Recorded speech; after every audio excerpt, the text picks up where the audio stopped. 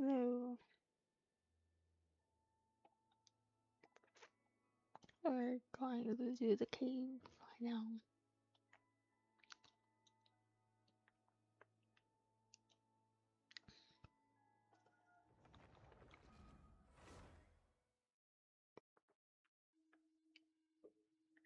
Mm.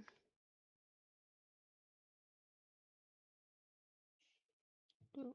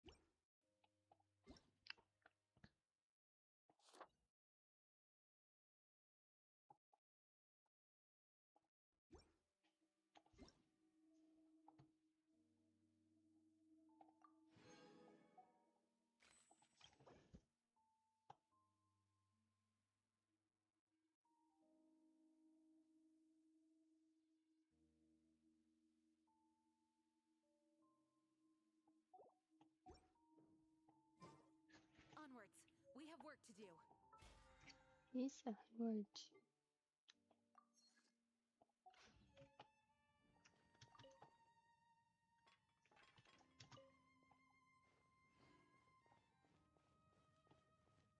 Words.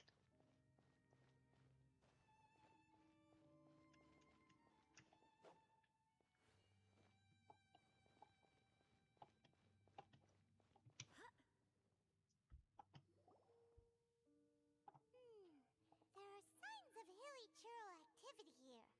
Could these be the hilly churls the requester was talking about? Requester? In fact, hold on. You still haven't told me what you're doing here. I doubt that most travelers would have any reason to venture down this way. We took a commission from the Adventurers Guild to investigate the chasm. Apparently a whole load of hilly churls have been gathering here, and the requester wants to know why.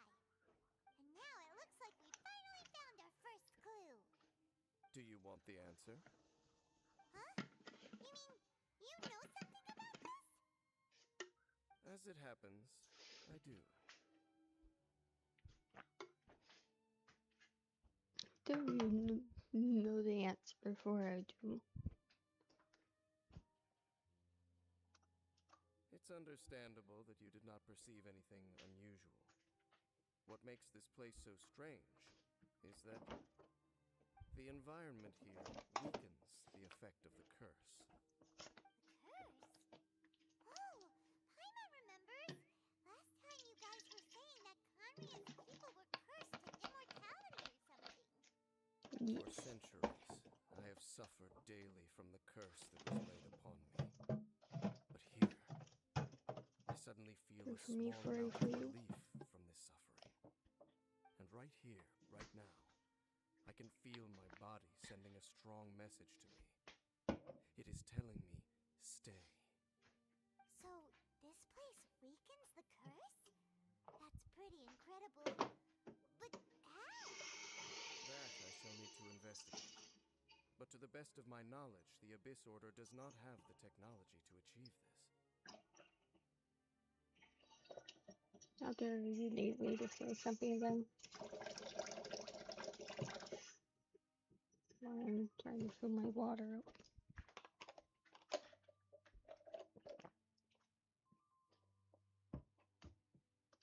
Indeed. Do you know why Hilichurls wear masks? It's to hide their appearance, lest they catch sight of their reflection in a body of water. Compared to how they remember themselves, it is a terrible terrible sight to behold, one that causes them great despair. The curse of immortality denies death to those afflicted with it, and yet it does not truly mean that they will never die. So, you mean there's a way to undo it? No. I mean that the body and soul will continue to be eroded until they are virtually non-existent, even if death is not the form that this erosion takes. When the Hilichurls realize that the end is nigh for them, it seems their instinct is to seek out a calm and dark corner of the world in which to finally say goodbye to the centuries of suffering they have endured. And of all the places they could lay down to rest, one that can ease the effects of their curse would surely be their first choice. Wow. That's so... Conversation's over. Brace yourselves. What is it? We're under attack.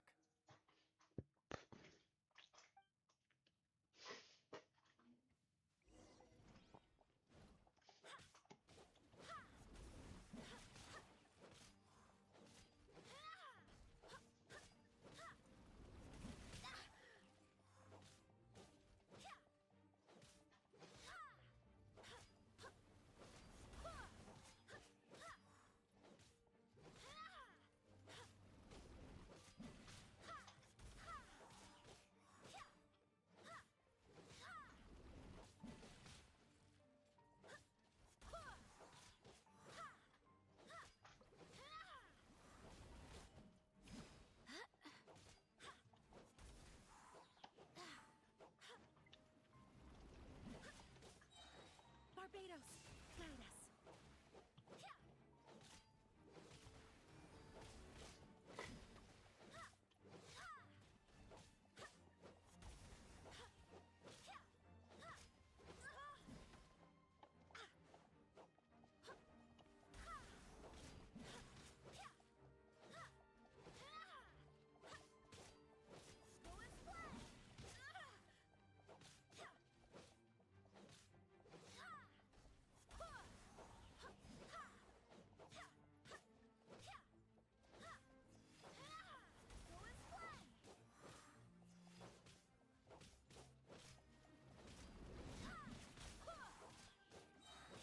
Wind, hear me.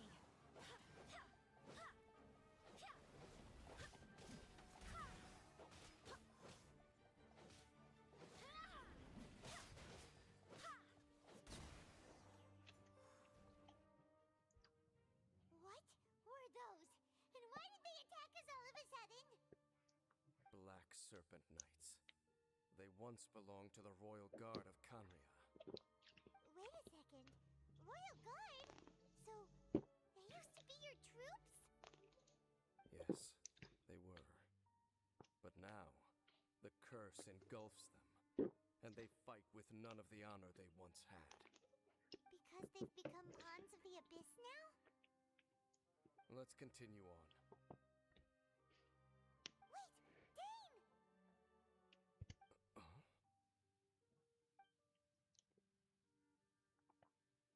Seems we missed one. Wait, stand down. There's something different about this one. It's disappeared. What the heck? What was going on with that one? Was it trying to say something? How is this possible? How could he have retained self-awareness for 500 years without it? But more importantly, why did he seem so familiar?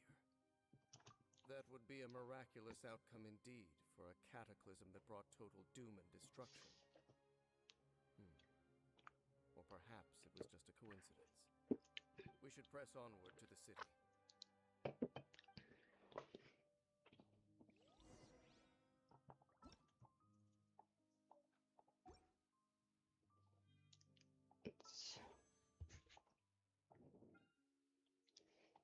There we go. Talk to you.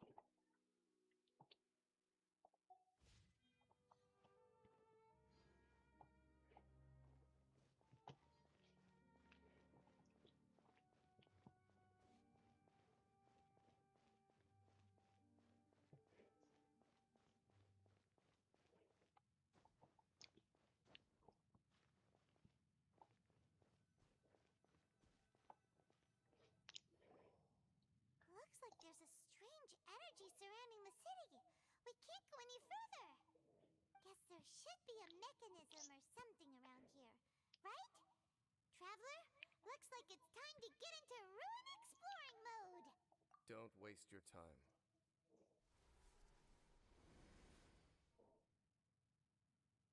Huh?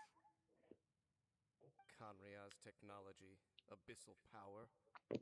Two things I couldn't be more familiar with. They're just cheap tricks to me. Okay, so the Abyss Order really is trying to hide something here, right? Dan seems like he really understands what's going on here. No wonder the Abyss Order doesn't want him around. Not necessarily. The closer we draw, the more I am inclined to conclude that these ruins belong to a more ancient civilization still. The Abyss Order simply got to them before anyone else. Even older than Kanria? Whoa, Paimon can't even imagine back that far. That said, the architecture here does somewhat resemble that of Kanria. At least, it would if it were the other way up. Let's head toward the light over there. Mind your footing on the way ahead. It's a long way down.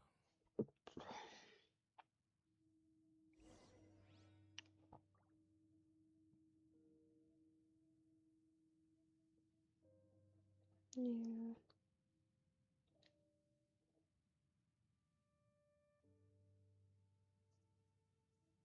It's time to move on. We shouldn't stay here.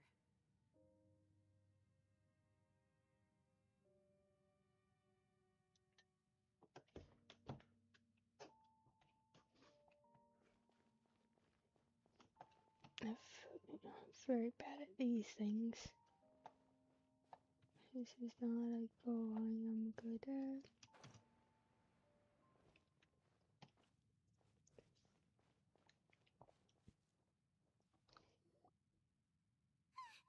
Black Serpent Knights! Is this where they're based? Or wait, are they guarding something here? We are likely drawing near to whatever the Abyss Order is trying to hide. Let's take them out first.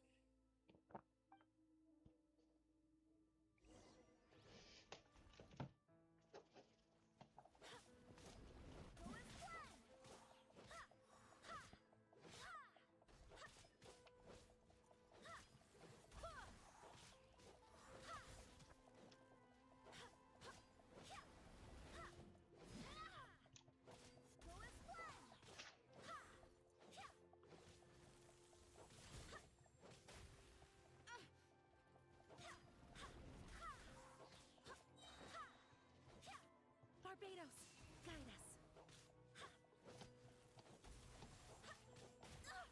Barely escaped.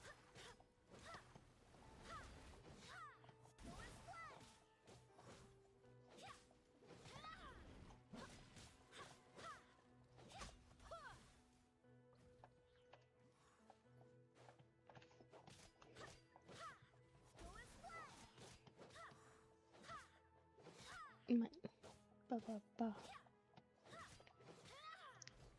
I do use Jane a lot. Jean a lot. She's strong, I can't help it.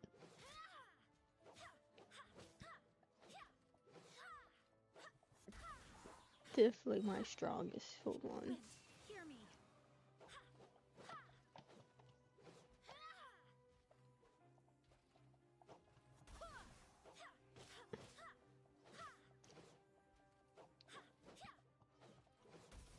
Can you get off that corner so I can actually hit you? Let it rain. If you're not gonna move off that corner, I will argue with this phone. Vines! You should be able to climb up, right? We should, but first, I need to fix so I can see the chat if someone says something because you did your annoying thing. Where are the fans there?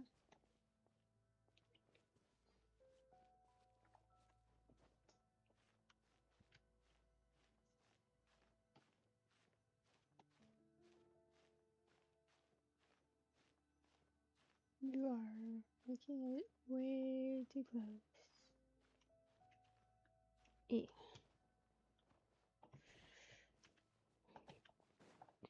You are being annoying.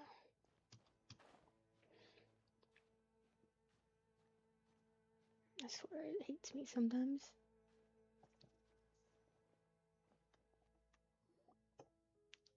Oh no! More black serpent knights!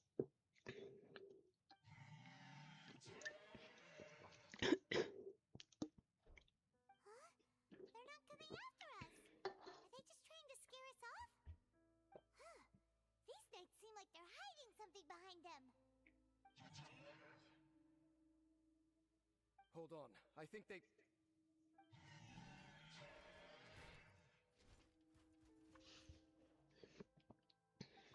They're coming! Quick, get them!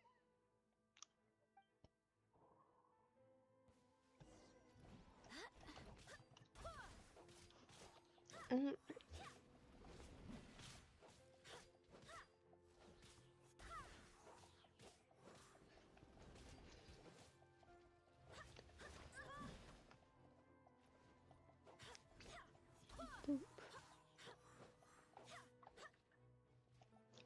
Stop being on the wall, Jean.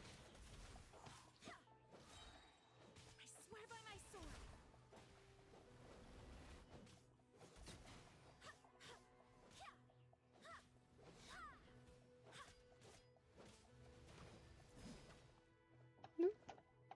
Don't kill me out there, please.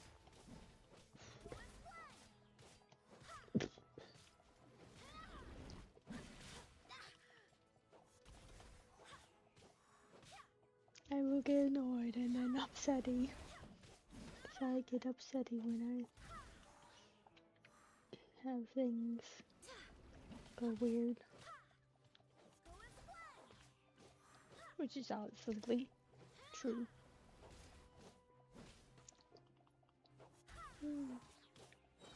Barbados, guide us.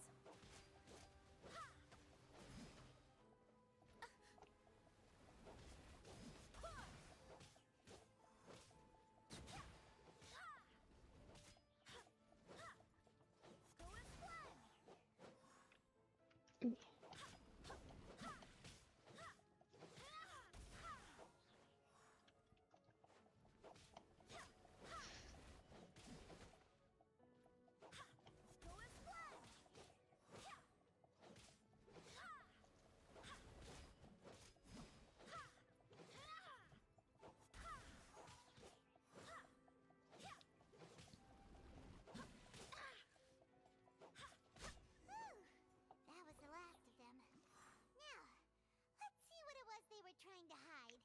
Well, the hill chose, obviously.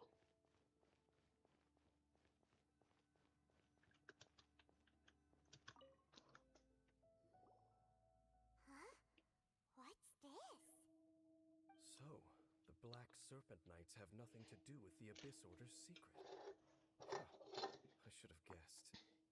So, what exactly is going on with these hilly churls?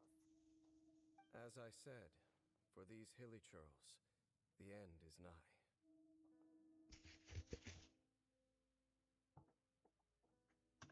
They have grown old and fearful of the light, even become one with the darkness. And yet the curse continues to corrode them. But why would the Black Serpent Knights want to stay here and guard them?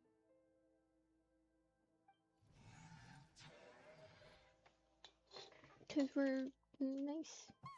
More of them are closing in!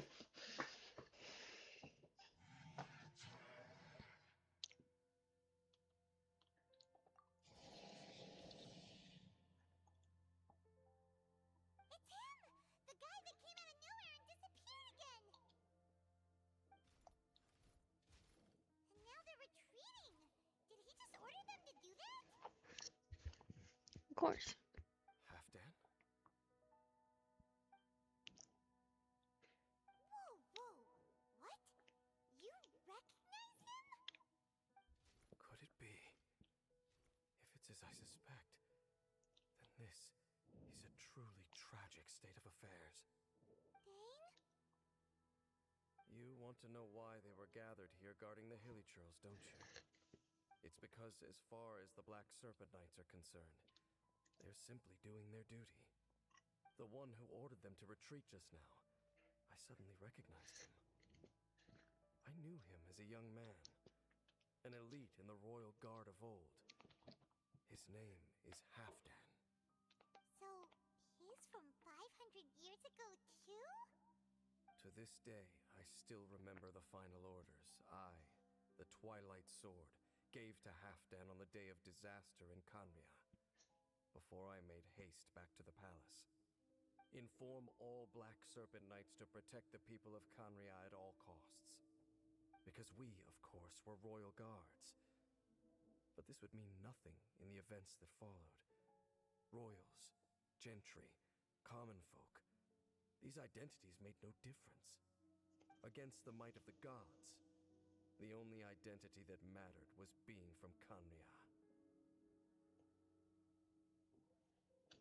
These Black Serpent Knights have lost their intellect, but perhaps, in whatever remains of their minds, they are still protecting the people of Kanria.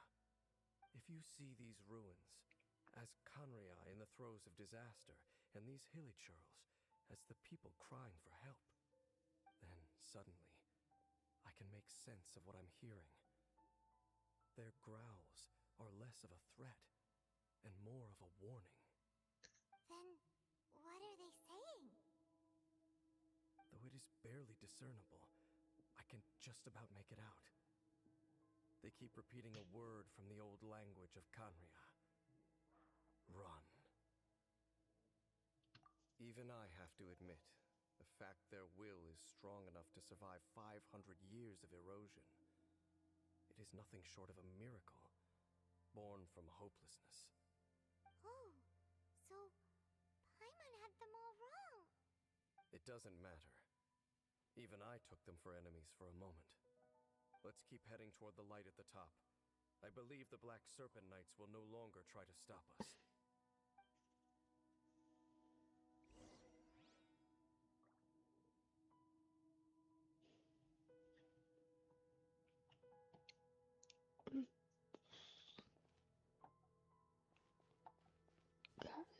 If I remember right, this is harder.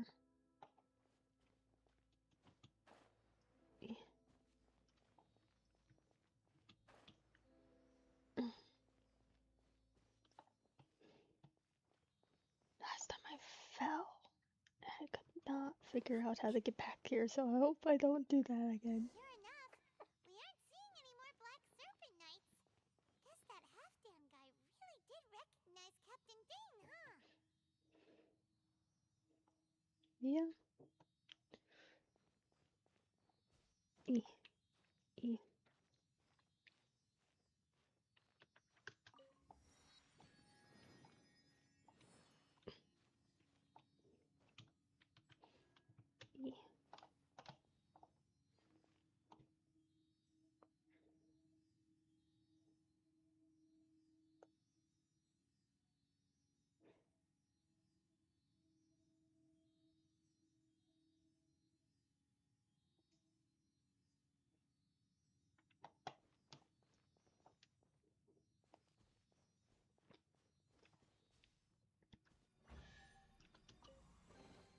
I hope the others find some.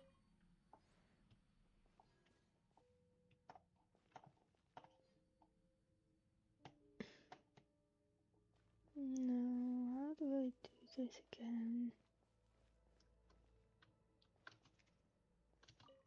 More hilly churls, and they look really well protected.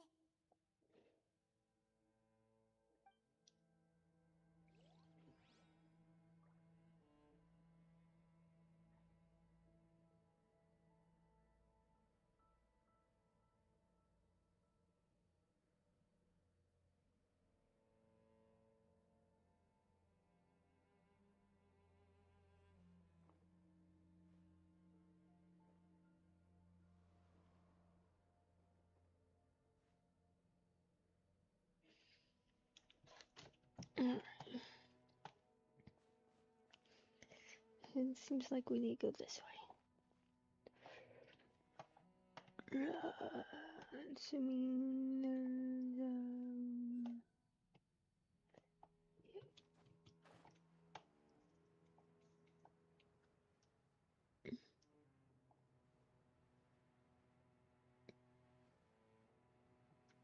on this thing.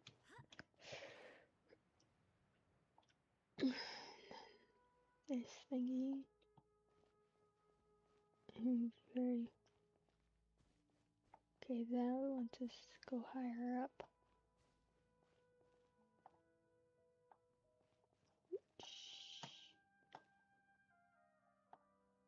Can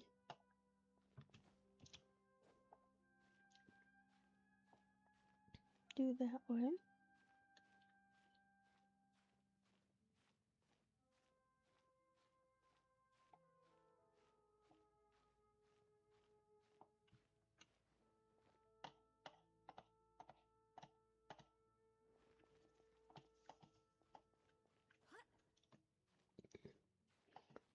This way.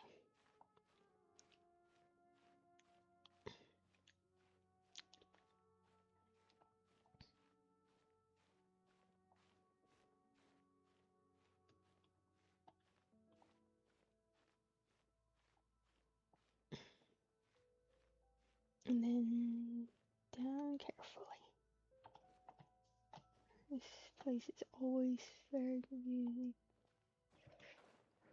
And then this way.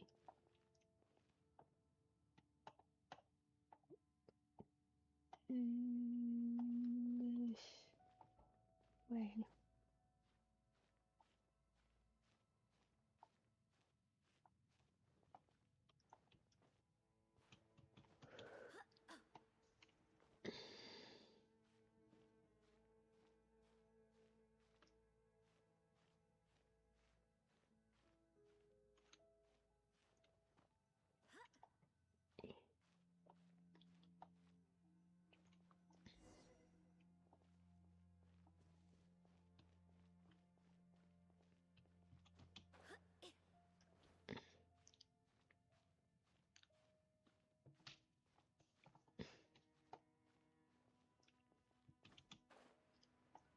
This way.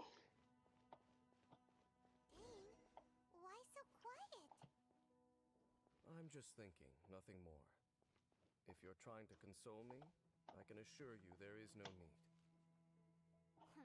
Fine.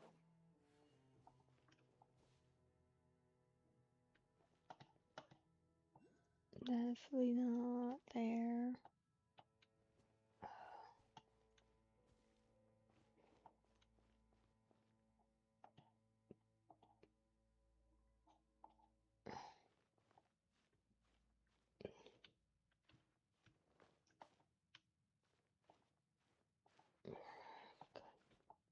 Being problem.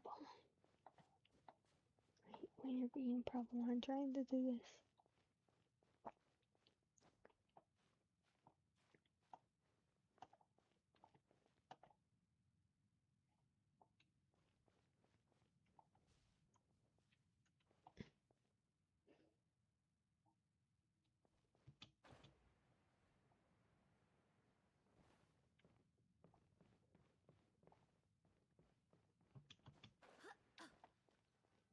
Like that.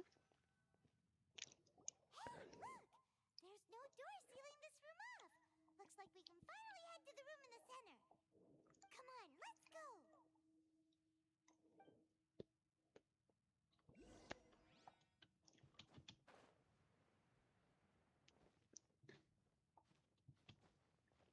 Alright. See, I didn't mess up. Look! Up there! A water pool! Even the water pool is upside down. Whoa, wow! This is a pretty amazing place! Dane, do you have any idea at all how it works? The pool must be part of the entire city structure, a relic of this ancient civilization. And more importantly, it is the very thing that is weakening the curse. Here, my whole body feels more at peace than it has in a long time. The effect is stronger here than it was before. And I think it's because that water pool has something akin to a cleansing effect. Cleansing? So that means the water in that pool can wash away the curse for good? No, that would be impossible. How are you so sure? I have lived with this curse for 500 years, and I have been fully conscious the entire time. Suffice to say, no one understands the curse like I do. It is a way of branding us at the level of the fate of the world itself. When a god applies a curse, it takes effect at a higher level of reality than the person themselves. Even now, I can feel the curse slowly permeating my entire being, becoming part of me, slowly but surely replacing me. Perhaps it may be possible to suppress the corrosive effect of the curse for a time, but cleansing it entirely, consider it tantamount to burning away an integral part of your body. It is not a process that one could ever hope to survive. Huh? Cleansing the curse cost you your life? I mean, it would be breaking the curse in my mind, but Curse! Paimon can't even no, imagine! it would be reversing In it. any case, I can feel that the water's cleansing effect is not nearly potent enough. At most, it might suppress the curse, but a little. So, what's that contraption there? It looks kind of out of place. If you got in the water, yeah, do it a little bit, but I disagree. I think dying would be tend to getting rid of the curse. Not pleasant, because you wouldn't be living with the curse anymore. You'd be dead. But that's my own sense. Frankly, I have never seen a device of this design before either. It is not unreasonable to suspect that it could belong to the Abyss Order. But what could they be planning to do here?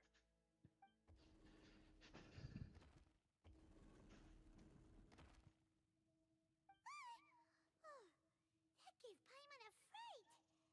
So, all the doors are open now?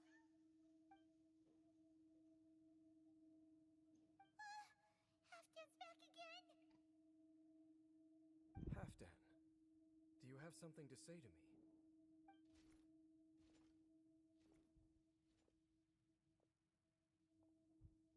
He ran off!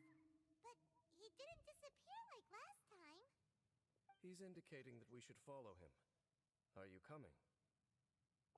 True. So, we going then?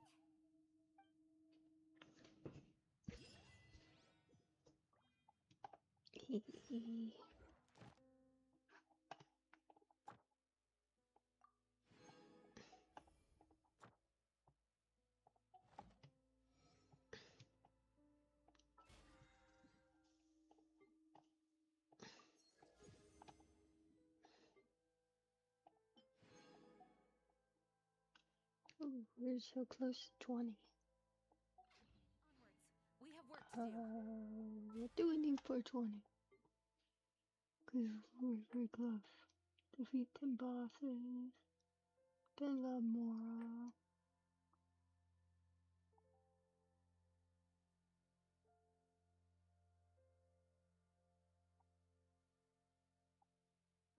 Then 12-star this thing. Yeah.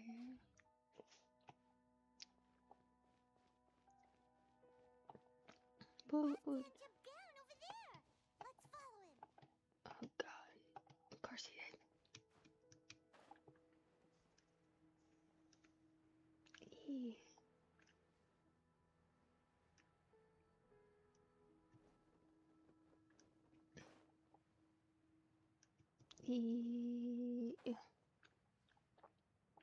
I'm not falling to my death for you, Phantom.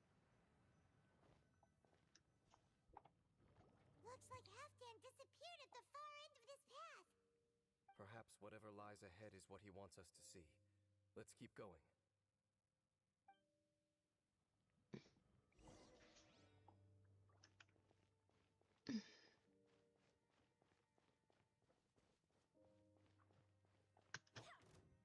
There are more signs of hilichurl activity here. Wait, hear me.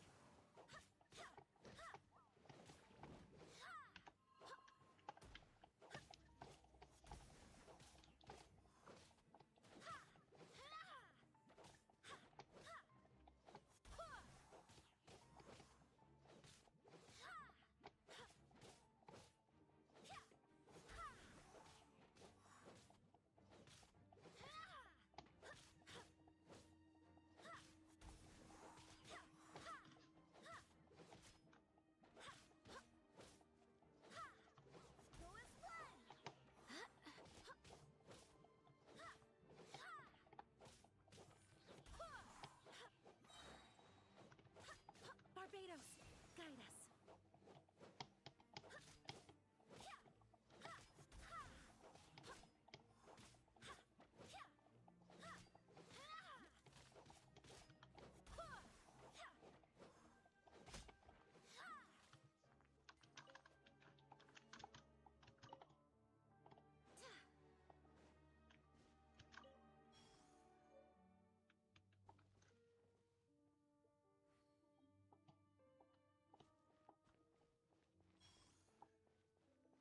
Is that way into the hilichurl camp? Let's go see. Yes, let's go.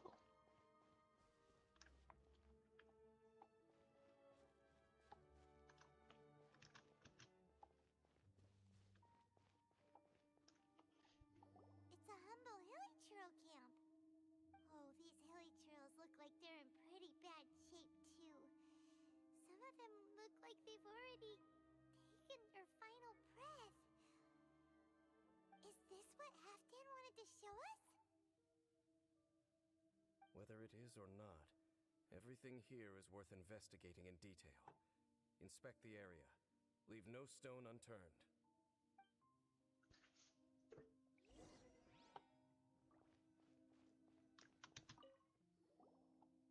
Seems like these hilichurls have no life left in them at all.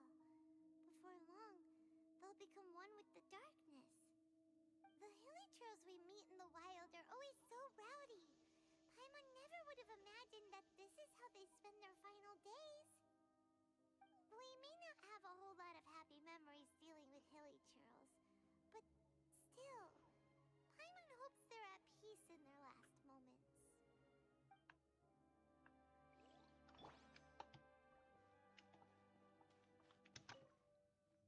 Hilichurls usually store food in crates like these, right? But these seem pretty much empty. Is it because they're so near to the end that they don't need to eat anymore? Even if they don't need to eat anymore, Paimon bets they still miss food for the flavor.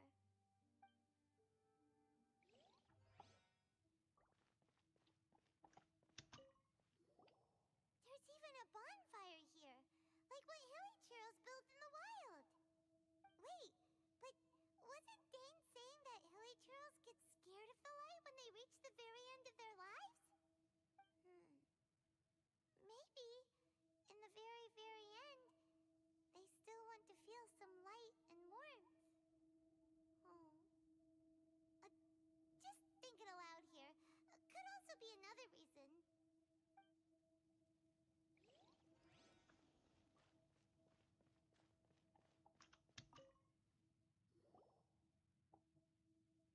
How did that flower get this far underground? Did someone bring it in memory of the deceased hilichurls? Hey, now that you mention it, Paimon thinks it looks kind of familiar too. It is the national flower of Kanria, the Intivat. It once bloomed all over the nation. It would only last 2 weeks before wilting. But if you were to pluck one and take it out of Kanria, the petals would stop growing and turn hard. Only when it finally returned to its home soil would the petals grow soft once more, and finally turn to dust. So the Intivat is a symbol for a wanderer far from home, signifying the tenderness of the homeland. That is such a cool flower. I would love a flower that'd be able to do something like that. But that would be, like, impossible. The closest you can get is fake flowers. So for this flower to get here, it must have been brought from...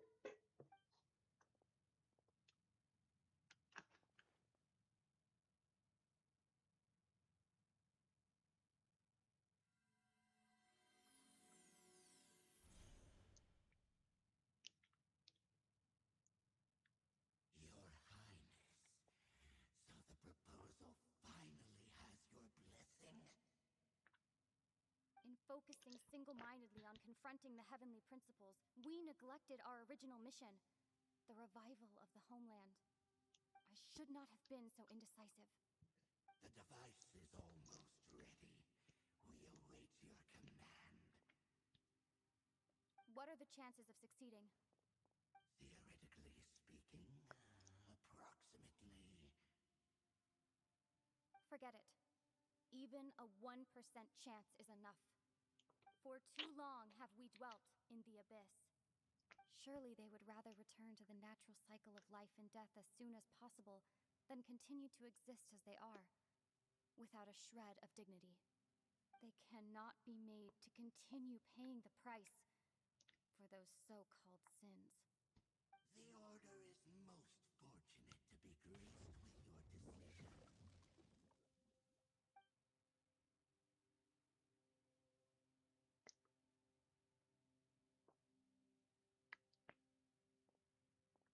Lumine.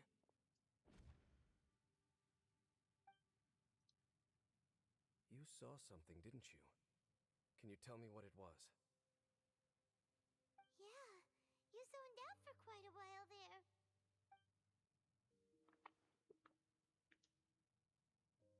Huh. Well, people do say that twins have a special connection.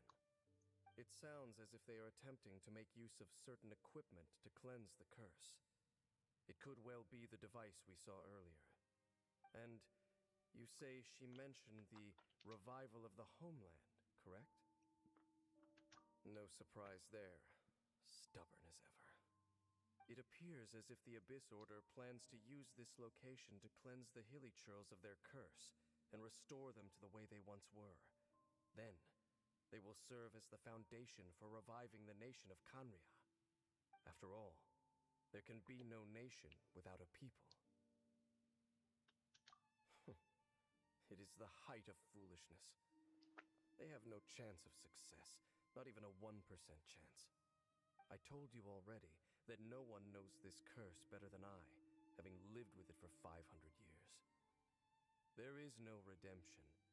There is no undoing the curse. Trying to remove it by force will achieve nothing but to inflict further suffering.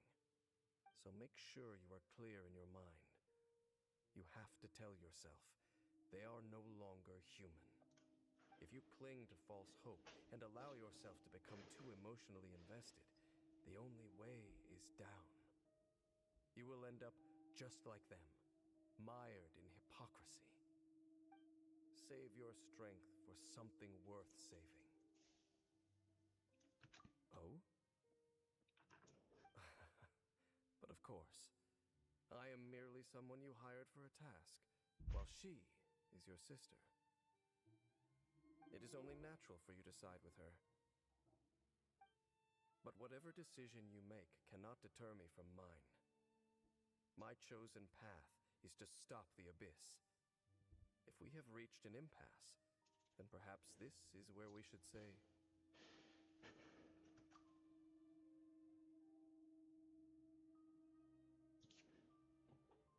I see.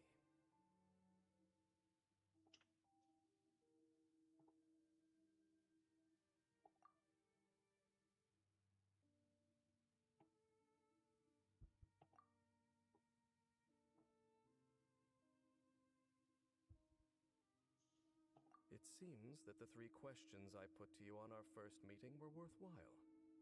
You have developed your own individual views on this world. Very well.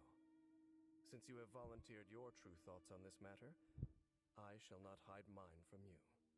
Right now, I have a more immediate agenda than stopping the Abyss. That is to say, the Abyss's actions here directly dishonor the final wishes of Halfdan and my other compatriots. I cannot allow this to proceed. The Abyss may appear at any moment. Be on your guard at all times as we proceed.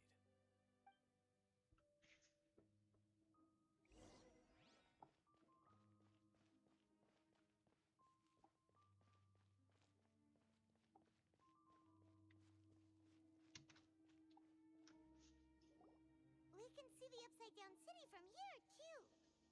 Wait, watch out!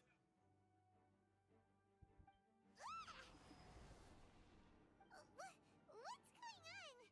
Is that light coming from the room in the center? It's too bright! The mutation is continuing. Has the Abyss made its move already? Genshin, I see your incessant meddling continues, and that you have once again joined forces with our Highness's kin.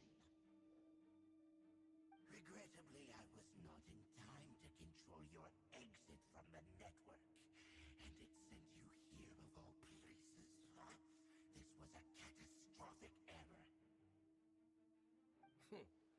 I am surprised that you dare to face me. You ran like a coward last time.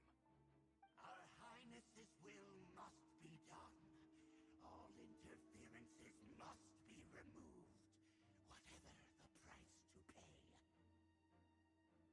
This time, the curse that torments our people must be undone, once and for all. You are the only ones who torment them. There is nothing else left of those hilly churls. Nothing besides the curse itself. Say what you wish. I am going nowhere, Dainsliff. Then you will give your life just to delay the inevitable. How absurd. But since you wish to persist, then so be it. You really think you can use that device beneath the pool to cleanse this curse? Do not underestimate the wings of the Abyss. That device can amplify the cleansing effects of the water not tenfold, but 100-fold. Then I overestimated you. This plan is even cruder than I thought.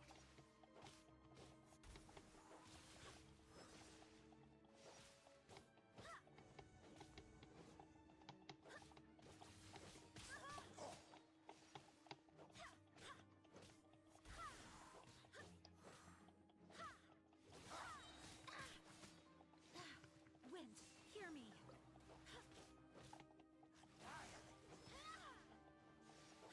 Go as planned!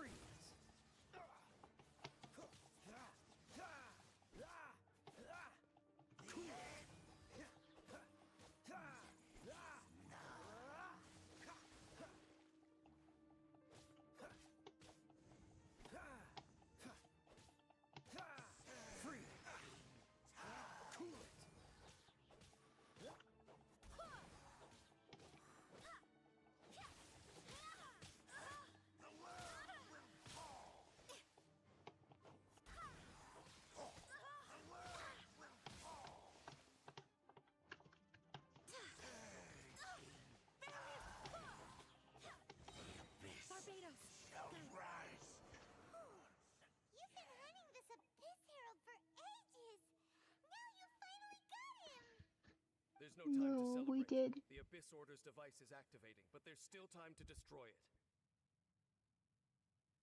Alright, let's go! No, we did it. He didn't do a thing.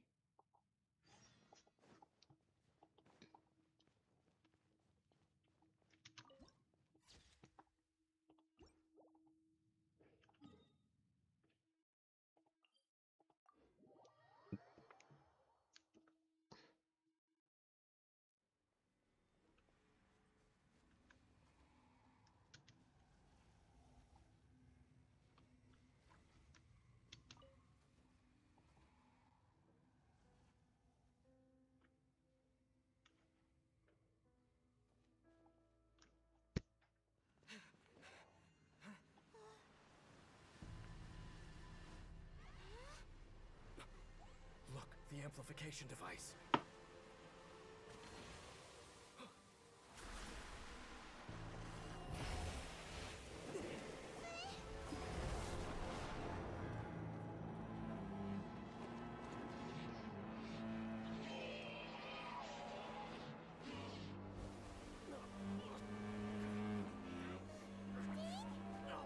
Am I too late? They're in agony. This is no way for them to meet their end. Find a way to stop that thing.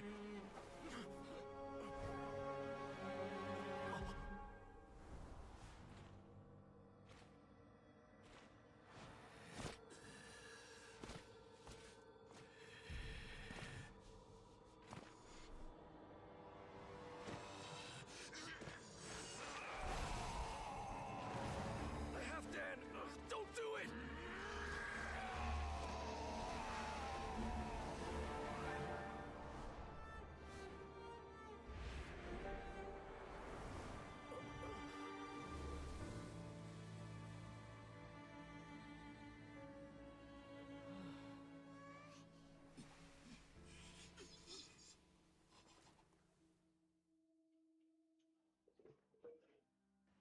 I thought he would have been turned to ashes in an instant.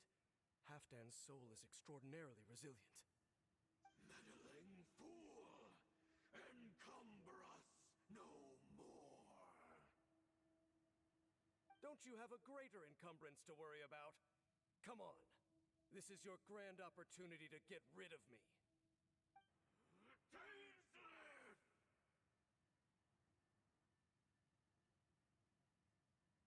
Take him out and deactivate the device.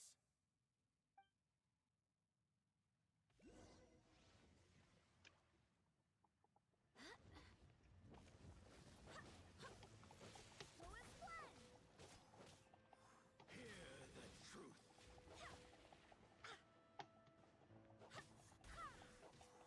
The gifts of grace. Peace be with you. Abyss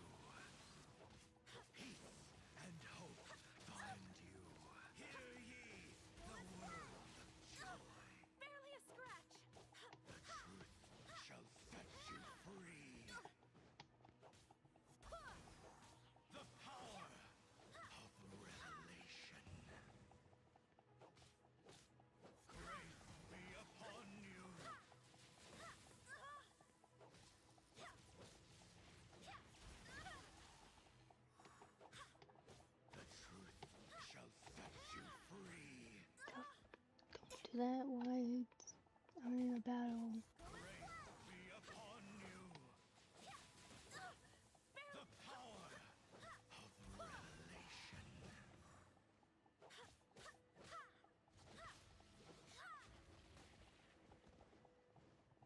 shall endure. What do we do now?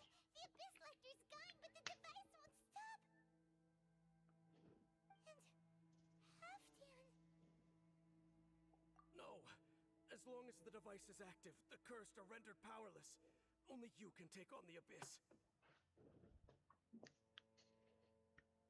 If you value his sacrifice, then do not waste any more time here. See all these rays of light and portals? They must have installed several of these energy devices in various locations. Find them, quickly! So, we have to go through these Abyss portals? Hey! Wait for Paimon!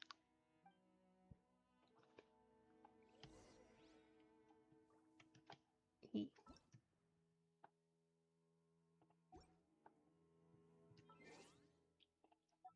Mm.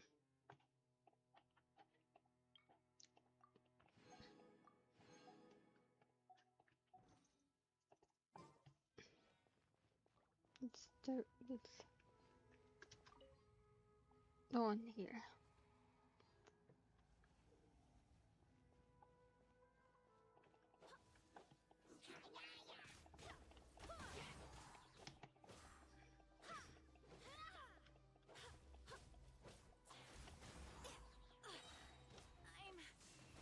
I'm fine. Wait, hear me.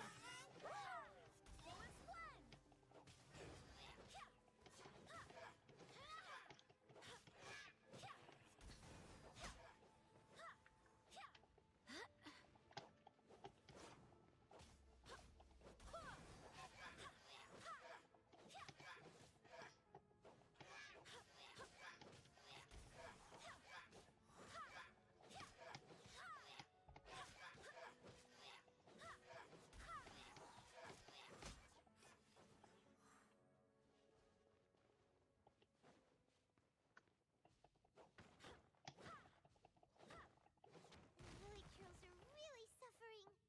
Oh, wait! Dane, this must be unbearable for you too, right? Never mind that. Halfdan and the others are enduring far greater suffering than I. There's no time to lose.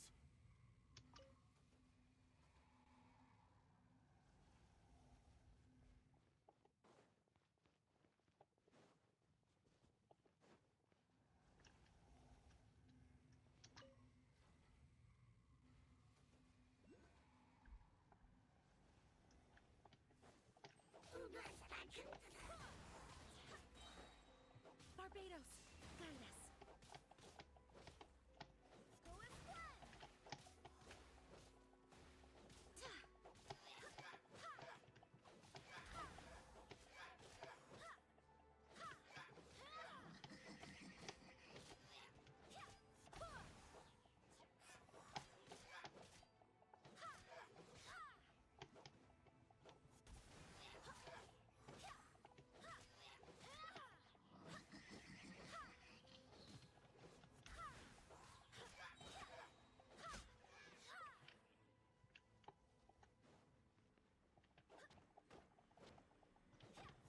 Quick, destroy the devices and put an end to the Hilly Churls' suffering!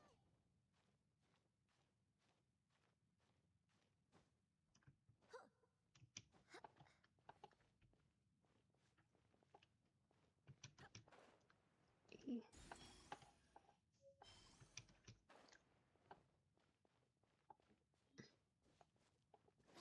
I just wanted to grab that because that was right there.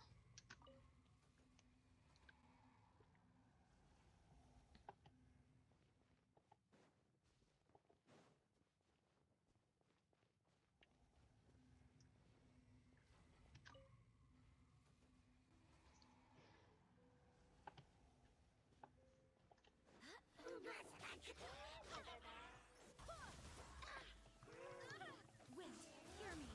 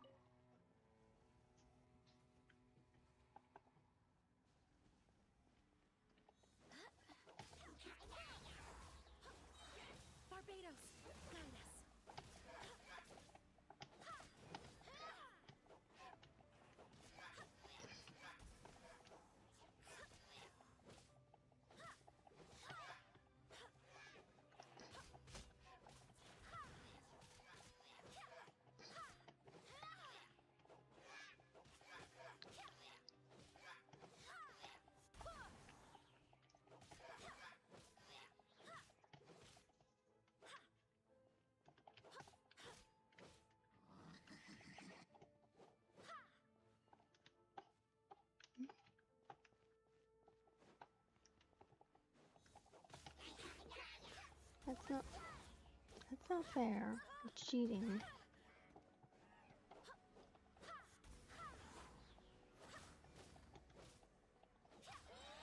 I swear by my sword.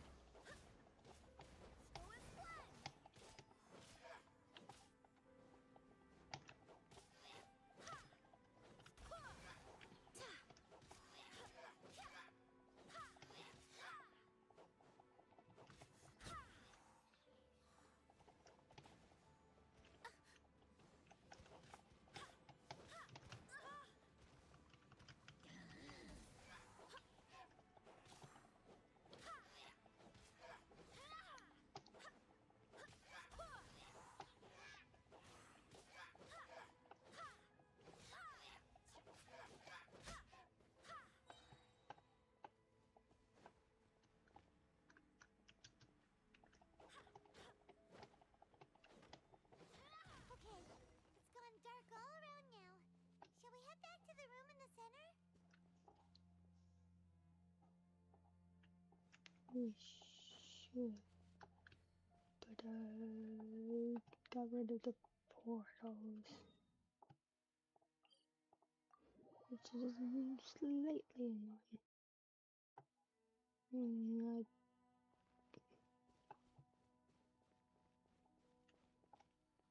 I never remember how to get there.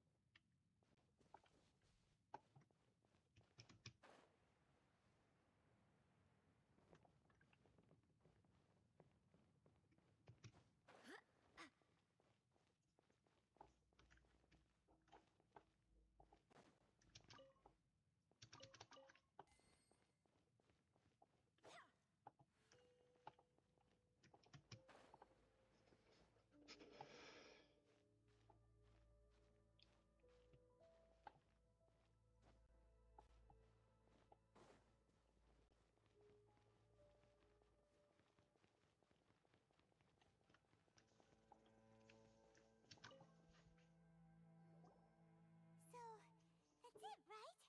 The device is fully shut down now? The burning sensation has indeed stopped. So, we managed to stop the Abyss Order's plan? Let me check. Dane must be really upset. Of all the ways to be reunited with one of his former comrades after so long, this is rough. Let's go.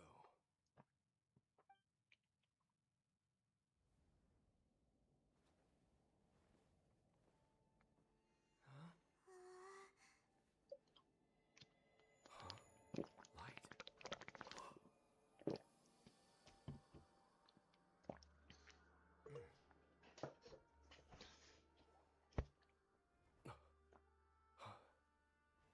Apologies, Captain Dainsleif, Twilight Sword. Back then, I failed you, and failed to protect our people. No. For 500 years, you have faithfully done your duty. To this day, I am proud of you all.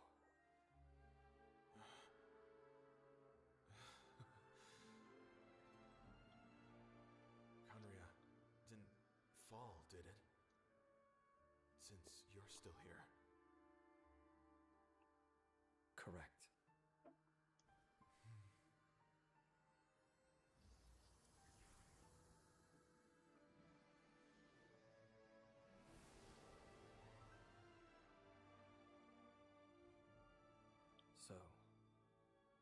No need to revive the homeland.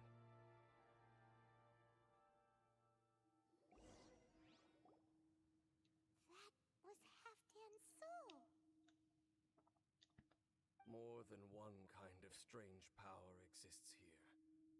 Souls are no strange sight under the circumstances. Still, if you intend to venture deeper in and continue your investigation, you ought to be careful. You bet. We'll be super careful. Oh, but Dane, does this mean you're not coming with us? That device took a severe toll on me. It will take me some time to recover. Oh, right. Well, actually, Paimon already knew that. You've clearly been pushing through the pain this whole time. You've earned a good rest, Dane. Oh, you should take a vacation. Vacation? The very notion. This word has no business being in my vocabulary. There are more important things that demand my attention. The Loom of Fate operation is still underway, and I suspect that these amplification devices are connected to that plan. Thank you for understanding. I only hope that next time we meet, you know whose side you're on. Sheesh. He sure knows how to hold a grudge. Saving that snide remark right until the end. Well, shame that we didn't get to see your sister again. But at least we learned some useful info, huh? As long as you keep pressing on with your journey, you guys will definitely meet again. And everything will be back to normal. Right? Oh, Paimon almost forgot. The real reason we came here was to investigate what was going on with the hill churls, wasn't it? Well, we got You've what we probably seen enough to came report back to for. the miner now. But, how are we going to explain it to him? This is all way too complicated for regular people to understand. We'll figure it out.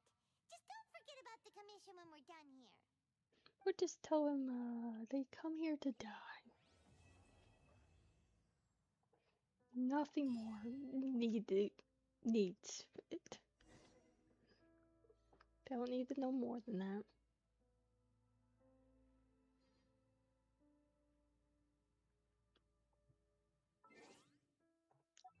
Simple, short, easy to understand.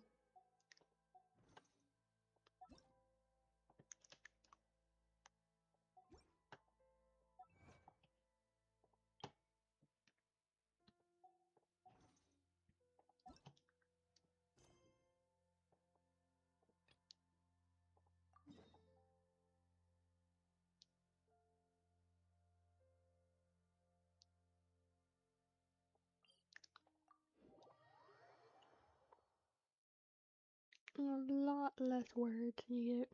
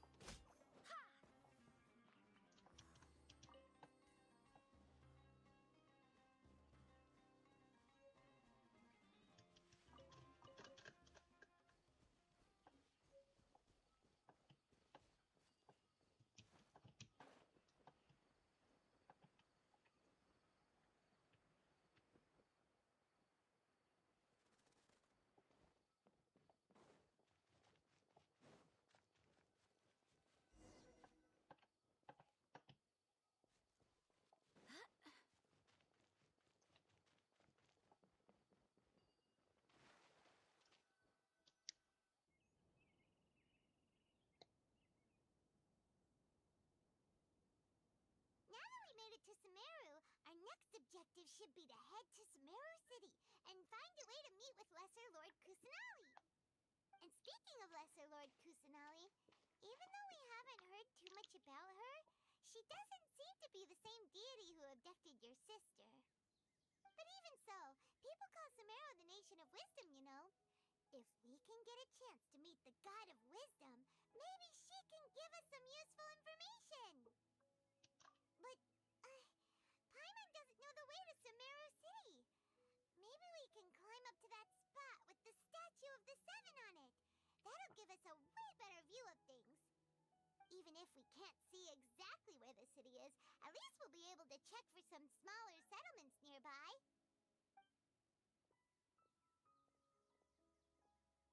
Wait a second. Look!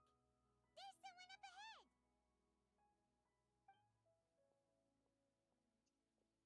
Perfect timing! Now we can just ask for directions rather than wander around like lost adventurers. Hey there! We're not from around here and seem to have gotten a little lost. We'd like to ask for some directions. Huh? Did they not hear Paimon? Hey! You over there! Could you give us some directions? Huh?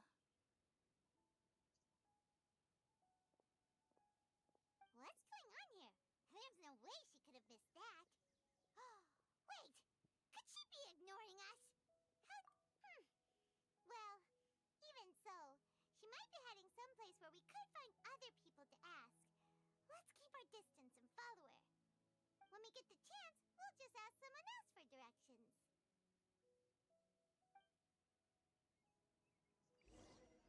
Not creepy at all, just following someone. Come on, let's follow her. Just keep quiet. Make sure she doesn't notice us. Huh?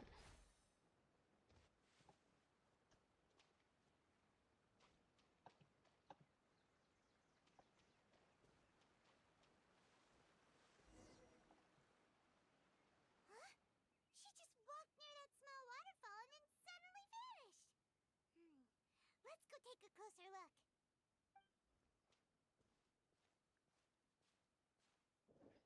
Paimon thought this cave would lead to a village or something, but, it looks like that's not the case. Look, she's sitting over there. Wait, she couldn't possibly be living here, could she? What should we do now? Do we try asking her for directions again? It looks like she's meditating or something. If we bother her now, she probably wouldn't let us off very lightly.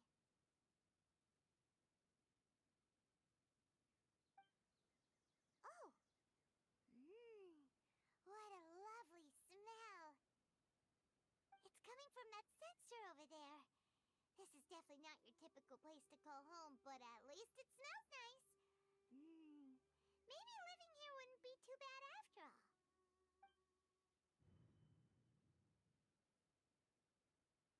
Huh? What's the matter? You don't look too good. What?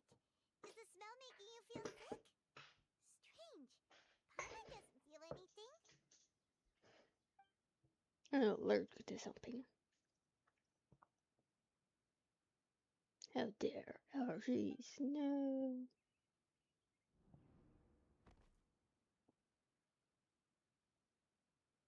What's happening? Traveler? This is no time for a nap.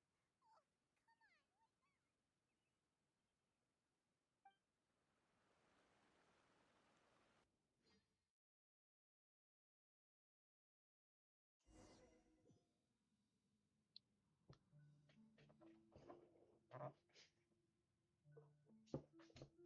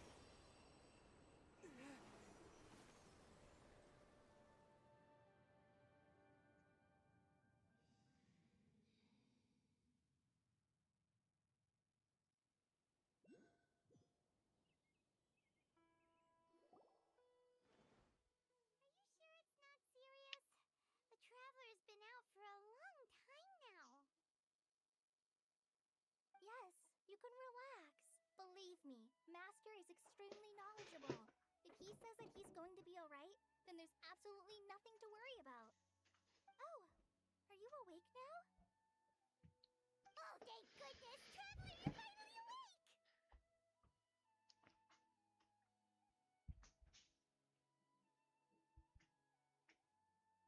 Mm.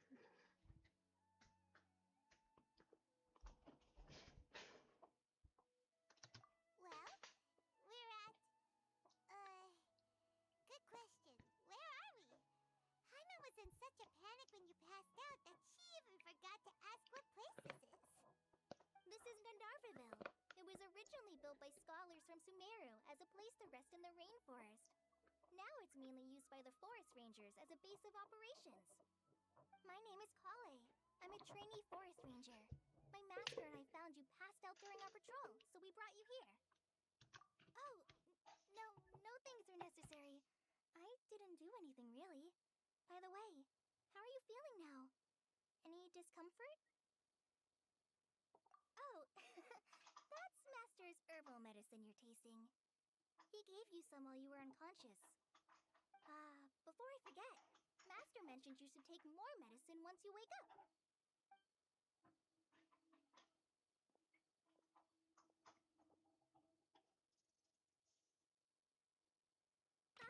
Whoops! Kale, what's the matter? Were you trying to retrieve the medicine? As I've already told you, you must be careful with these. I'll get it for you once I am finished here.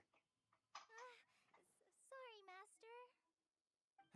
Now, the Guide to Avidia Forest's edible fungi is clearly posted on our bulletin board, but if Farbode forgets which mushrooms to avoid one more time, I'll have no choice but to leave the guide somewhere a little more visible. Like right smack on his forehead so others can remind him to be careful. Right? This is the second time he's come down with food poisoning this month. I'll be sure to give him a good talking to. Yes, please do. If, on the off chance, Farbode simply enjoys having little imaginary fairies dance before his eyes, then we'll just let him be. But the next time he requires any of our medicine, be sure to charge him accordingly.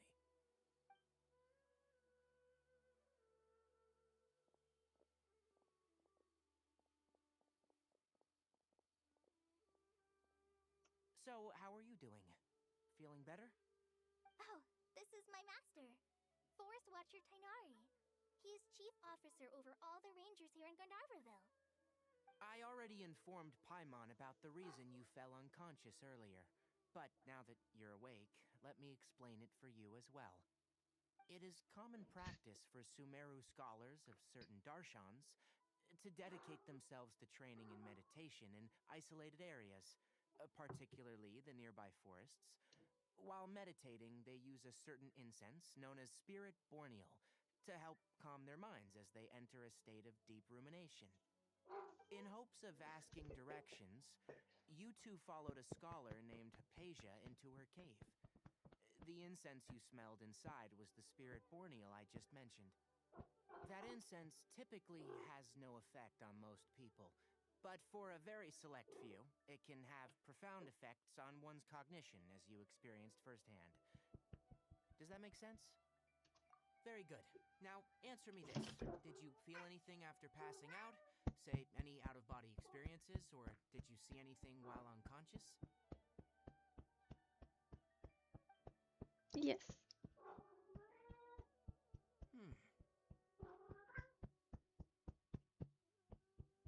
Kale, let the others know to stop bringing their patrol logs here for now.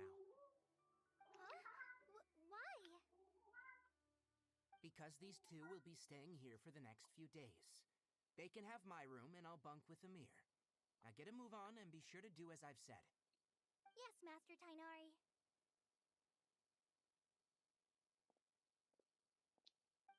Wait, hold on a second. Can you tell us what's going on? Sure, let me fill you in. I originally planned to send you on your way once you finished your medicine.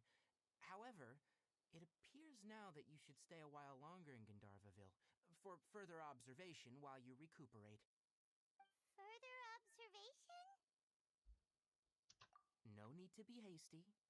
As long as you have the capacity to judge between right and wrong, I promise that you'll understand the gravity of the situation once I explain everything to you. Based on what you saw after smelling the incense and losing consciousness, we can conclude that you experienced a powerful hallucination, which suggests your mental state is not in the best of shape. If you're skeptical, have a whiff of this. Oh, are you okay? You're experiencing a similar sensation as when you passed out, aren't you? So even though your condition is stable as of now, if I were to haphazardly let you leave, it's highly likely that you'd suddenly pass out again somewhere else. The rainforest is home to many fierce animals and hazardous areas. If something were to happen to you again, I'm afraid you might not be so lucky.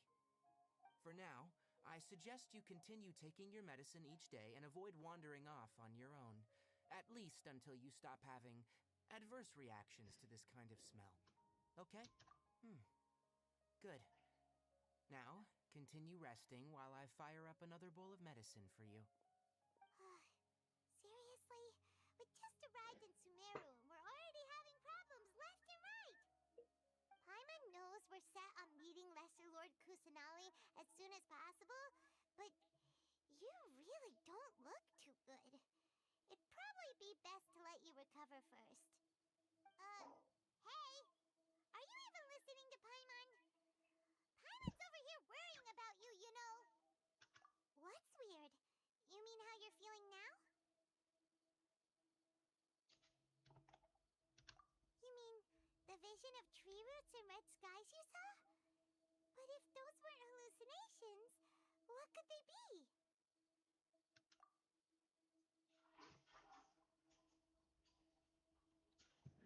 Well, considering how unique you are, Paimon trusts your judgment here. But why didn't you say anything about it to Tainari? If he misjudged your condition, then there's a chance you could get worse, right? Huh? You mean that Tainari already knows that what you saw weren't hallucinations? But if that's the case, why would he try to hide that from us?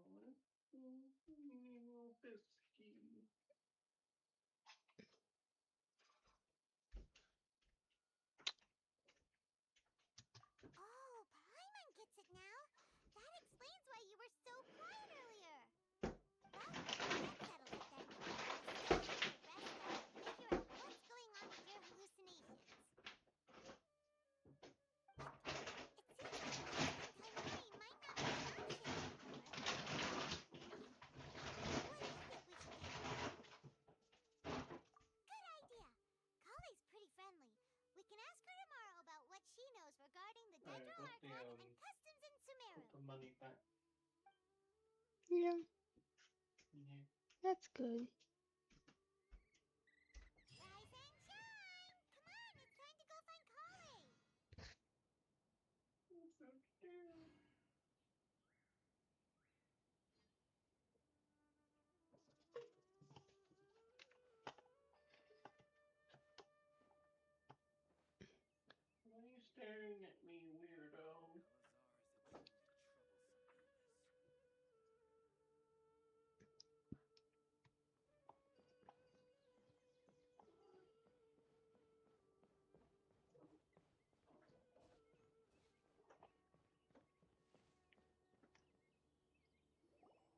All right, next let's see your right hand. Not bad. But please remember that you still need to be careful, understand? Yes, I will. Hmm? By the way, Master, I still haven't Can received you the make patrol dinner? loot for today. Look, Kale, today's patrol will be a long one, so you won't be coming along this time. Besides, there's a chance we may encounter... Well, you understand. But I have a vision too! Am I useless to everyone now? Don't talk like that, Kale. This is not something you need to be worrying about right now. Ah, there you are. Need Feeling help? any better?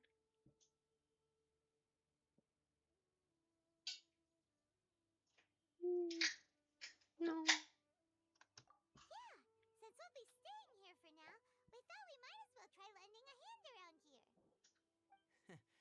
Seems you're not the type to sit back and take it easy for a while, huh? In that case, Yeah. perhaps Kale could take you two for a patrol south of Gandharvaville for the day. And if you're feeling up to it, you can be responsible for cleaning the Statue of the Seven. Tenari, we're ready to head out.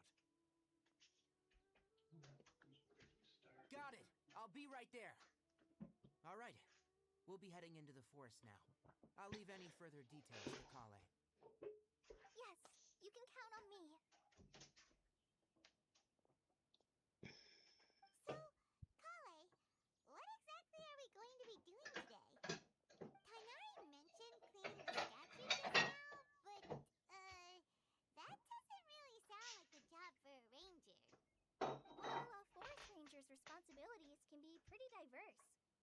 They handle a variety of tasks, like checking the condition of outlying roads, maintaining forest facilities, ensuring fire prevention standards are met, and providing assistance to travelers and locals. As for Master, well, he has to handle more dangerous areas of the rainforest.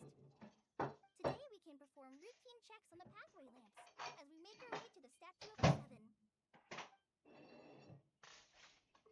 Paimon, Traveler, this way! You can leave the task of checking the lamps to me. In the meantime, you two can keep an eye out for anything unusual.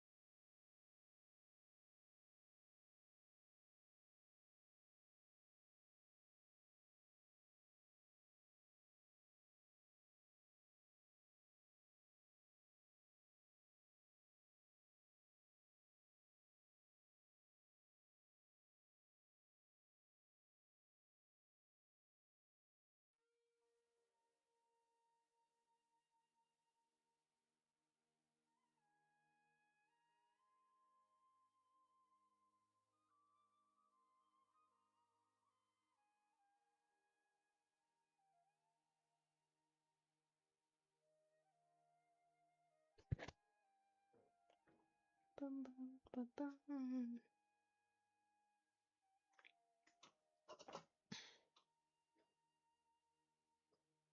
Making some food.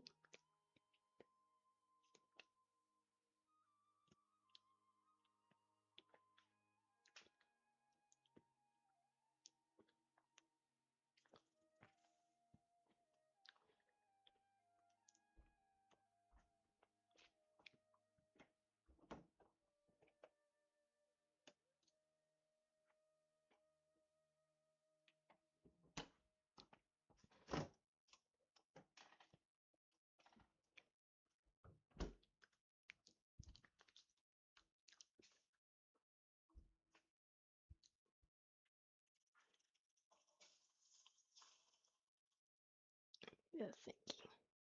I still can't seem to flip for the fucking life of me. Anyone else very bad at flipping things?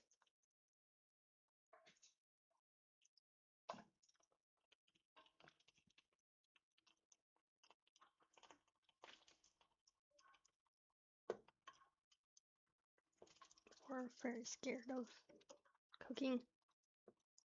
Oh, come on.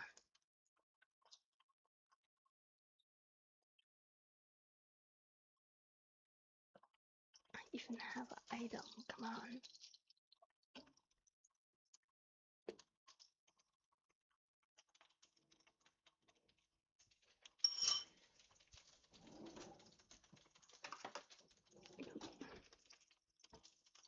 It's jumping.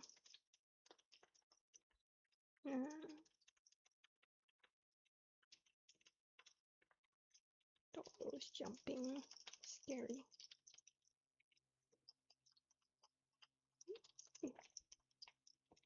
There's a flip that item still.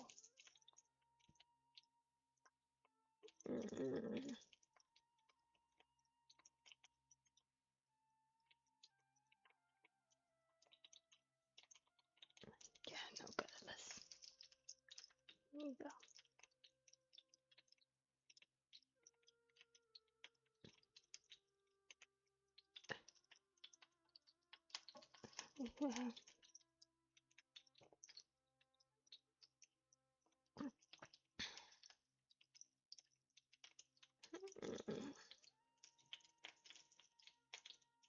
Would be weird to turn off the stove to turn it back on. Because I'm too scared to flip the item.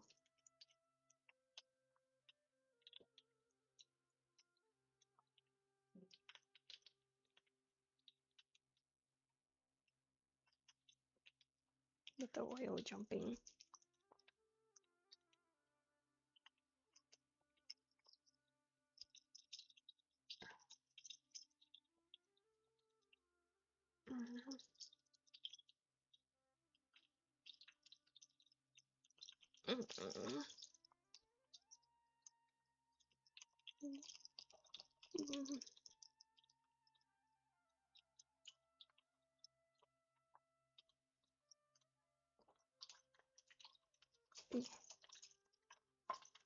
Ow! Scary.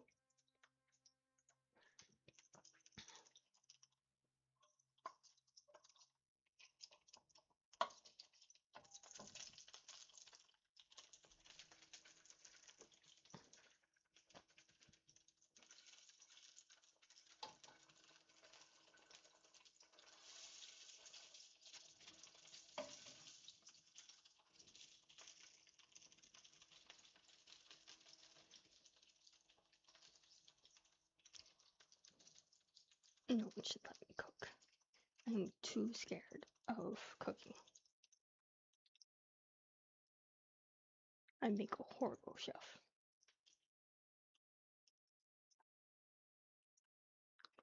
I don't usually use oil because of the oil jumping, but my boyfriend put it on. I normally put butter on the pan, and yes, I realize, yeah, you should probably use oil to cook burgers and stuff. But butter doesn't jump at me.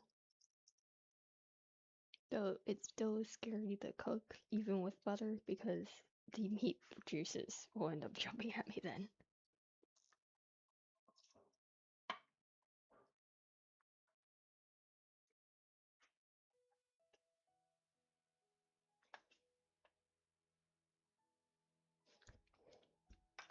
So I'm a very scared cook. No one should let me cook because of that. Because I'm afraid of things. Put that on. Put that on. Then put the cheese away.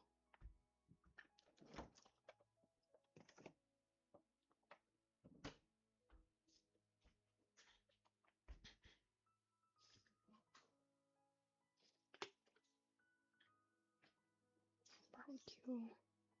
Barbecue.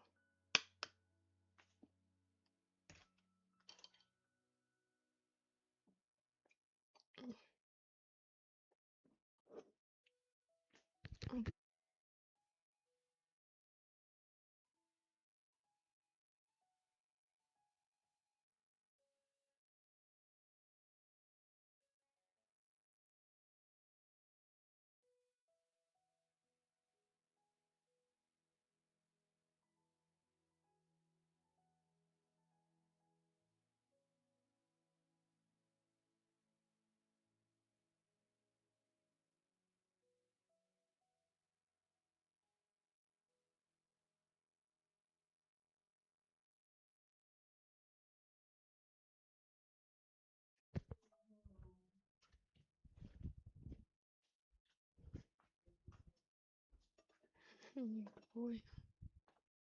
Look at that, good boy.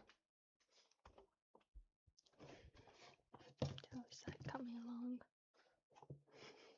It's time to move on. We shouldn't stay here.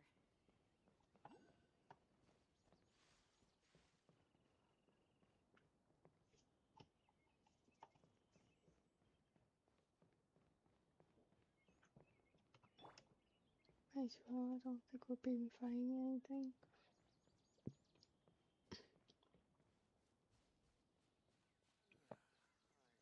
Nothing wrong with these two lamps. Continue on. Oh, this lamp seems to be getting a little wobbly. Let me make a note of it.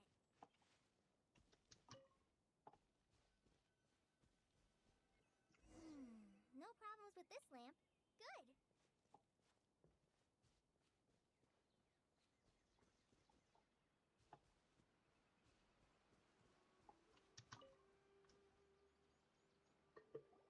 The statue of the Seven is up on top of that large rock formation.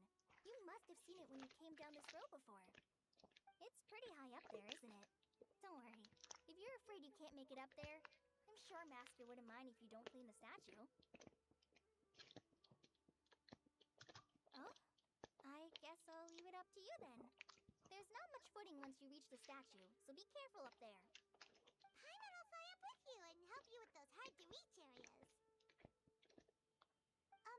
By the way, Kale, do you know anything about the Dendro Archon? You know, what's she like? That depends. Are you referring to Greater Lord Rukkhadevata or Lesser Lord Kusanali? Huh? Greater Lord Rukkhadevata? Oh, is that the name of the former Dendro Archon? Uh-huh. Greater Lord Rukkhadevata was Sumeru's first Dendro Archon. She created the rainforest as well as the wall of Samiel around the desert. Her works provided a means of peaceful living for everyone. To the people of Sumeru, she's not only a symbol of wisdom, but also of power and kindness. Unfortunately, she disappeared in a great calamity that occurred a few hundred years ago. According to what Master has told me, the sages later found the newly born Dendro Archon and whisked her back to Sumeru. To celebrate the reinstatement of their lost deity, the sages dubbed her Lesser Lord Kusanali and let her reside in the sanctuary of Siristana. Uh-huh. Then what happened? Well, and then... I'm not too sure what happened, to be honest. Huh? You're not too sure?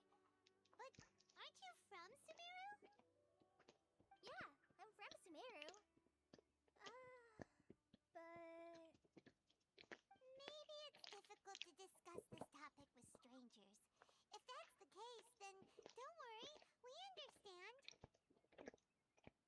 No, it's not that. I'm not trying to hide something from you. Besides, I don't consider you two strangers. Because you two know Amber, right? Wait, Amber?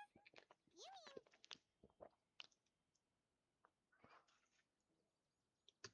Yes, that's her. I once lived in Mondstadt for a while, and she helped me a lot during that time. You could even say that she helped me become a new person. There's no one like Amber. She lives life to the fullest while always adhering to her strong sense of justice. She's ready to answer the call for action at any moment, but is also very understanding of others. She's like the spark that lights the fire in everyone's heart around her. If you ask me, she's a prime example of a true outrider. She's the first person anyone coming to Mondstadt will meet. You can't help but be enthralled by her charm and enthusiasm, causing you to fall in love with the lands of Mondstadt and...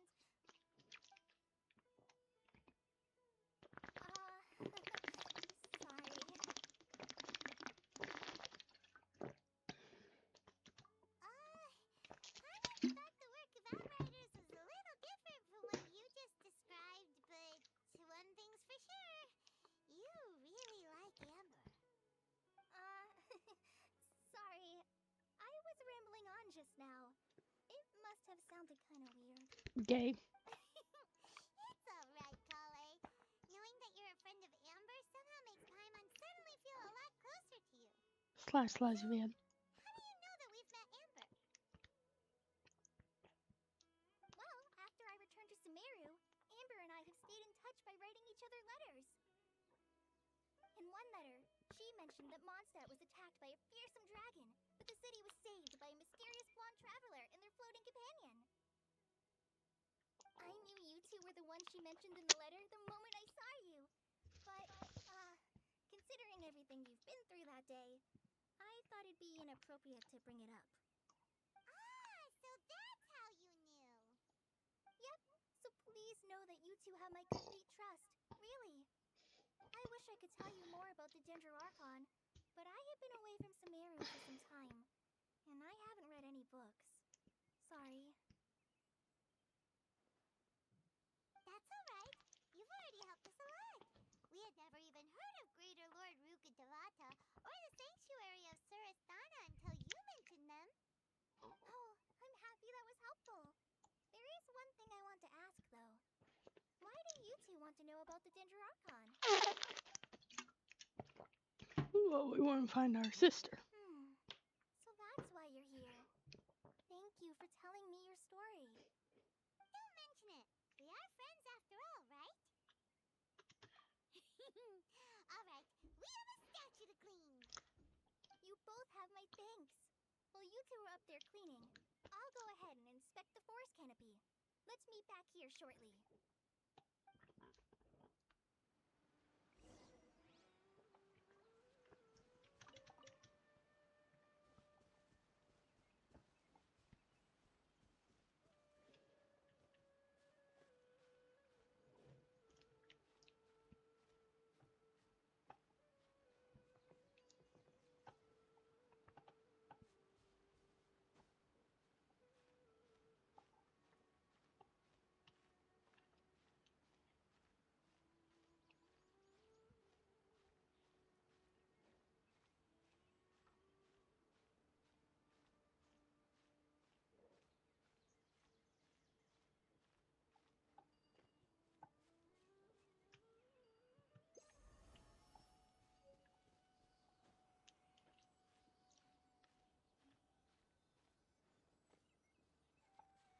The Dendro...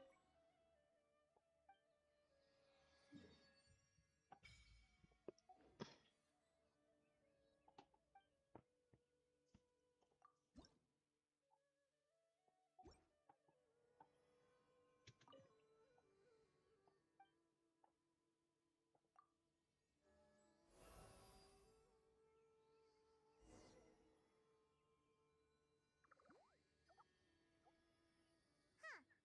Now that Paimon looks at it, the deity that's carved on the statue is kinda small. Do you think she's supposed to be Greater Lord Rukkhadevata or Lesser Lord Kusanali? The name does seem to fit the statue somehow. Well, anyway, we'll have to figure that out later. For now, let's focus on our job and clean up this...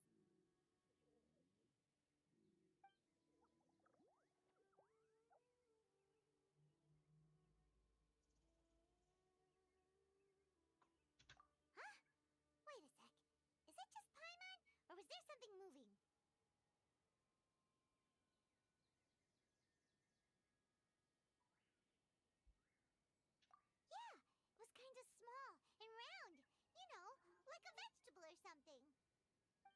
freak Paimon out. Whatever it was, we should probably go and investigate. Actually, on second thought, maybe we should get to cleaning first. Paimon will fly up and take care of the top, and you clean everything below.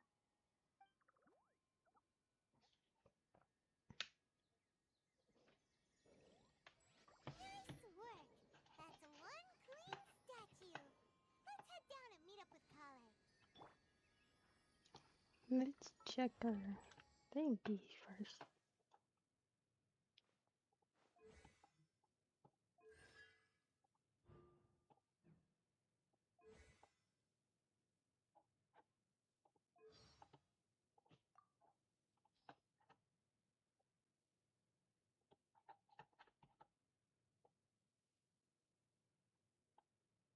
We've been passing by a lot of small shrines lately, but none of them seem to be dedicated to the Electro Archon. They were probably built for lesser deities. The people of Inazuma believe that everything around them has a spirit, and those spirits will help them in their time of need. Oh, so the people make shrines for them and give them offerings. Yeah, in a way, it's a form of prayer and a token of appreciation. Paimon gets it now. Let's find Ayaka and have her put up a shrine for us. If we do that, we'll be able to get lots of offerings as well. Paimon's so happy. Is that an acceptable thing to do? What's wrong? Haven't we been helping out everyone this whole time? We may be doing an even better job than those deities. You do have a point. But when I picture people placing flowers or fruits in front of a shrine for me, it doesn't feel right. Muso no Hitotachi is amazing! It can beat any enemy with a single slash! But for Child, it might need 3 slashes. Yeah. Anyway, if you mastered that technique, Paimon wouldn't have to worry about you for the rest of our journey. So where can one learn that technique? Yeah, where can one learn that technique? Hmm? Quit looking at Paimon like that! Oh, okay. Paimon will keep an eye on you during our adventures. Did you know that Sanga no Miyakokomi, she's Watatsumi Island's divine priestess? In other words, she's the ruler of Watatsumi Island. The whole of Watatsumi Island is controlled by her. Paimon also wants to become a big shot like her. What will you do after you become a big shot? Then Paimon will deliver justice. For example, the suspect in question, known as the Traveler, ate 2 dango for lunch and only gave 1 to the victim, Paimon. This is a serious violation of Article 37, Fairness and Justice of the Paimon Decree. Oh, may I ask how Your Excellency Paimon plans to resolve this issue? Of course! As compensation for your wrongdoings, you will have to make even more dango for Paimon! Paimon wonders what the previous shogun was like. It appears that she was a person who understood the fleeting nature of things, and accepted the inevitable fate of departing this world one day. After all, realizing the fragility of things in front of you makes you treasure them even more. This way of thinking must have influenced Inazuma's aesthetics. This world is transient. People come and go.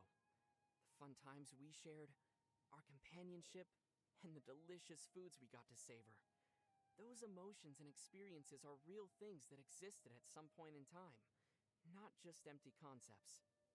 Even though every banquet must eventually come to an end, it'd be nice to enjoy those happy moments for a little longer. Shifting seasons and elusive dreams, the ephemeral and fleeting. With thine companionship, all are eternal. Paimon doesn't get it. I'm saying that I'm having a lot of fun traveling with you, Paimon. It'd be nice if we could just go on like this forever. Paimon will take your word for it then. The clothes that the Shrine Maidens wear are quite unique. I heard that after the Sakoku decree is lifted, Yae Miko plans to run a rental service where people can try on Shrine Maiden outfits as a tourist attraction in various places. Combined with the latest camera technology from Fontaine, it seems like a real Mora maker. Oh. The Shrine Maidens in the Grand Shrine even asked me if I knew any pretty girls who are willing to become models. All they need to do is dress up in a Shrine Maiden outfit and smile to the camera. They even asked me to be a model and said all I needed was some makeup. What? I immediately shared this idea with Rosaria. I feel like they can do something similar at the Church of Favonius with the garments they wear. Wait, I don't think that, Sadly, Rosaria found the idea of it too troublesome. maybe it's for the better. Oh, I give Paimon a painting. Turns out it's not edible, but Paimon is still very happy with that gift. Aoi? The general good shop owner? Let me see. Here, but be careful. It was painted by a famous artist, Utamaro. It's quite valuable. Utamaro? I think I've heard that name before. Of course! Master Utamaro's work can be found all over Inazuma after all. Did you see one of them in Ayaka's residence? The one that Paimon has right now isn't too shabby either. Oh, I remember now. One of those paintings was used by Yoimiya as kindling, right? Huh? Kindling? Yeah, I think Toma used it as padding for table legs as well. What? Padding? And if I remember correctly, I also saw Sayu use a stack of those paintings as a cushion for her nap. Sayu has several of those works? That can't be right. Real masterpieces aren't mass-produced. If you ask me, that Utamaro isn't a real master at all. Hey! The Komori Tea House is doing surprisingly well. They have a great number of visitors every day. We should also open a tea house! Paimon feels it'd be really profitable. Well, if we do end up opening a tea house, then you're gonna be the boss for sure. Huh? Deal! Paimon didn't think that you'd have so much faith in Paimon's abilities. Paimon will make sure to be a responsible manager and make our shop the best tea house in Tibet. I don't think it'd need to be managed. Do you remember Taromaru? Yep, he's the owner of the Komori Tea House, right? A lot of the clients go to the tea house to play with him rather than drink tea. So I was thinking if you were running the shop, you'd definitely be more popular than Taromaru. Of course! Hey! So you don't really trust Paimon's management skills? You just want a mascot! With the abolishment of the Vision Hunt decree, I guess the Sakoku decree will be the next one to go. Here's hoping that everything goes well. Let's encourage everyone to hold on for just a bit longer. Yeah! If we get the chance, let's find Atsuko and tell her that the sakura trees in her homeland are blooming. How is that supposed to comfort her?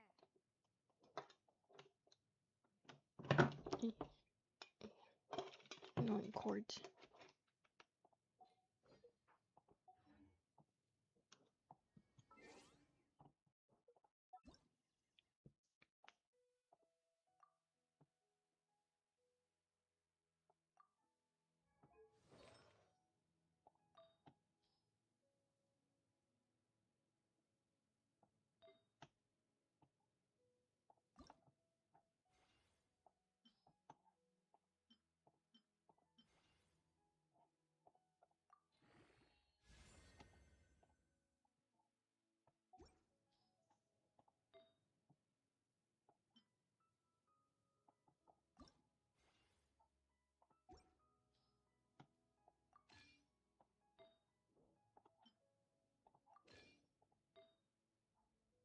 Enchant.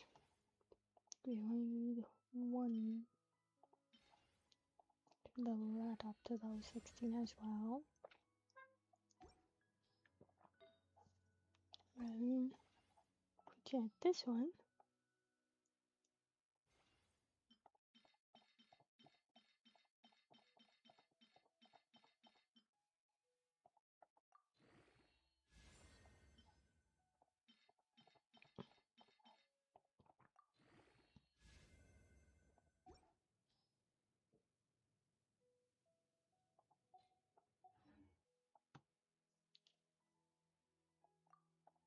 we need some things to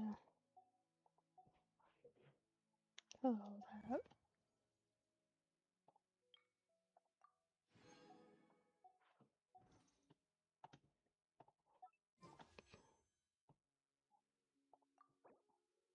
Moving forward.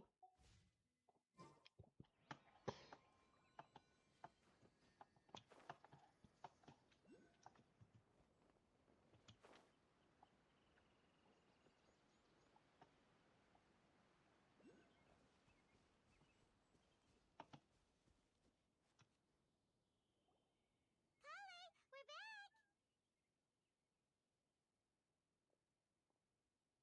Welcome back! You must be tired after all that climbing. Let's take a little break. By the way, Kale, have you ever seen any small creatures scurrying around the forest? You know, that kinda look like a veggie. A creature that looks like a veggie? Well, I guess Master would say something like, all plants are living organisms, so they also fall under the category of creatures. Wow, fascinating! It almost sounds like an imaginary creature that you hear kids always talking about. I'll be sure to keep an eye out for anything like it. Oh, I almost forgot. Are you two hungry? I packed some food and water for us. Yay, food! What kind of goodies did you bring? Hey, don't be a party pooper.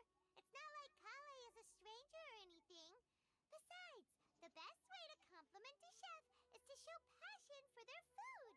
Xiangling taught Paimon that. I prepared a nice portable dish that forest rangers like to eat called pita pockets. I hope you'll like them. Whoops! Ah, no! You dropped it on the ground! Not to worry. I wrapped a few layers of oiled paper around each pita. They should be fine. Oh, whew. Paimon nearly had a heart attack there.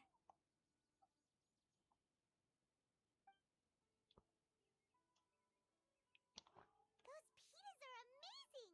You're quite the cook, Kale. Thank goodness you wrapped them in paper.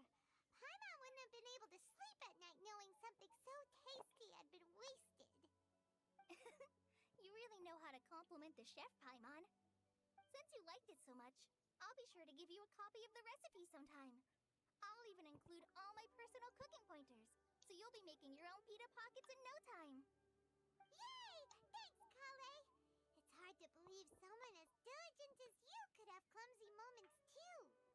Oh, I guess it happens from time to time. So, Kale, don't you think that Tainari's a little too strict with you? He won't let you touch anything without his permission. Paimon knocks stuff over all the time flying around the Traveler, but he's never said anything.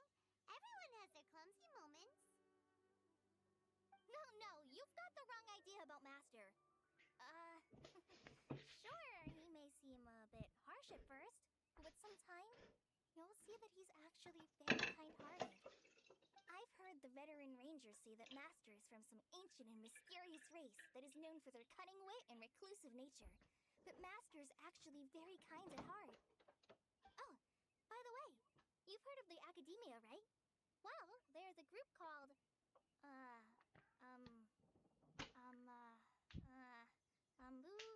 something?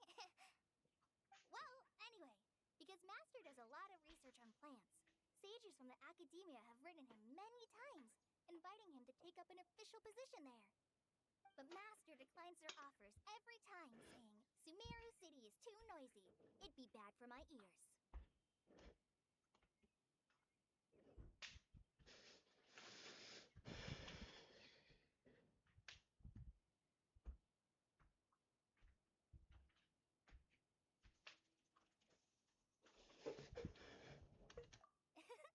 Seems you already know him well. Anyway, I'm sure the sages were not happy about his responses. Master could obviously have a bright future in the Academia, but he insists on sticking to the path of a forest watcher. Every day he helps the locals of the forest and passes on his extensive knowledge to trainees she's like me. In fact, Master's the one who taught me how to make pita pockets. Really? Paimon would have never guessed that. Oh, speaking of Tainari, he was the one who took care of you after finding you passed out yesterday. He even carried you all the way here. Paimon's still kinda upset, though. He kept scolding Paimon the entire way here. Oh no, I'm sorry. Master might have been overreacting a little. But, it's mostly because Paimon wouldn't stop yelling, "Why, oh why? Is he going to die?" It probably started to get under Master's skin after a while. Hey! Don't laugh! Paimon was genuinely concerned about you.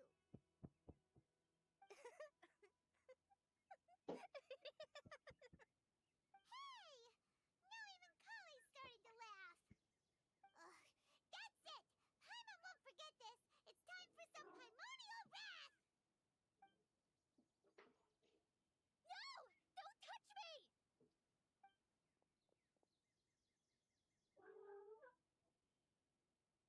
Oh, sorry, Kale. Paimon didn't mean to scare you. No, I just... I didn't mean that. Kale, are you okay? What's the matter? No, I'm... I'm fine. I'm sorry. I must have startled you both reacting like that. Oh, well, it's getting late now. Let's hurry back to Gandharville. I think Master and the others should be back by now, too.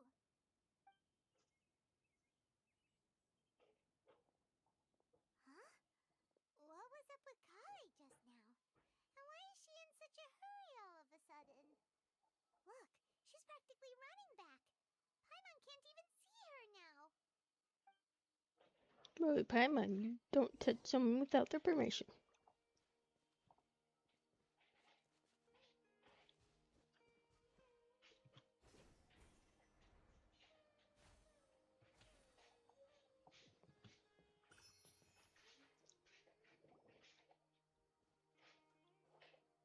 Ah, Traveler, you've returned.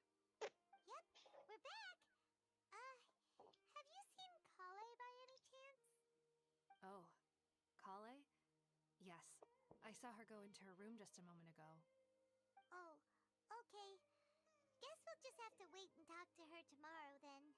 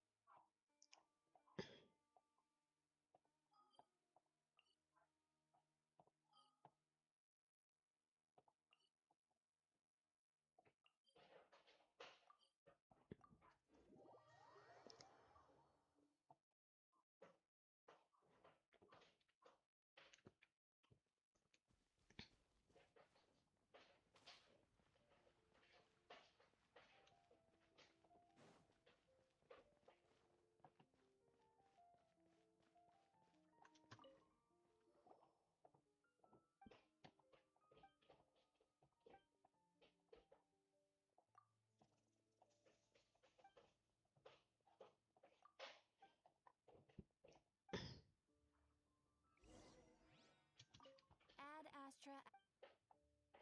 Thank you for completing. Ad Astra Abyss.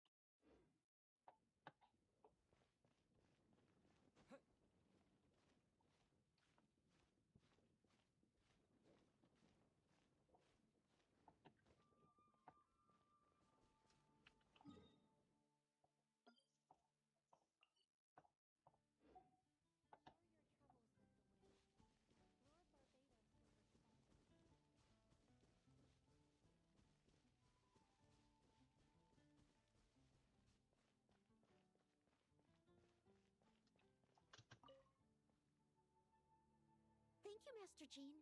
I'll keep that in mind. Good, now do it again. Why do you I'll guys help always correct pick your where movements. I'm talking to someone? Ah, greetings, Honorary Knight. Hello. Anything I can help you with? She's very talented and a fast learner as well. Although our weapon of choice isn't exactly the same, there are always shared principles in swordsmanship. All I did was give her a reminder or two, and she immediately understood. All that's left now is to remain patient and practice diligently. With your intuitive understanding, Noelle, techniques like this shouldn't take you too long to master. Just do be careful while practicing, all right? If you want to do weight training, you can tie the loads to your wrists. That way, some accidents can be prevented even in the event of unexpected disassembly. I'm so sorry, Master Jean. I won't toss my sword into your office again. I promise. It's fine, don't worry. And in any case, after you spent all that time cleaning yesterday, everything is completely back to how it was. But the sword is still stuck in your office ceiling, and it's too high up to easily pull out. Oh, that.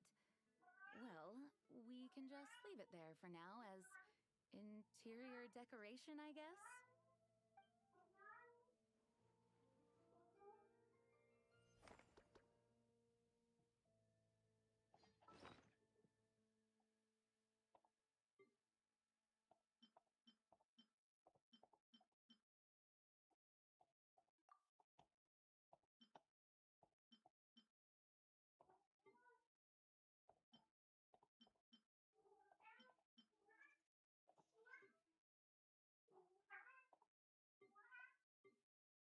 Ruko.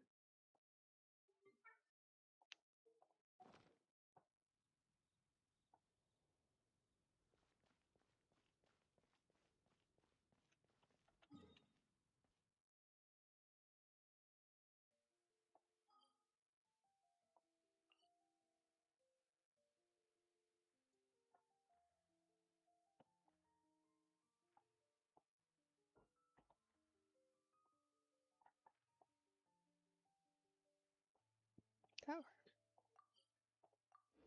Ruko.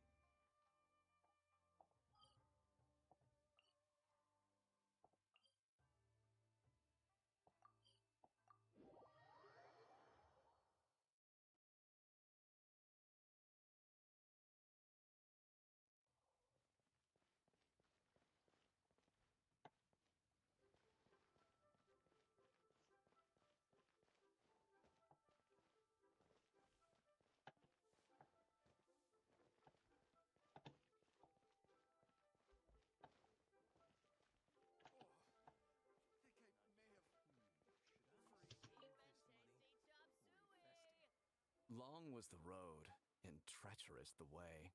As we guarded our clients, many trials and tribulations did we endure. Are you mad at me for only returning to see you now? How could I be? I just... As clouds by morning, as rain by night, I dwell ever in the mountain sight. Though we could not meet, I thought of you every single day we were apart. Oh, May! Hey there, Shenhe! Huh? Oh, it's you. What brings you here? Oh, he was just saying that we haven't been to one Min restaurant in a while. we've got time today, so we decided to swing by for some lunch. Is Chef Mao not in today? He's out buying some ingredients, so I'm looking after the store today. No, it's fine now. What would you like to eat? I can make it for you.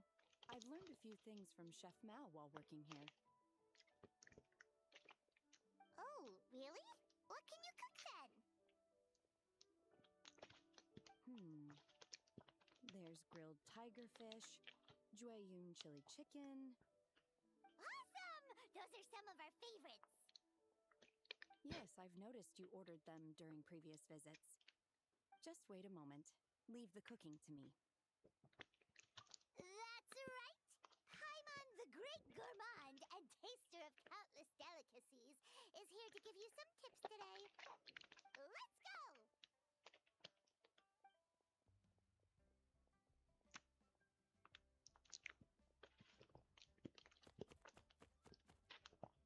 Whoa, the veggies got chopped in a heartbeat. That's the traveler for ya.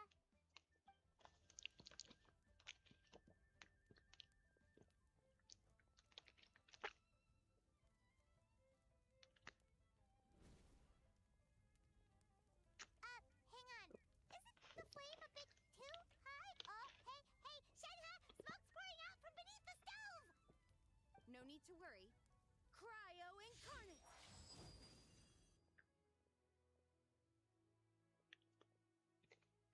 Wait! Why'd you freeze over the stove, too?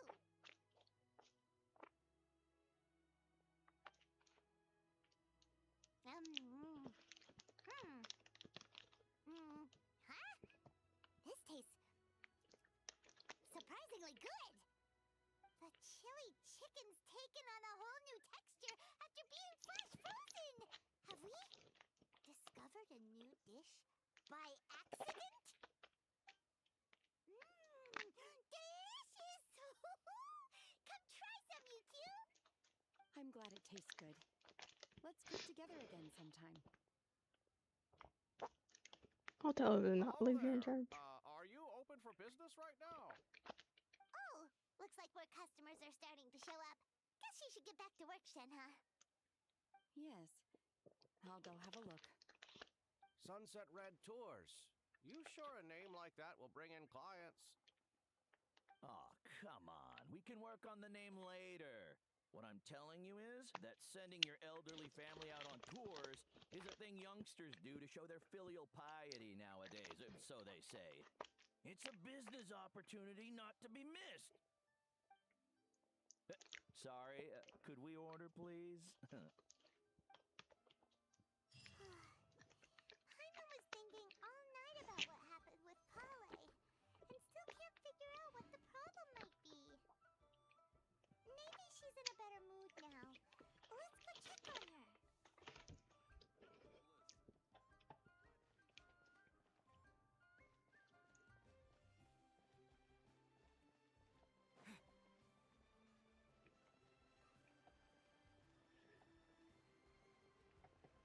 One second.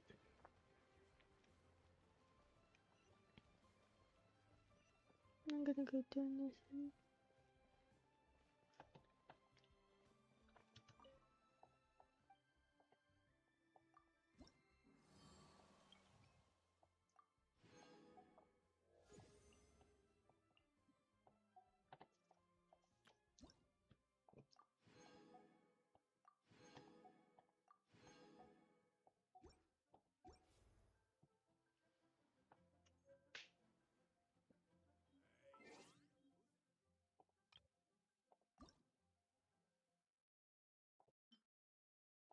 Use our new thing.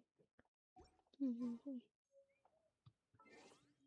we should also go edit signature.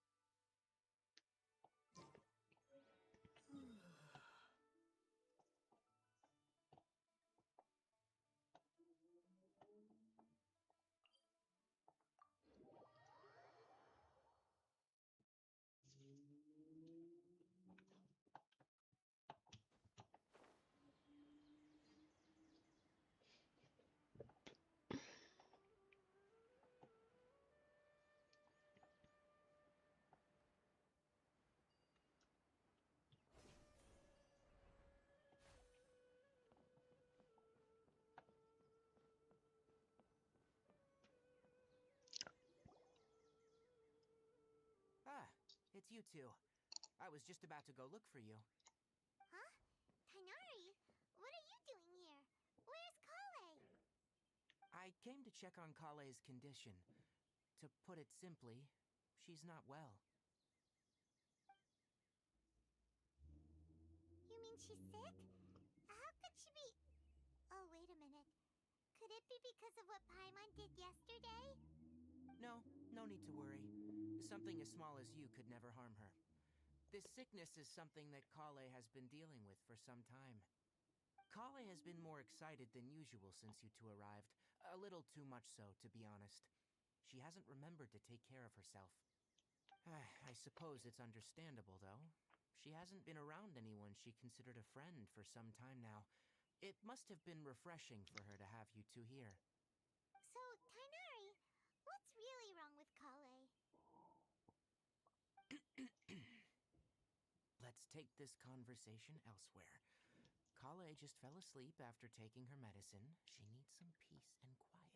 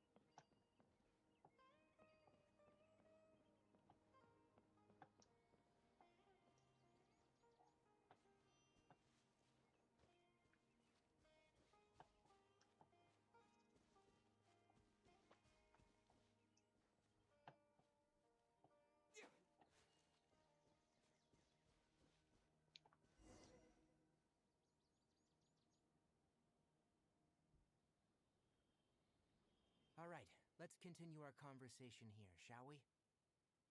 To be honest, I hadn't realized you're that honorary knight from Mondstadt until Kale told me just now. I've also heard all about your deeds in Liyue and Inazuma.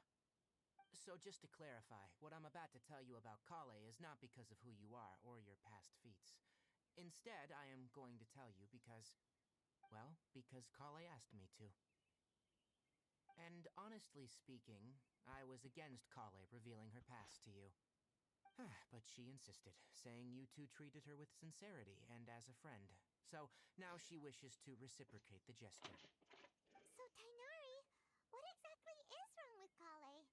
You said this is something she's been dealing with for some time. Just how serious is it? Right.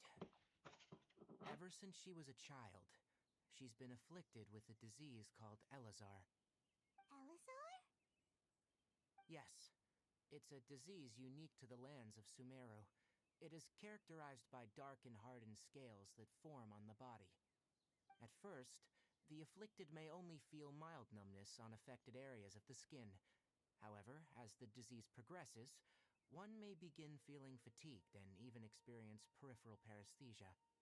In its final stages, the disease strips a person of the ability to control their own body, and they effectively become completely immobile. That sounds terrifying.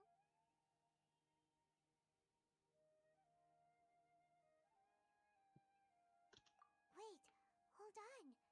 So when Kale seemed to be acting a little clumsy earlier, it was because... Correct. That would be the effects of Elazar, which is precisely why I do not want her carrying or holding anything, lest she ends up hurting herself. With appropriate treatment, the disease can be effectively controlled before it progresses to a more serious stage. However, there is unfortunately still no true cure for Elazar. Nevertheless, Kale's mother still hoped that there was something out there. She handed Kale over to an organization known as the Fatui after one of their members lied and said they had a cure. What? The Fatui? Ah, it appears you already are familiar with them. That'll save me some explanation. Anyway, The person who eventually rescued Kale and brought her to me for care said that she had been given to a harbinger known as the Doctor. I have no idea how this doctor managed to do it, but her case of Elazar was completely stable for all the years that Kale was with them. However, Kale's days with the Fatui were anything but pleasant. Kale is a resilient individual and always tries to appear cheerful, but her experience with the Fatui has left deep scars. Even now, she can still feel deathly afraid of someone touching her. Oh, Paimon had no idea Kale's been through so much suffering.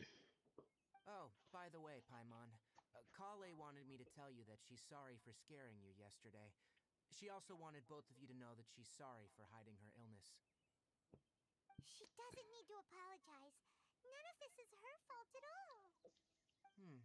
Well said. I hope you'll get a chance to tell her that in person the next time you see her. Kale once thought that it would be impossible for her to have any real friendships. I trust that you two will never let my trainee experience such emotional pain again. Don't worry, Tainari. We'll take good care of her. Well, it's not too serious at this point. She overexerted herself the last couple of days, which is what led her to break down this time. As long as she has taken her medicine and gets plenty of rest, she should get better. Though I must admit that Kale's condition was much more stable when she first arrived here in Gandharvaville. She was interested in the work of the forest rangers the moment she saw us. I could see that she was serious about learning, so I felt compelled to ask her to join us. Her stamina has gotten much worse recently. Though a moderate amount of physical exercise is always necessary, I'm afraid the long-distance patrols are a little too much for her now. Alright, now that I've told you about Kale's past, I think I'll head into the rainforest to find some ingredients needed for her medicine. I'll see you two later.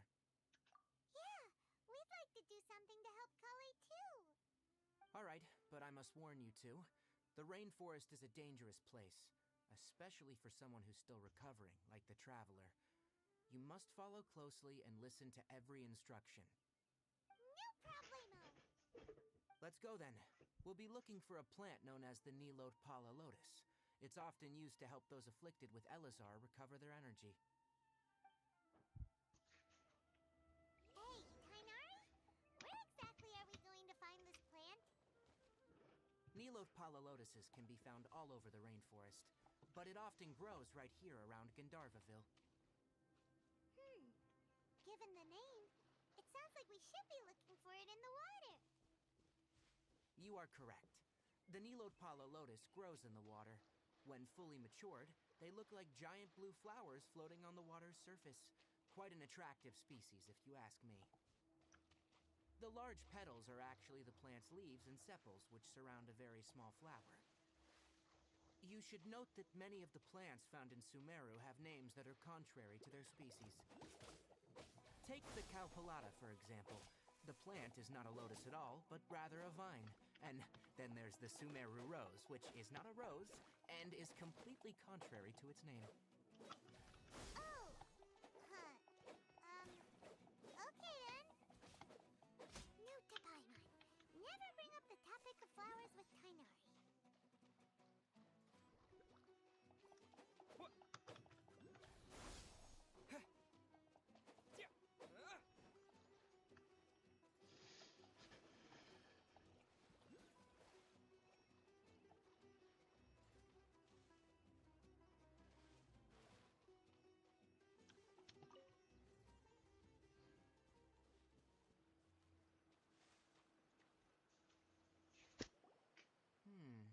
There should be Nilode Pala Lotuses growing somewhere in this area. Let's split up and begin searching. If you could manage to gather 4 of them, that would be sufficient. We'll rendezvous here once you've gathered the needed amount.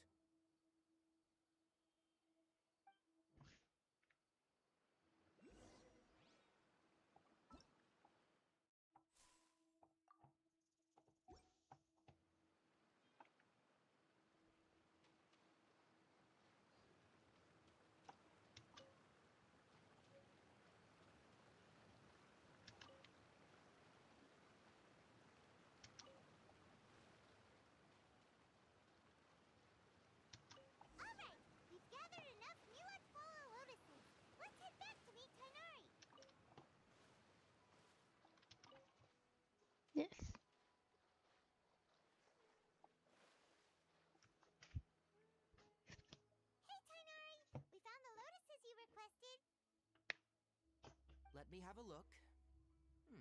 Good. Very good. These are all excellent quality. I'm glad you two came along. Your exploration experience helped save me a lot of time here. It seems we even have enough time to stock up on other things I need. Hey, Tainari!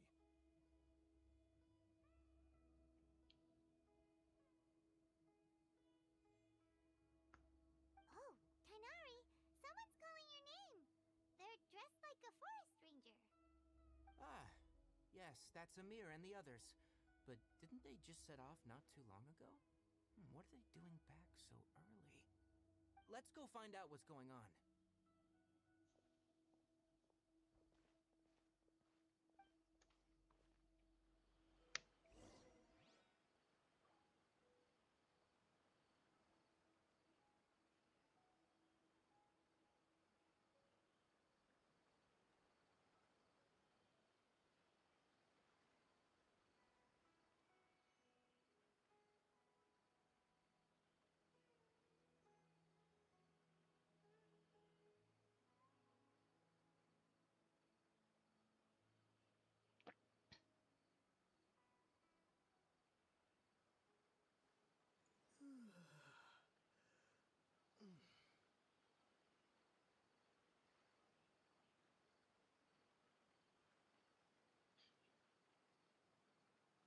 There's that one too.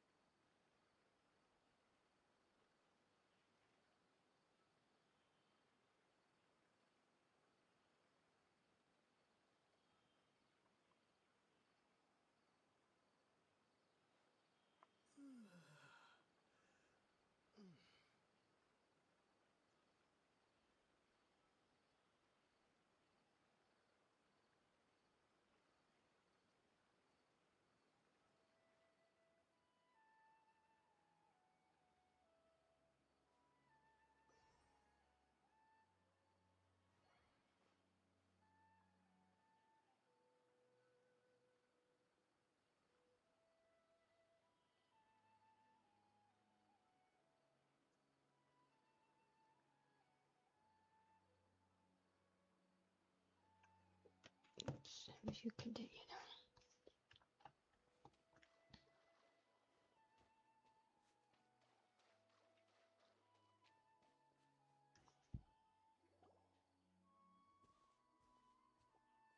Tainari, thank goodness we found you here. We were just about to head back and find you at Gandharvaville.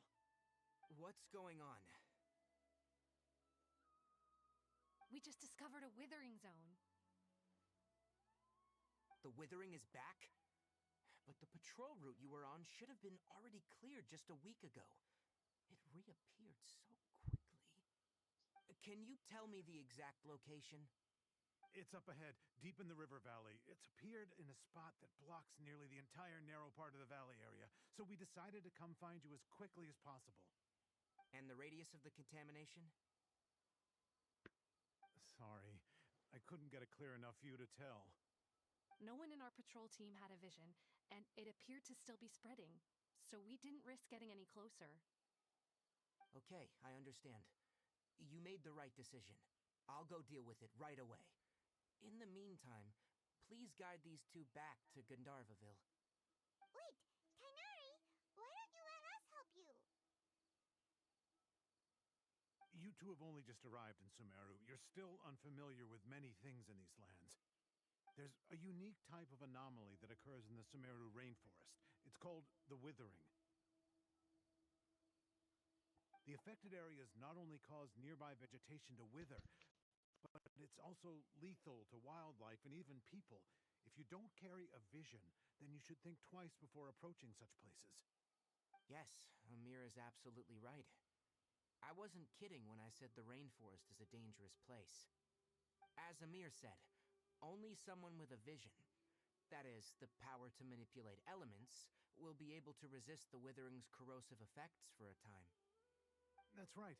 If any of the forest rangers without a vision come across a withering zone, we first make a record of the location and then have a ranger with the proper abilities deal with it, like Tainari here. Only someone with a vision can venture within a withering zone and find a way to deal with it. But you don't seem to carry a vision. Don't worry, he may not have a vision, but he's a real pro at using the power of the elements. Seems the rumors about you were true then. In that case, all right, you two may accompany me.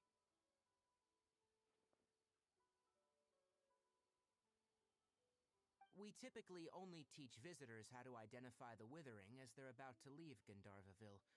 We'll make an exception today and show you what it looks like up close.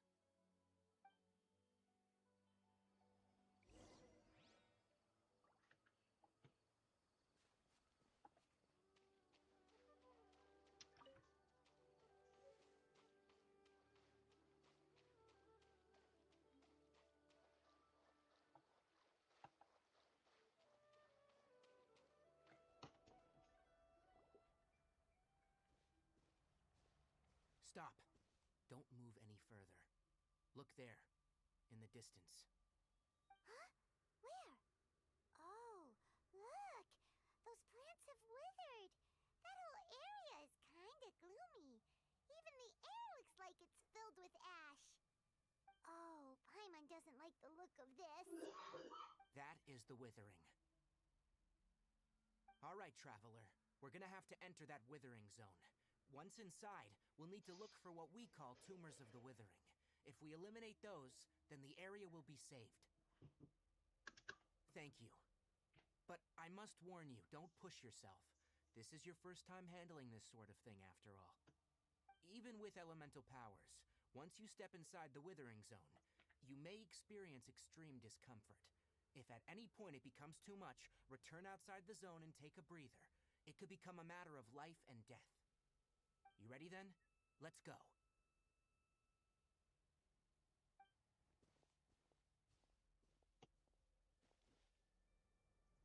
First, we must locate any branches sustaining the withering zone.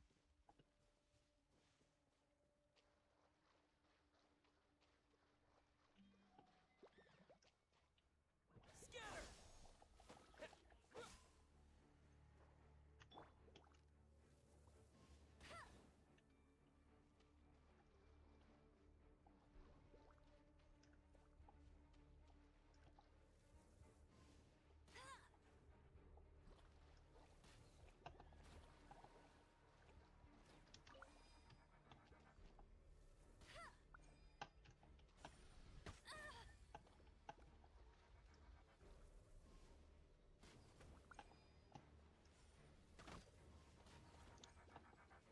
Great work. Now that all the branches have been cleared, we'll need to take care of the tumor.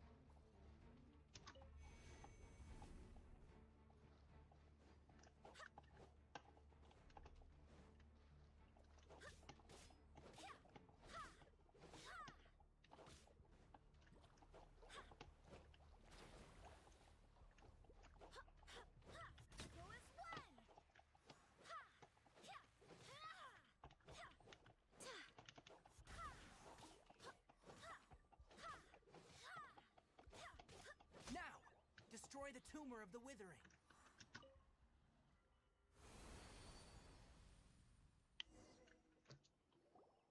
We did it! Everything's returning to normal now! Yes. Thanks to you two, we were able to quickly restore this area back to normal. Tainari? You make it sound like we did well, but why does Paimon have the feeling you're worried about something? It's that obvious, huh? Alright, it's like this. Recently, the rate at which withering zones appear has been increasing. Even though we were able to quickly clear that withering zone, it won't be long before another one appears. If that simply meant more work for me, then that wouldn't be an issue. But it's far more severe than that. The withering is leaving lasting effects on the rainforest itself. For instance, even though we cleared out the withering zone, many of the plants that were affected will not recover. This presents a crisis for the ecosystem itself. Many plants in the rainforest are already in decline, directly impacting the wildlife that depends on those plants. And most disturbingly, as the appearances of withering zones have started to increase, Kale's case of Elazar has also become more serious. Huh? But why's that? I'm still not sure of the exact reason. However, I've received word from acquaintances at the academia that similar cases are being reported for patients with other conditions. No, none that we know of. The withering has been recorded in Sumeru for millennia. It's said that it originates from the depths of the world. Oh, by the way, have you heard of Irminsul before?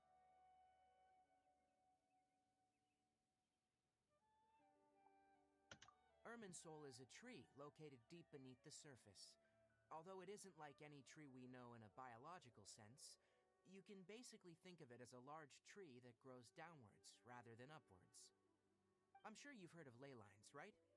They're like the roots of Irminsul, spreading and extending from a massive cavern deep underground all the way up to the surface.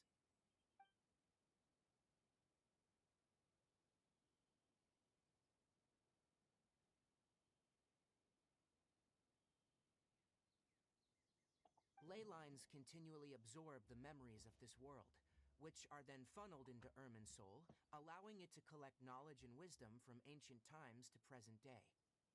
The Dendro Archon is known as the god of wisdom because her consciousness is directly connected to it. It is also said that the Dendro Archon's power is a manifestation of Irminsul. And as for the withering, its emergence is related to a disease that's affecting it. That's right. My ancestors learned of this from Greater Lord Rukkhadevada's familiars a long time ago, but even those mysterious creatures did not know of a cure for Irminsul.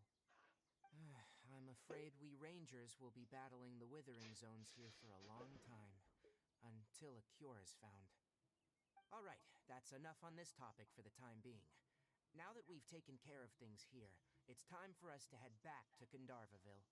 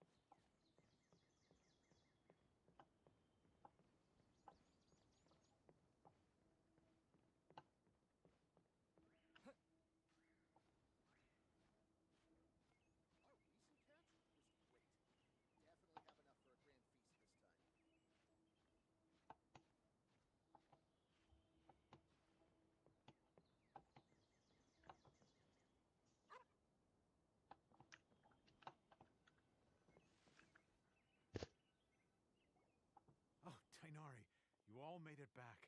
How did it go? The withering zone you reported has been taken care of. No need to worry. Huh? Wait, is that? Oh no, Hypatia!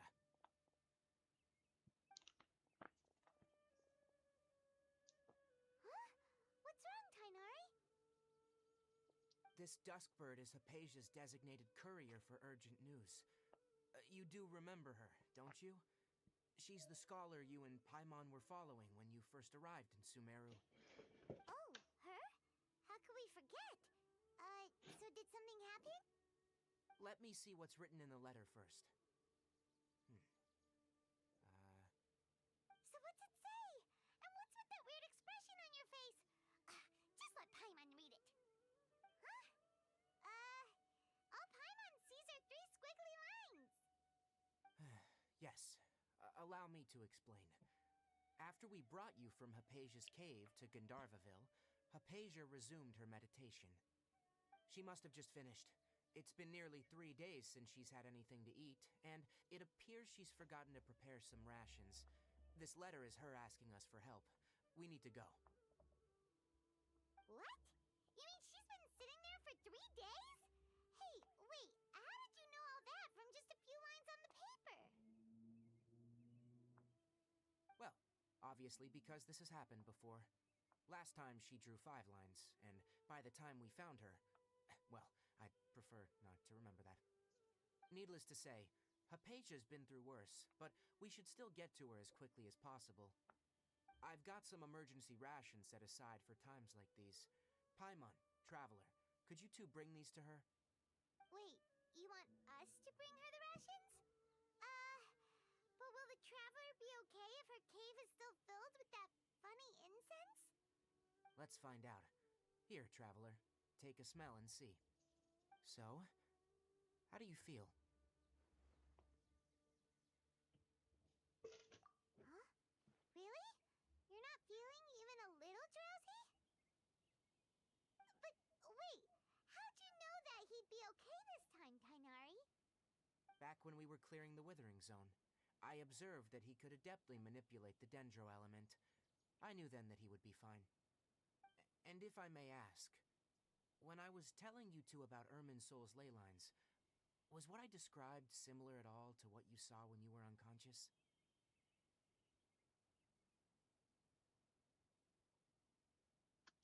That's correct. Those weren't hallucinations at all, though I don't intend to apologize for deceiving you. Because what you saw is of significant importance, not just for the nation of Sumeru, but the entire world of Teyvat. My forefathers were shown much favor by Greater Lord Ruka Devata. We took an oath to protect this nation together with her. Now that that duty has fallen to me, it was a part of my responsibilities to ascertain whether you could be entrusted with the fate of Sumeru. Now, after seeing you in action with my own eyes, you have earned my confidence, and I no longer feel the need to hide any secrets from you.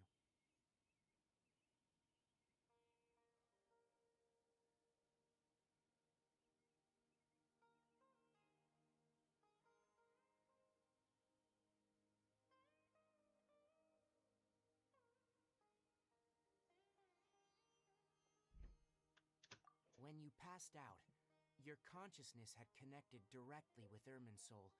What you witnessed were actually real memories contained within Irminsul itself.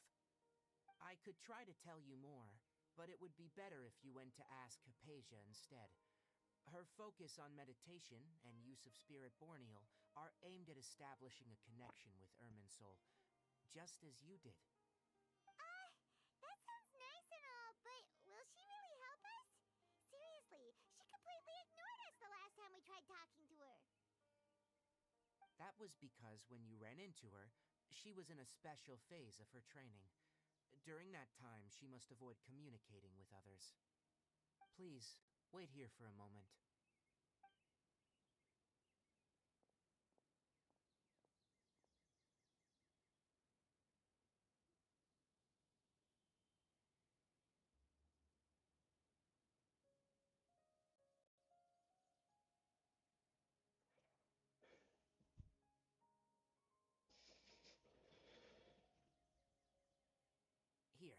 take these. It's a meal I packed for Hypatia, as well as some other ingredients. I'm sure it'll come in handy.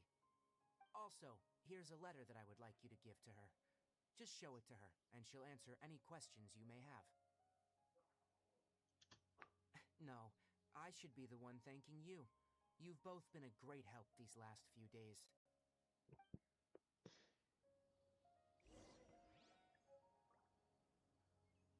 Yesterday, a total of 5 dusk birds flew by. Our recent catch was great. Definitely have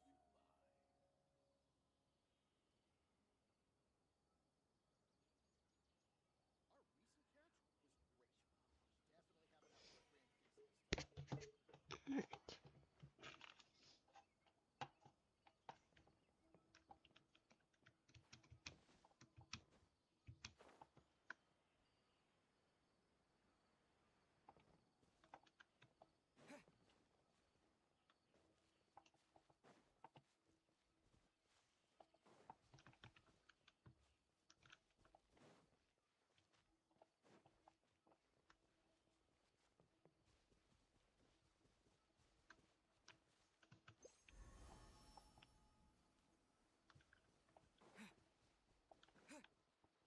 feast this time. Hypatia should still be in the cave. Let's go inside and see how she's doing.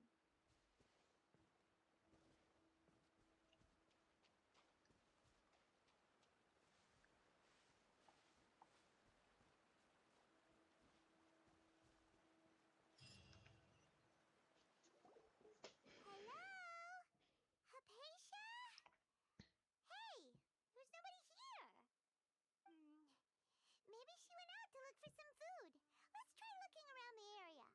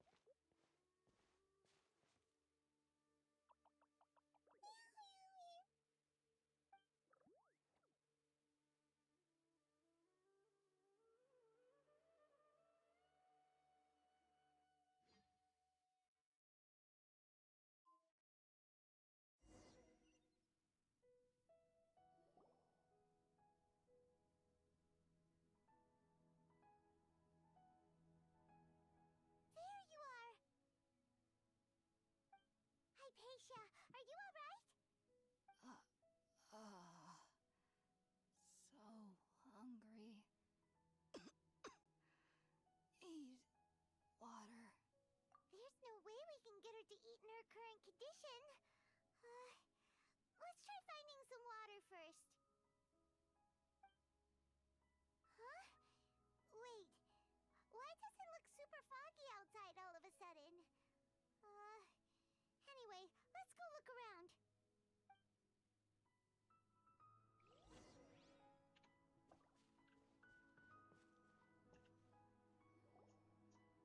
Huh? How'd things out here end up looking like this? What happened? And where are we? Really? Oh, maybe you're right. Let's go investigate the area.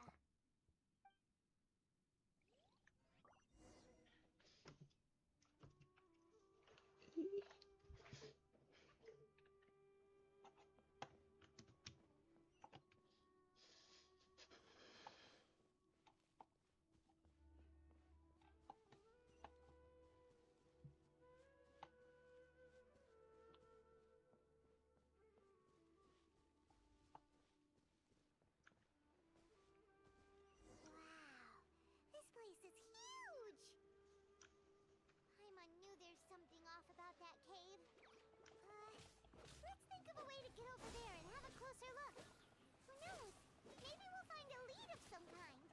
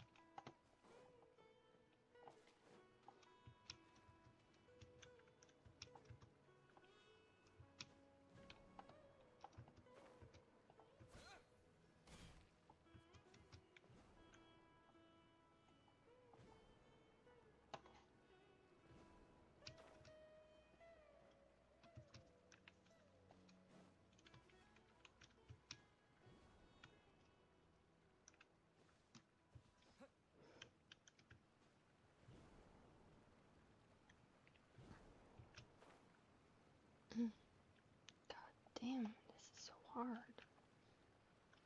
I'm not good at things that require puzzles.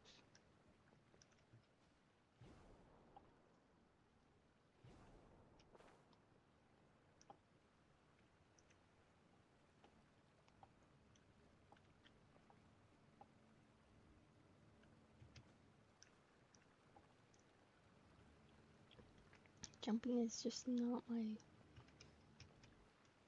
skill. Really isn't my skill, is it? Fucking hell.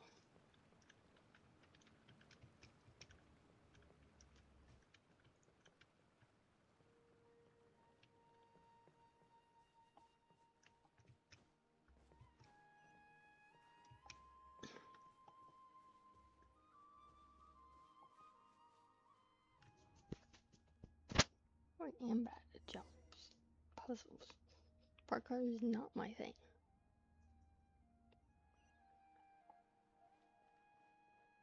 Huh? What happened just now? Why'd everything around us suddenly change?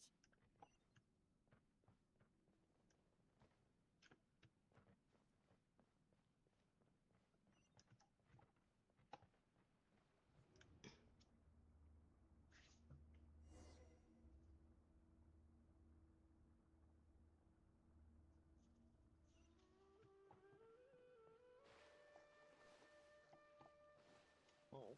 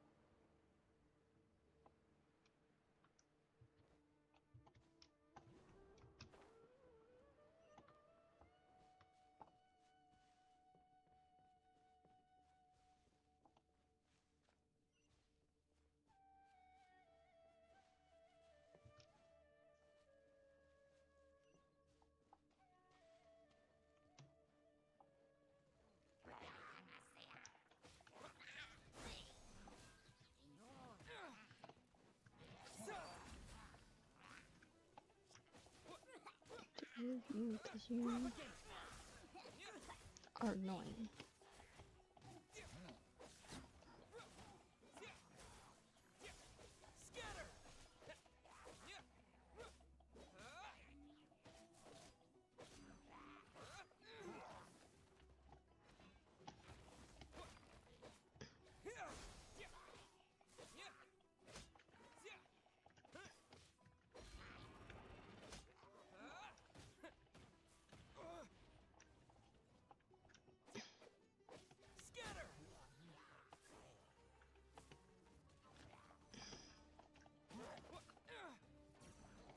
Barbados, guide us. Propagate. Germinate.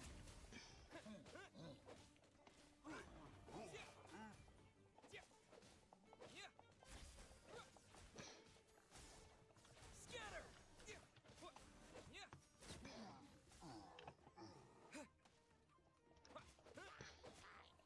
Propagate. Oh, wait, no. I want the chest. No. I wasn't ready. I want the chest.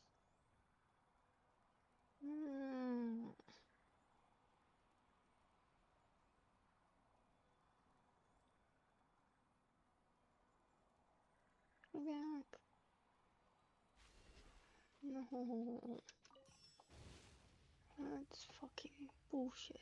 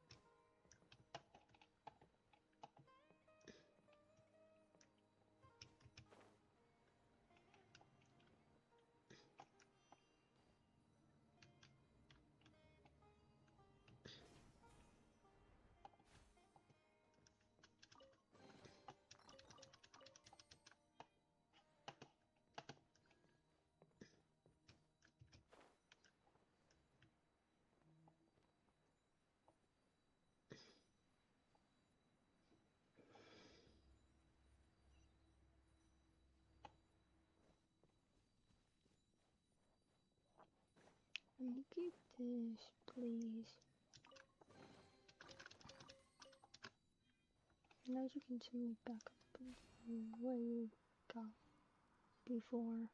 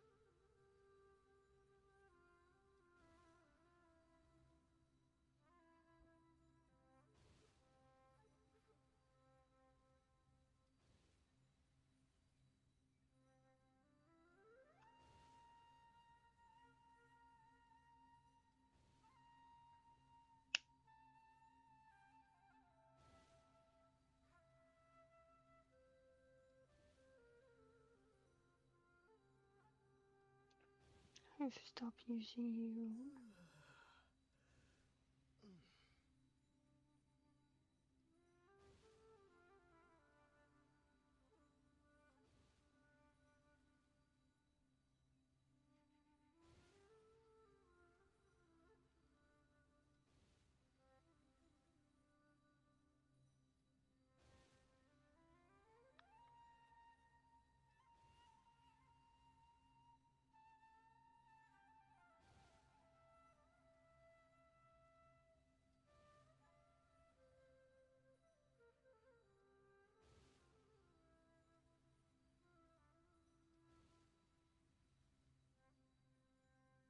I really can't get rid of anything else. So,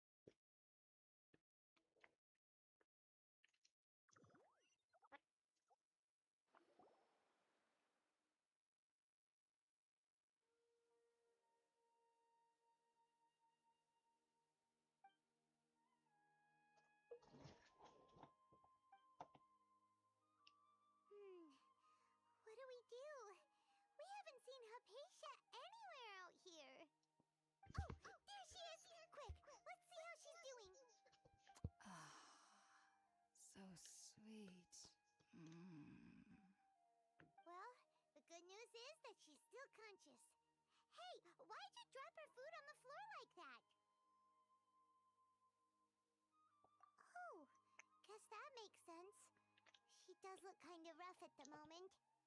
Anyways, we can talk about this later. We better make sure she's alright first.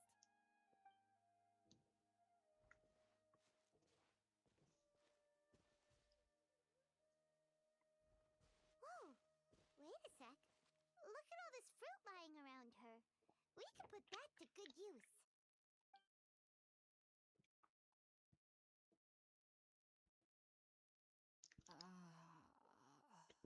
Who is there? Tainari, is that you? Ah!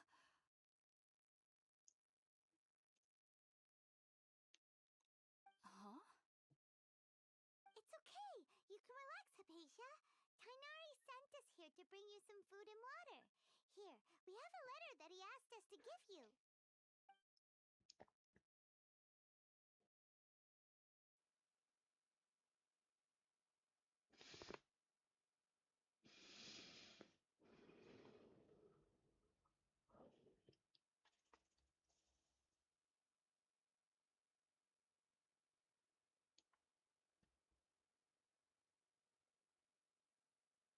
I see. So, you're friends of Tainari. I apologize for all the trouble I've caused you. I'm grateful that you came so quickly to save me. You even brought all this fruit. Well, actually, we didn't bring the fruit. It was already here when we arrived.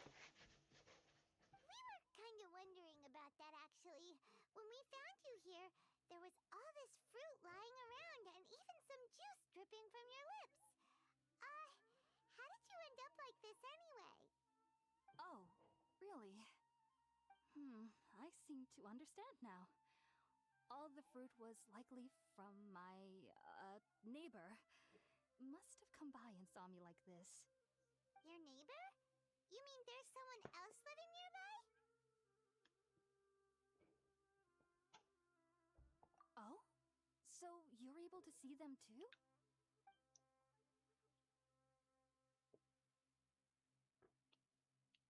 Wait, hold on a second, Traveler.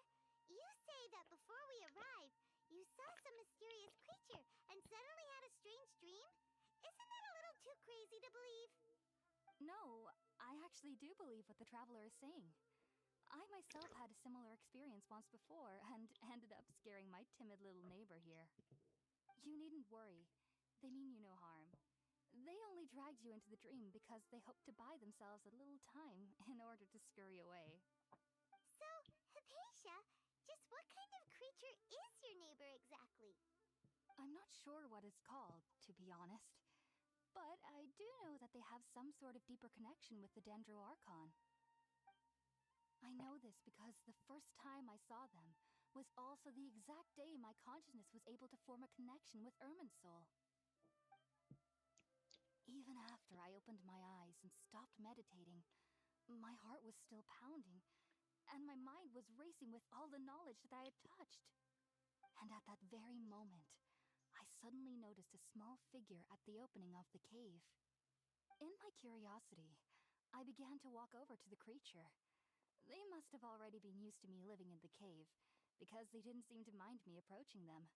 They just kept doing whatever they were up to. It wasn't until I crouched down next to them that they suddenly realized that I could see them. Oh!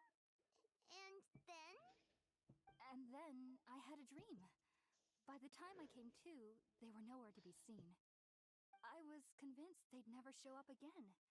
But sure enough, I saw them nearby a few days later. And they weren't alone. I feel like they aren't as afraid of me as the first time I approached them. But I never would have expected them to save me. Yes, no doubt about that. By the way, Tainari mentioned in his letter that you had questions for me regarding Irminsul.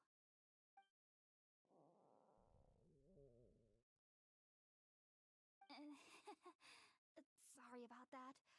Sounds like just drinking juice still isn't quite enough for my stomach. Well, if somebody hadn't dropped the food earlier... Anyway, looks like we'll need to prepare something ourselves. Besides, Paimon's getting hungry too. Let's eat first and talk about Irminsul later. Alright, we're out, Traveler.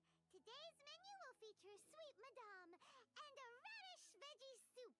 You'll love them, Hypatia. They're our specialties after all. Sounds good. I've never tried any dishes from other nations before. I certainly look forward to it.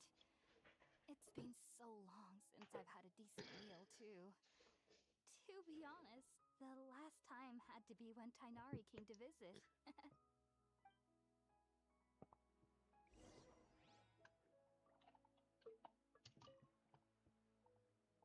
Are you already finished cooking?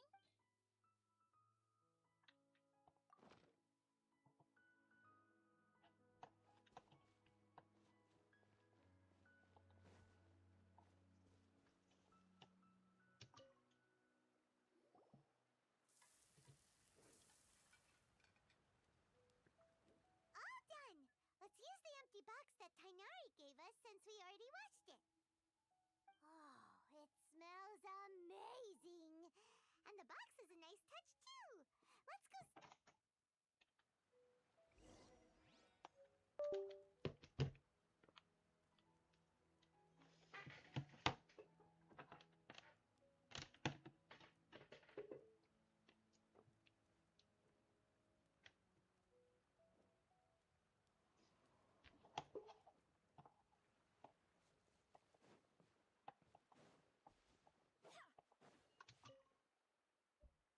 Are you already finished cooking?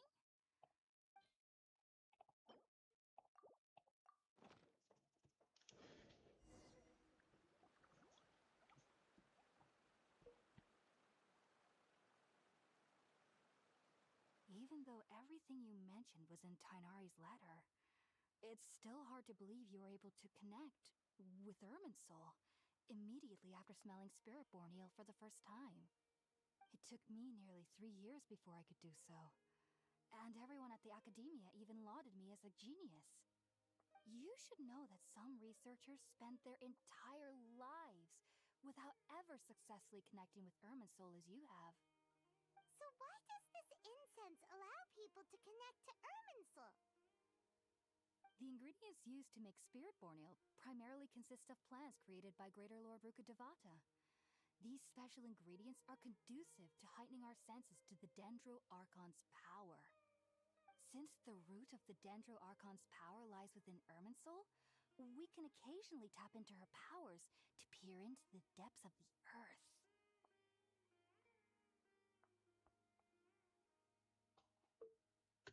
Naturally, anyone who can establish a connection with Irminsul in their first ever attempt must be a person of great understanding. Makes sense. But Paimon's got a question. Why was he sensitive to the smell of those plants for such a long time? That was primarily due to his body's unique constitution.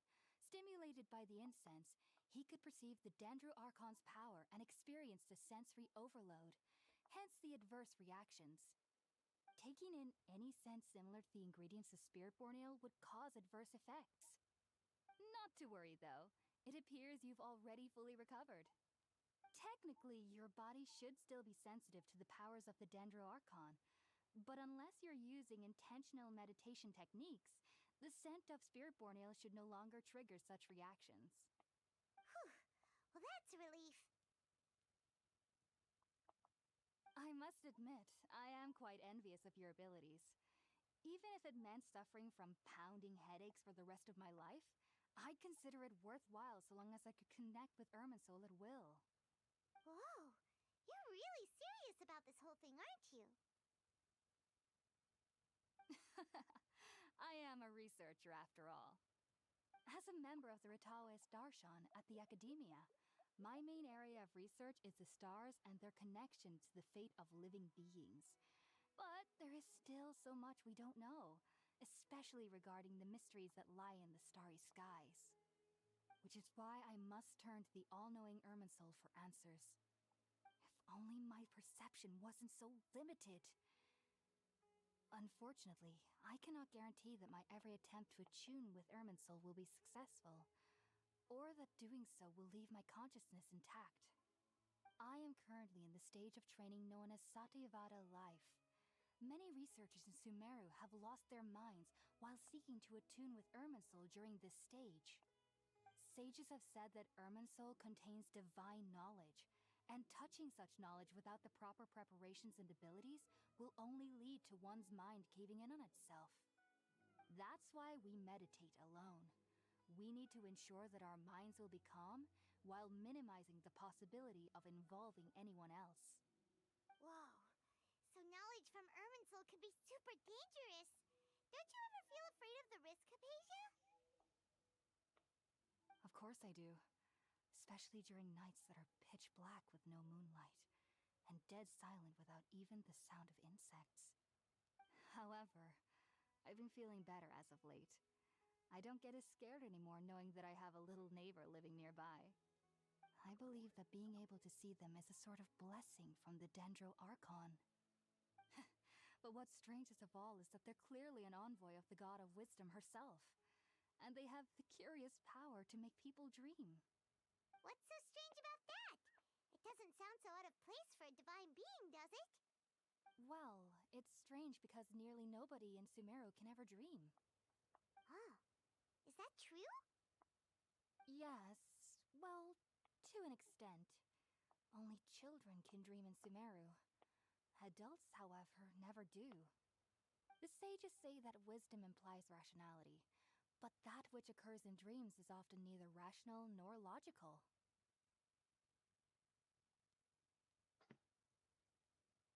Yes, if one struggles with anxieties, those emotions could influence their dreams.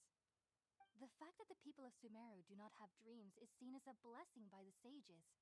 They believe that Greater Lord Rukkhadevata, the god of wisdom, is keeping us away from the foolish delusions you encounter in your sleep.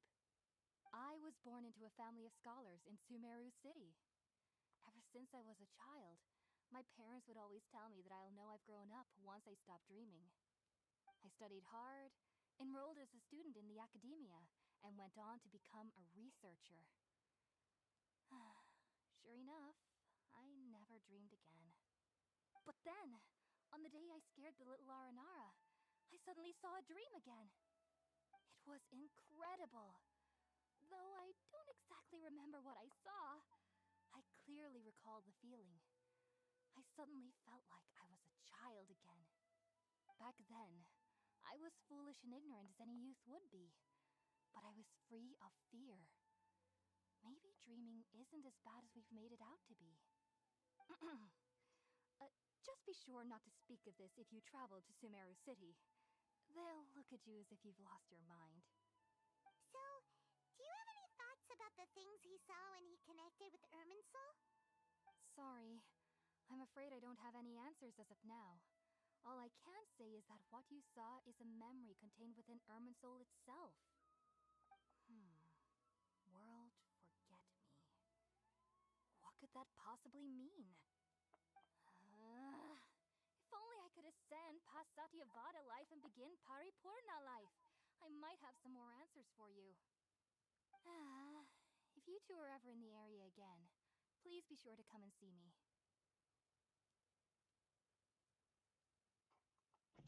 There's no need to be thanking me.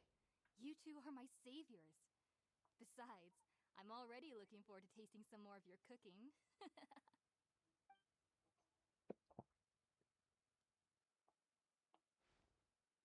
Now that we know Hypatia is alright and had the chance to ask her some questions, Paimon thinks it's about time to head back to Gandharvaville.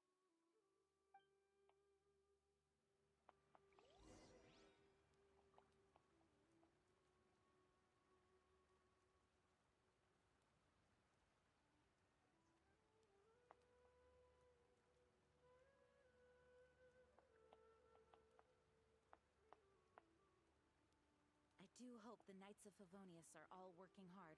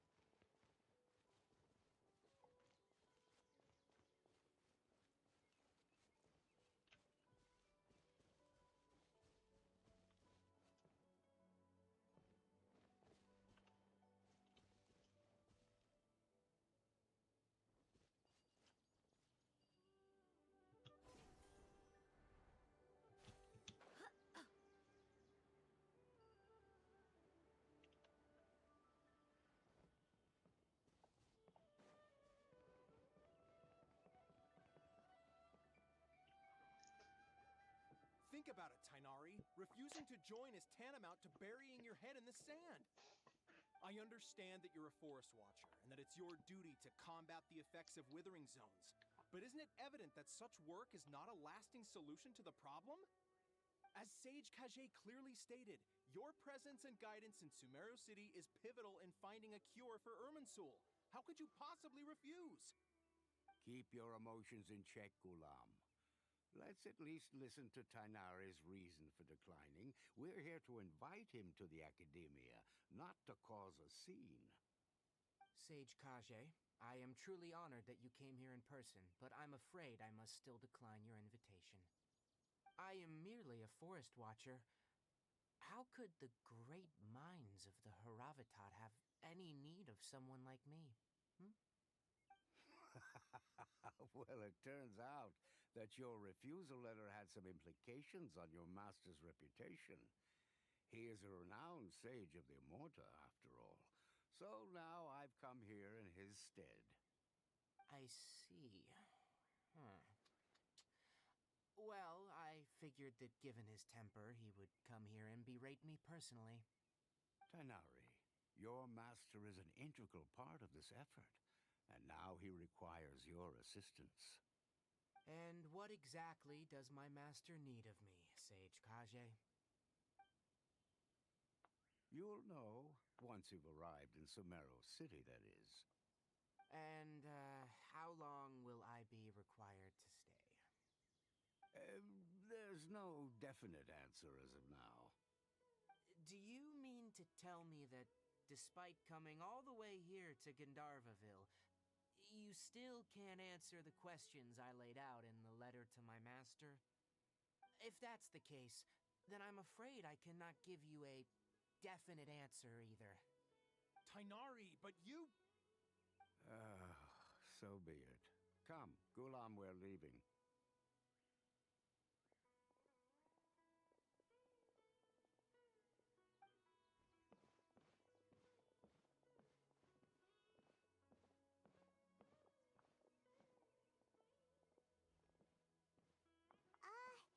Tainari, what was that all about?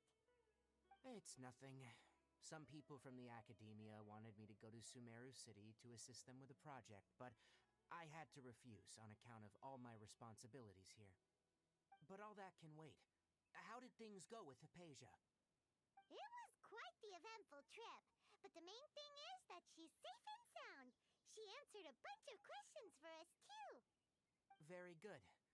Now that the Traveler has made a full recovery, there shouldn't be any reason for you to tarry here longer. I assume you will be heading to Sumeru City, correct? That's right. We want to meet Lesser Lord Kusanali and ask her for advice. Do you have any idea on how we can find her? Sorry, I'm afraid I don't have any advice for you there. Well, do you at least know anyone we can try asking in Sumeru City? Let me think. My trips to Sumeru City have been fairly short, and most of my acquaintances are researchers. Oh, how about this? I'll write you a letter of introduction that you can give to a researcher I know. He's from the Amorta Darshan and is adept at gathering information. Asking him might prove worthwhile. Also, when you enter Sumeru City, you'll probably end up receiving something like this item here. I'm not sure if it will ever come in handy for you, but maybe you can give it a try. Oh? What is it? It's called an Akasha Terminal. It's a tool produced by the Academia that utilizes the legacy of Greater Lord Rukkhadevata. Some say that this item is the very basis of Sumeru's reputation as the City of Wisdom. Needless to say, this device and its usage fall under the Academia's expertise, so I'll leave it to them to show you how to use it. Great! Next up, Sumeru City! But wait, before that... That's right! Tainari, we have something important to say to Kale before we leave. Is she doing better now? Yes, she's doing much better. After being confined to her bed all this time, I thought a little walk would do her some good. Last I saw her, she was taking the path towards the North Crossing. She knew you two would be leaving soon, so she must have wanted to see you off. Thanks, Tainari. All right, let's go! Farewell, and good luck to you both.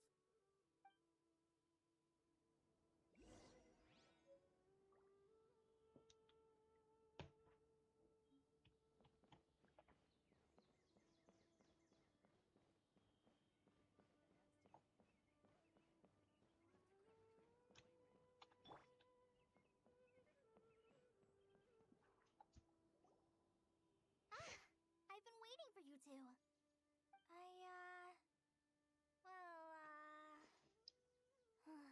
Never mind. I guess I should just wish you two a safe and successful journey. Thanks for waiting here just to see us off, Kale. We're headed to Sumeru City. Don't worry about me. I can take care of myself. My condition won't be getting in the way of my duties. I want to be a forest ranger after all. It's up to me and the others to protect the rainforest here. And, I'm sorry. I should have told you both about my condition when we first met. I just wanted you two to treat me as a normal friend, not some girl that needs your sympathy. But I guess now I understand that the most important thing is for friends to be genuine with one another. There's no need to apologize, Kale. We should be thanking you for trusting us enough to be your friends and sharing your past with us. We're probably still gonna worry about your condition, but that's because we're friends and we care about you. Thank you. That means a lot. Before you leave, I have something for you. Oh? What is it? It's my recipe for pita pockets. I told you that I'd give you a copy, remember? My handwriting is a little, messy, so please don't laugh. Yay! Thanks, Kale. Now we can eat those scrumptious little pitas whenever and wherever we like. I hope that whenever you eat them, you'll both remember your time here in Gandharvaville. Well then, I, trainee Forest Ranger Kale, bid you both farewell. Please visit Gandharvaville again. The Rangers will always be ready to assist you here.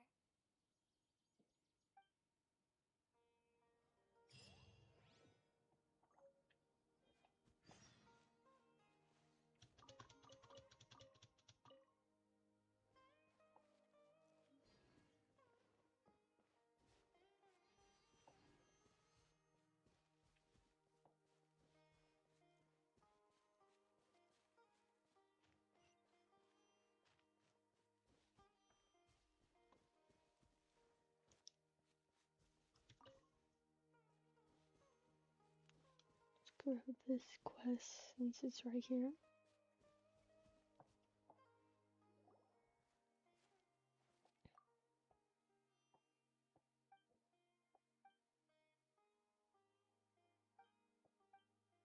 Here's the tip. Scatter! Yeah.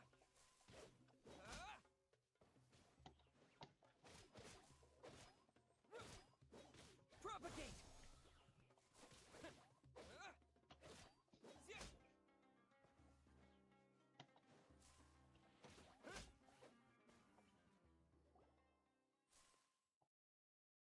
No problem.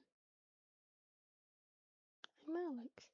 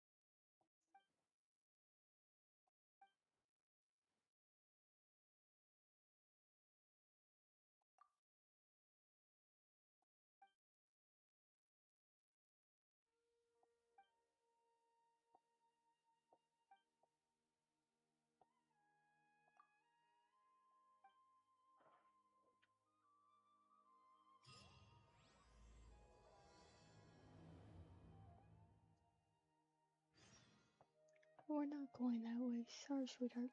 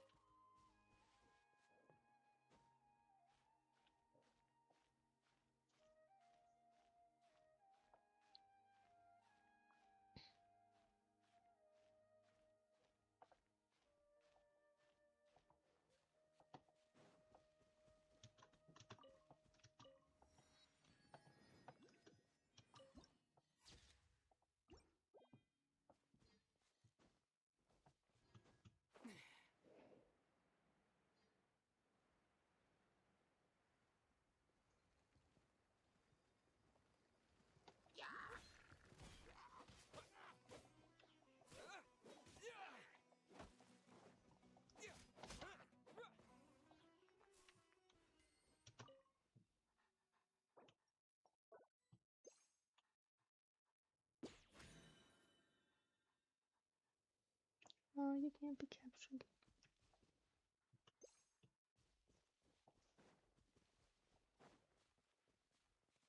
And to me, you can't either, so I'm not gonna even bother.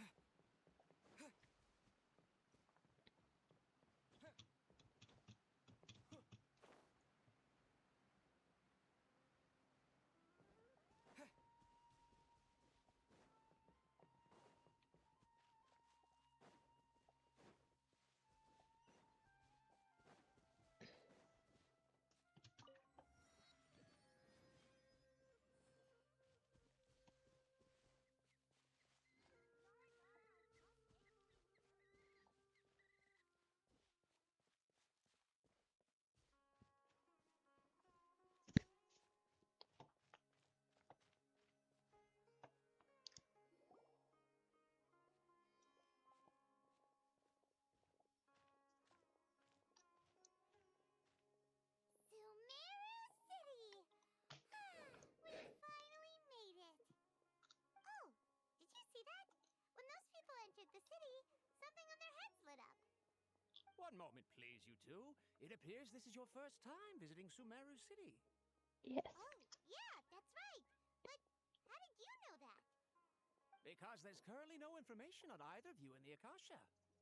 But no need to worry, that won't prevent you from entering the city.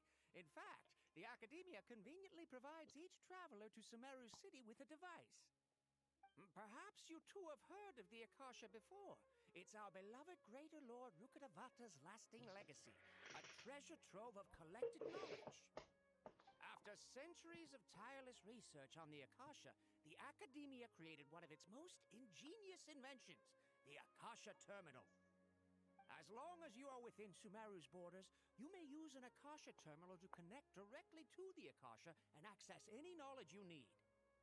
I should mention that due to technical limitations, the operation of Akasha terminals will be much smoother and more effective in large cities such as Sumeru City and Port Ormos. Oh, so this is the thing that Tainari was telling us about. It sounds pretty amazing.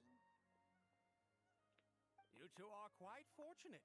Until recently, it was standard practice to only issue Akasha terminals to outlanders who spent an extended amount of time in Sumeru. However, this policy was recently changed, and now all travelers are issued one upon arrival. Here are your Akasha terminals. Please handle them with care.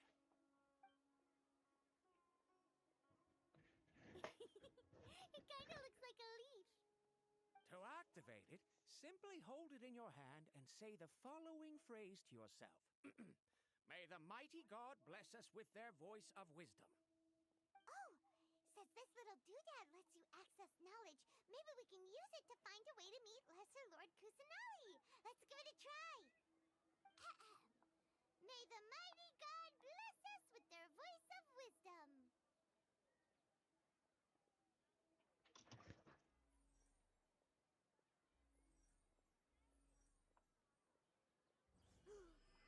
Whoa. Just now, something clicked, and Paimon suddenly knew how to use this thing. It seems all we need to do is concentrate on what we want to know, and bam! You get it. Oh, that'll come in real handy. Exactly. That is the power of the Akasha. And with that, let me officially welcome you both to Sumeru City. May the wisdom of the Dendro Archon always be your guide. Okay, now that we're in, we can check the Akasha about Lesser Lord Kusanali. Let Paimon try. 500 years ago, the sages found a newly born deity from within some scorched ruins. The deity now resides in the sanctuary of Suristana. Seems pretty similar to what Kale was telling us. Okay, next, let's concentrate on asking how to meet her. Huh? Paimon doesn't sense anything. The Akasha didn't respond to Paimon's question. Oh, come on! Ugh. Focusing on this question feels like when you have something you're trying to remember and it's on the tip of your tongue, but you just can't think of it. Ugh. Paimon's brain is exhausted. Oh, smart idea. But what are you going to ask it?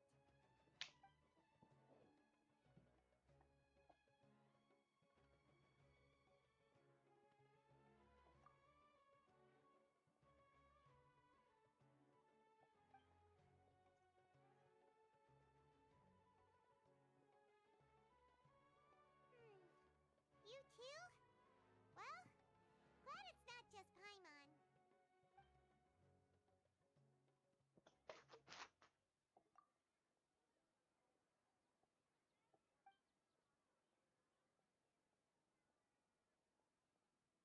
Uh-oh. Paimon's getting all teary-eyed all of a sudden. It feels like the people of Sumeru really miss their Archon.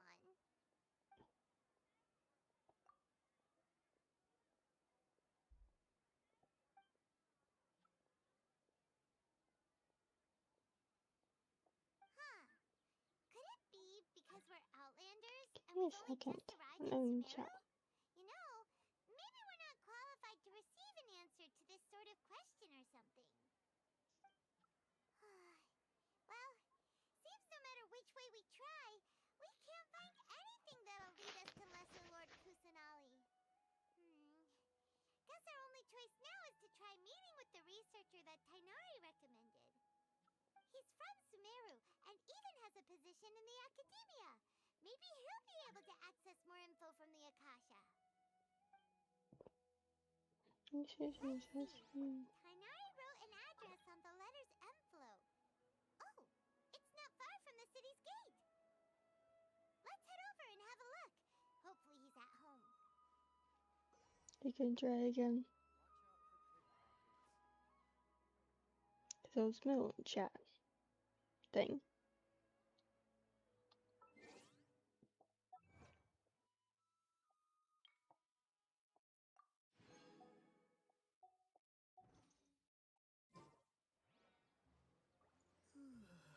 Five. You did sit a few times and then stopped, I guess.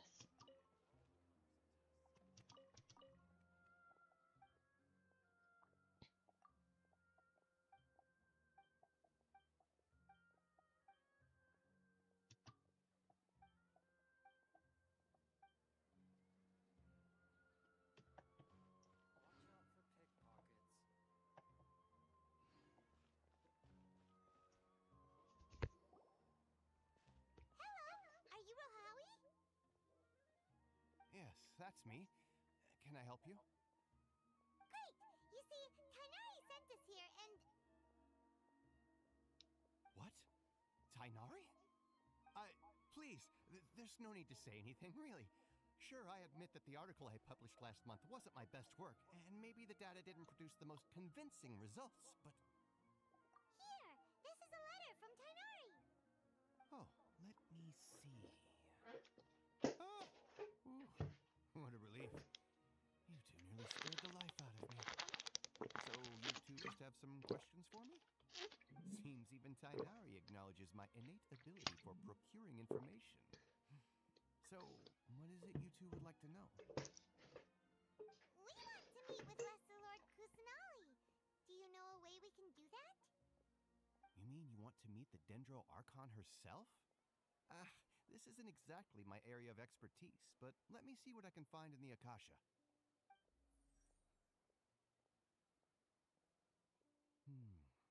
Sorry, the Akasha didn't respond to my query. What? You too? But what about your abilities for getting information and all that?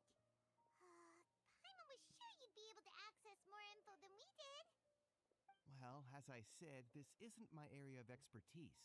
I am but a lowly researcher, so the Akasha doesn't see a need for me to know more about the Dendro Archon. All I know is that ever since Lesser Lord Kusanali returned to Sumeru, she's never left the Sanctuary of Surasthana or made a public appearance. Huh. Didn't expect her to be such a mysterious figure. The Dendro Archon is somewhat of a recluse. Perhaps she just doesn't want to entertain visitors, which would explain the lack of information in the Akasha. Aw, but then what can we do? No need to worry just yet. I'm only hypothesizing here. You could certainly try asking around and see if anyone else has ideas. And besides, you two should consider the bright side of things. Not being able to see Lesser Lord Kusanali may not be a bad thing. In this world, there will always be information you cannot obtain from the Akasha and things you can never accomplish. Knowing when to yield is a form of wisdom. Take me, for example. It's a miracle if my brain cells can spit out one paper every 3 years. But Tainari? That guy can publish 3 papers in just a single year. Okay. Thanks for your advice. Don't mention it. If you two ever want information about things like who's been promoted within the academia or relations between the 6 great sages, come find me. Hey, come on! This is a survival skill at the academia. Oh, Paimon's expectations were pretty low, but this is so low it's like digging holes in the dirt. So what do we do now? Even if we want to talk to someone, we don't know anybody here. Huh? Like who? Oh, you're right! Catherine! The Adventurers Guild has its own intel network. Let's hurry and find her. Yeah, let's find it there, Catherine.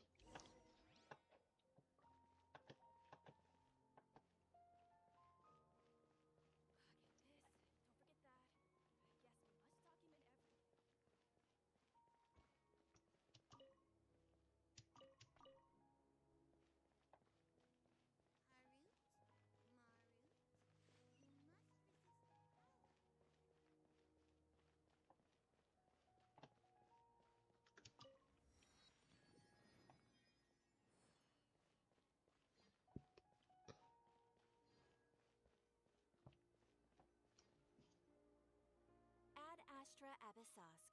Hello, Traveler and Paimon. Catherine, we need your help with something. Understood. The Adventurers Guild is always ready to serve you. With what do you require assistance? We want to meet with Lesser Lord Kusanali. Do you know a way we can do that? You two wish to meet with Sumeru's Archon. Understood. Please wait.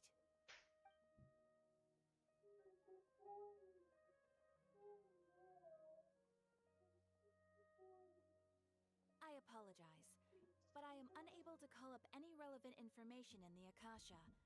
I'm also unable to locate any pertinent information in my personal memory. Aww, another dead end. Well, if Catherine can't help us, then we really don't know anyone else to ask now. Please do not worry. I may know of someone who can help you two. In Sumeru, the Adventurers Guild does not serve as the vanguard of information. Rather, there are numerous active mercenary groups collectively known as the Eremites. They take on various contracts and work all across Sumeru, so they naturally accrue intelligence.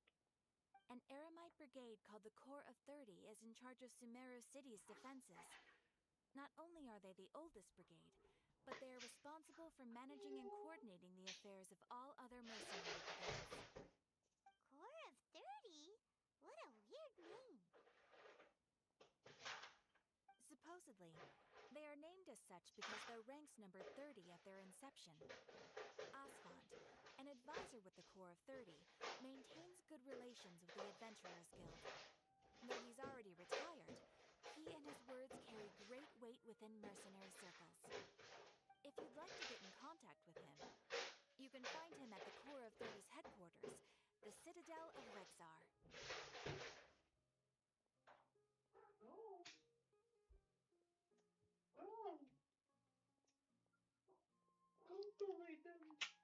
Go bully Daddy instead.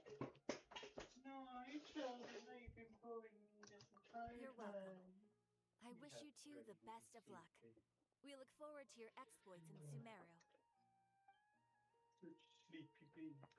Yeah. To the Citadel of Rexar we go! Sleepy boy.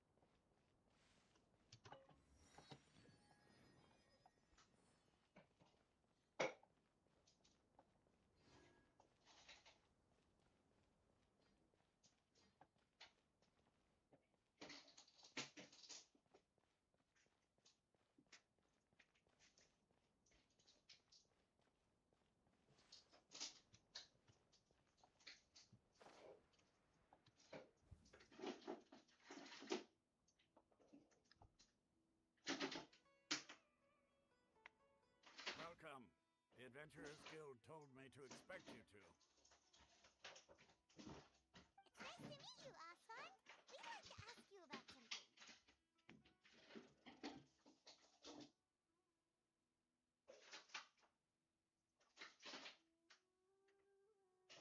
I see. So, Catherine's the one who sent you this way.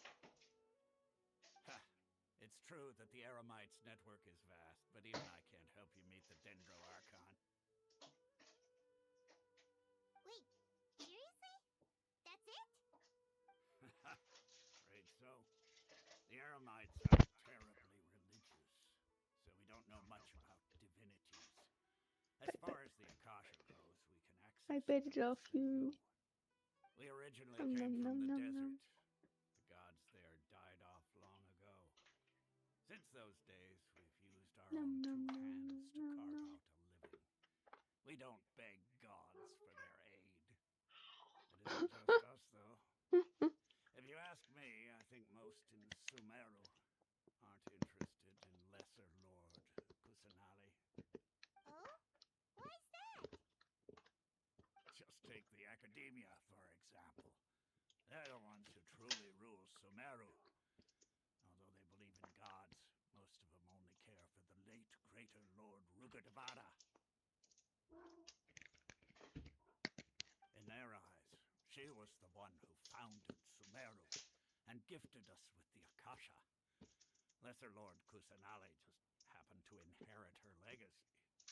Because of the Academia's influence, most citizens are more familiar with Greater Lord Rugadavada and hold her in greater esteem. Not to mention that I Lesser slightly Lord want ice cream. Kusanali never makes an appearance. I slightly want ice The cream. Academia never announces anything about her. As far as the people of Sumeru are concerned, she's just a god that exists. I know. And that's all. Really? Aw. After hearing all of that, Paimon sort of feels bad for Lesser Lord Kusanali. Meow, meow, But meow. who knows? We're all just guessing when it comes down to it. Besides, I'm sure the God of Wisdom doesn't worry about her reputation among people like us. Alright. Well, thanks for the info, Osfond. No problem. Always happy to help out the Adventurers Guild.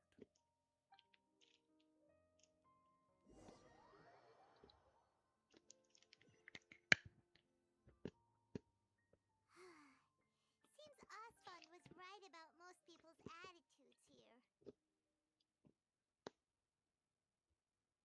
Not only are they not interested in the Dendro Archon, they even say stuff like, if the Akasha doesn't think I should know, then I don't need to know about it. We've been asking for information non-stop ever since we got to Sumeru. But the harder we try, the more helpless everything seems.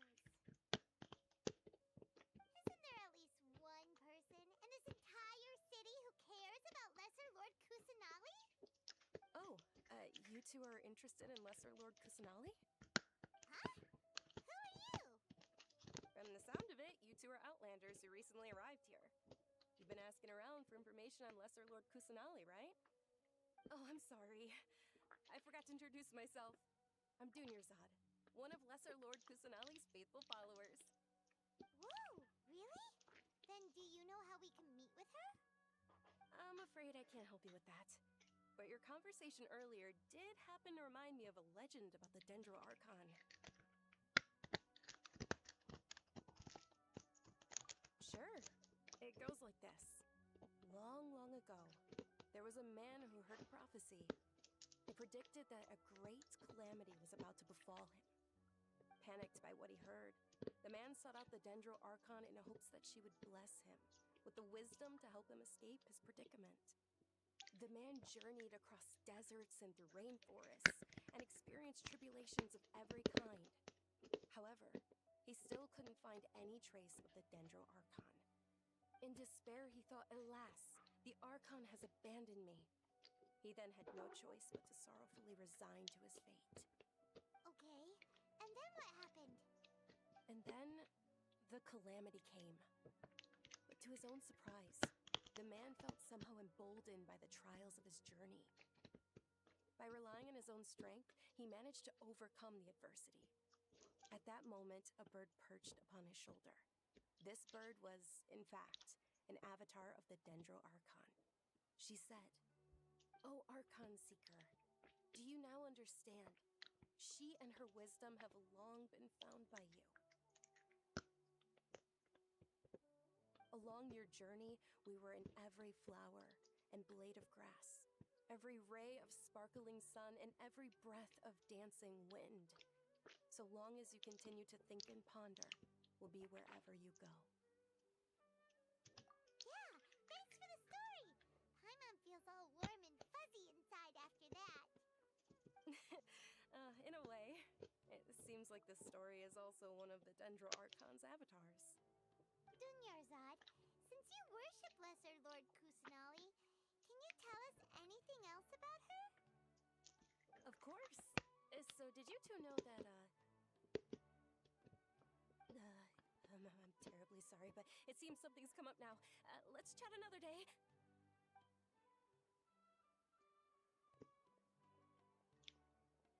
Hey, wait! What the heck just happened? It looks like they're searching for someone. Dunyarzad was acting super nervous just now. You think they're looking for her? This stinks! We finally managed to find a lead about Lesser Lord Kusanali! We can't let them get in the way now! Let's see if we can get rid of them. Then we can catch up with Dunyarzad! Hey, have you two seen a brown-haired girl wearing a purple top and a long blue dress? We're looking for her. Did she have bandages wrapped around her wrists? Yes, that's her. Did you see which direction she went? Yeah, she went that way. Quick, after her!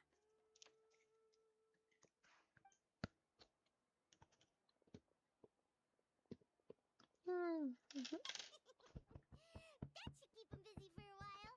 Let's hurry and find Dunyarzad.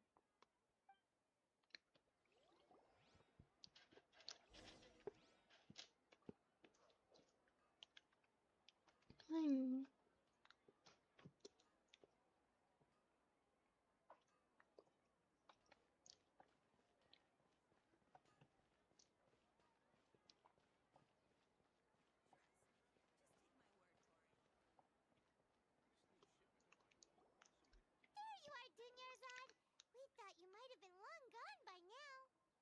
Oh, it's you two. Oh, you startled me there. You can relax now. We threw those people looking for you off the trail. Really? Thank you so much. Unfortunately, I believe there's still more of them out there looking for me. Uh-oh, looks like there's some coming this way. Huh? More of them? Then what are we standing here for? Run! No, wait, my body isn't in the best shape. It's difficult for me to run. Okay, sounds good. There's a tavern on the other side of the port we can go to. They probably wouldn't expect me to hide in a place like that. All right, let's move out. Stay behind us. We'll keep an eye out for anyone looking for you.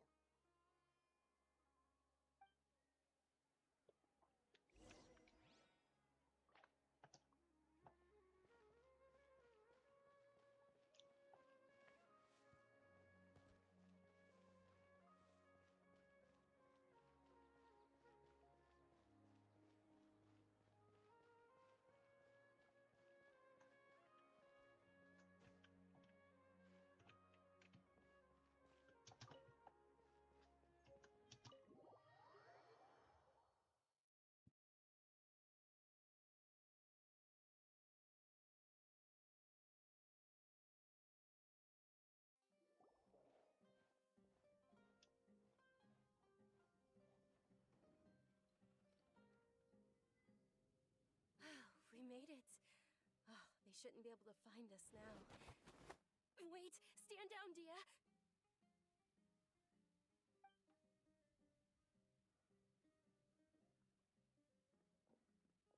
My lady, who are these two? They're travelers that I met on the street just a moment ago. They happened to notice that you were all searching for me, so they helped me hide. I see. In that case, you two should scram. There's nothing here for you. Wait a sec! Who the heck are you? And why are you shooing us away? I'm Miss Dunyarzad's bodyguard, here to see that she returns home safe and sound. My lady, let's get going. You've been gone for so long that your parents are worrying themselves sick. And if I refuse to go with you? It'd be easier for the both of us if you cooperated. But if you insist on not going, then I'll have to carry you like a sack of potatoes. Hey! Dunyarzad already said she doesn't want to go back. Why are you still pushing her? Stay out of this. You don't understand the situation. Sorry, my lady. Even though I'm your bodyguard, your parents are my employers. I have to answer to them. How much? Wait, what?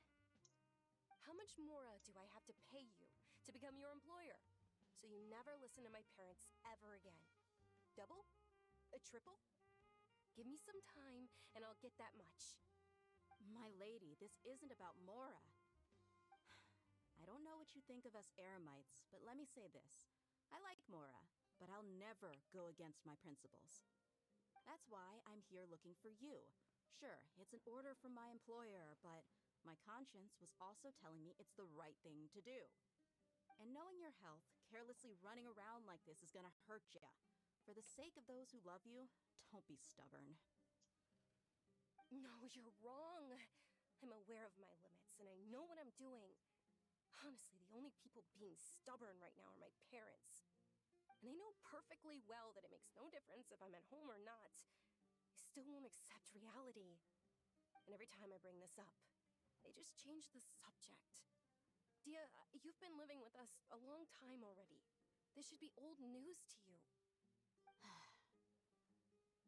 Dia, I know it hasn't been easy for Mother and Father, and I'm grateful for everything they've done for me. But there's someone else in this world I'm also grateful to. Because she saved me. The love I have for her is the same I have for my parents. This is my life and my last chance.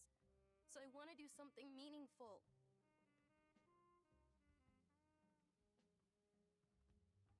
My lady, are you sure what you're doing now is meaningful? Yes, I'm sure. At least, it is to me.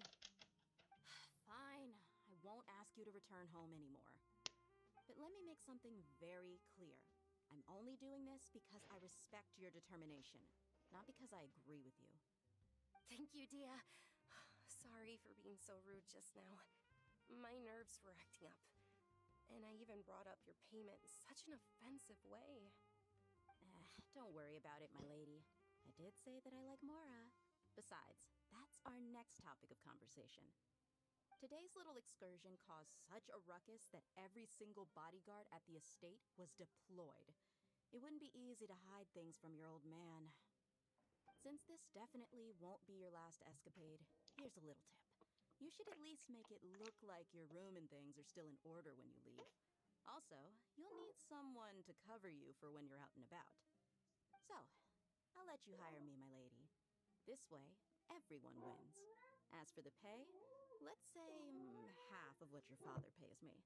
We can settle the bill when we return to the estate. Okay, deal. Yay! Looks like they've reached an understanding.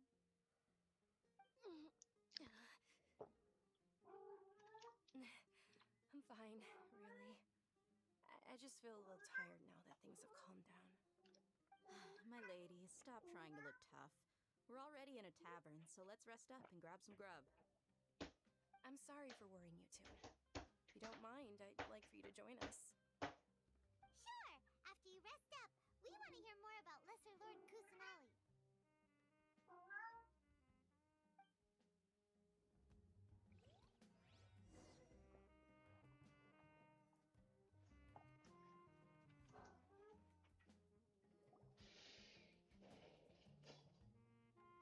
Ha! Well, if it isn't Dia.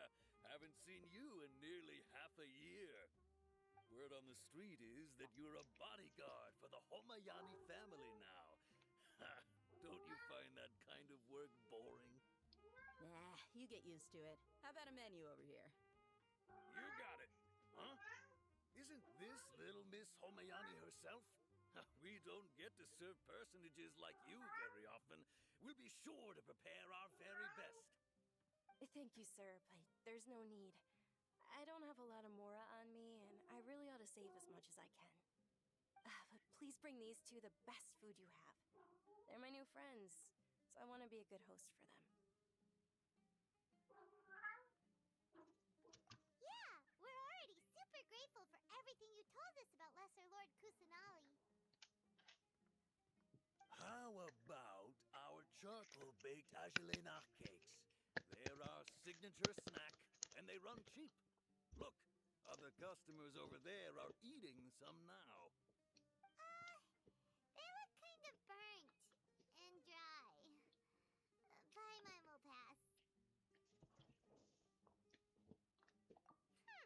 What do you have against my slime dishes? Dunyarzad, we asked a lot of people when we first arrived, and almost nobody was interested in Lesser Lord Kusanali. So, what made you want to follow her? Well, remember when you asked me if I knew how to meet the Dendro Archon? Even though I don't know how, I think I've actually seen her before. Huh? Really? Yes, it was when I was a child. At the time, my illness had kept me bedridden for the better part of a year.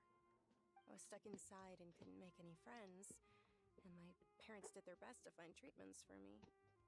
But even then, the Akasha didn't have any helpful information. My younger self no longer had any hopes or dreams. One flare-up was so bad that I was in a semi-conscious state for several days. Then one night, I woke up alone in my room. I was terrified. My body was paralyzed. Even if I cried, there was no sound. At that moment, an ethereal voice spoke in my mind. Dunyarzad, don't be scared. You don't have to cry. Dunyarzad, don't be scared. You don't have to cry. Who are you? How do you know my name? How do I explain this? You might not be able to understand, but actually, I know everything about you. Really? that you're scared of thunder, that you hate taking medicine every morning, and that you love counting the petals on your mom's skirt. Wow, you really do know everything. Dunyarzad, is there anything you want? Want? Not really. I can't go anywhere or do anything. Huh? But aren't you a child? All children have wishes. Tell me what you want, and maybe I can make it happen. But can you make my illness go away? Oh. I'm sorry. But I'm not powerful enough to do that right now.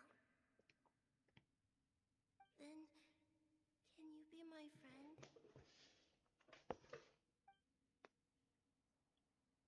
After that, the voice said, "Okay, I'll be your friend." Although my body was suffering during those days, that voice encouraged me and told me many wondrous things. Beyond my window was the flourishing Sumeru city. Beyond the city was a lush rainforest. And beyond that was the wall of Samiel, deserts, and all of Teyvat. Once I finally made it through that bout of illness, I couldn't hear that voice anymore. I told my mother about it, but she said that I must have been dreaming. But I know that that voice wasn't a figment of my imagination. Before that, I had never heard of Teyvat. Yes, for sure. If it weren't for that voice, I would have never grown curious about the outside world, nor would I have learned how to read and enjoy so many books. That voice sparked a desire for wisdom. It had to have been the Dendro Archon. I've been hoping for a chance to repay her kindness. In fact, I was running around today to help prepare the Sub-Zerus festival for her. What's the Sub-Zerus festival? It's Lesser Lord Kusanali's birthday, which was the day that she was found by the sages. It's actually an old holiday that originally celebrated Greater Lord Rukkhadevata's birthday. When she passed away, the holiday eventually became a celebration of the Lesser Lord's birthday. I heard everyone was overjoyed when they welcomed her back to Sumeru. In those days, the festival was a huge deal. But because of the Academia's influence, people have gradually lost interest in the festival. The Academia actively participates in Sumeru's many holidays dedicated to Greater Lord Rukkhadevata. But when it comes to the Sub-Zerus festival, forget any funding. They practically act like it doesn't exist. Maybe they see Lesser Lord Kusanali's birth as confirmation of Greater Lord Rukkhadevata's death, so they're reluctant to celebrate it. Aw, but that's awful. It is. It's absolutely terrible. Sure, the Greater Lord founded Sumeru, but hasn't Lesser Lord Kusanali been the one quietly protecting us for the past few hundred years? Just remember that we're still out in public. Don't get too carried away now.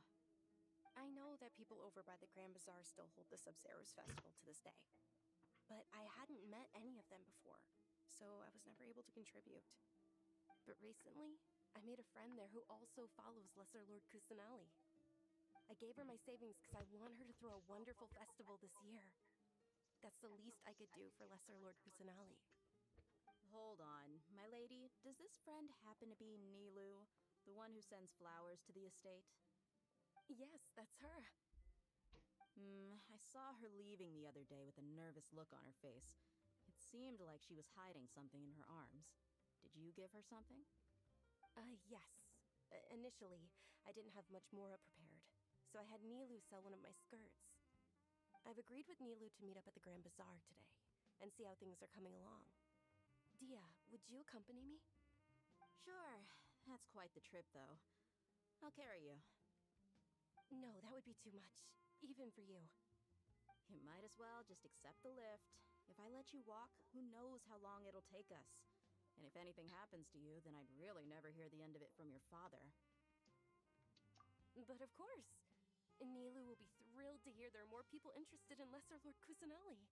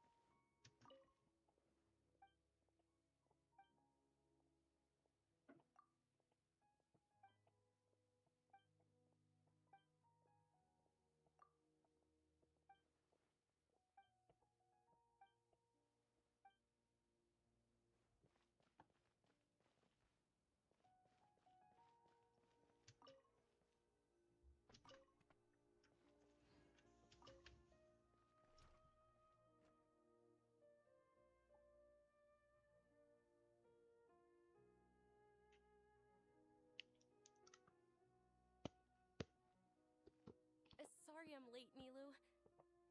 Oh, Dunyarzad.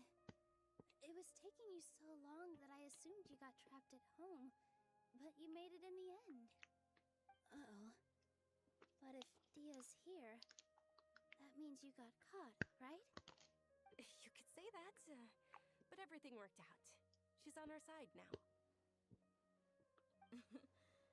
Not completely. Oh, and who are these two? Oh, meet the Traveler and Paimon, my two newest friends. They're visitors who just arrived at Sumeru City and are looking for information on Lesser Lord Kusanali. So you're followers from another land? That's wonderful. You two absolutely mustn't miss the Sabzeruz festival. By the way, Dunyarzad, we've already started decorating the Grand Bazaar. It looks spectacular, thanks to your generous contribution. You're very welcome. It's the only thing I could do. Do you still have enough Mora? Probably? But don't sweat it. We've already finished renovating the stage. Come on, I'll show you.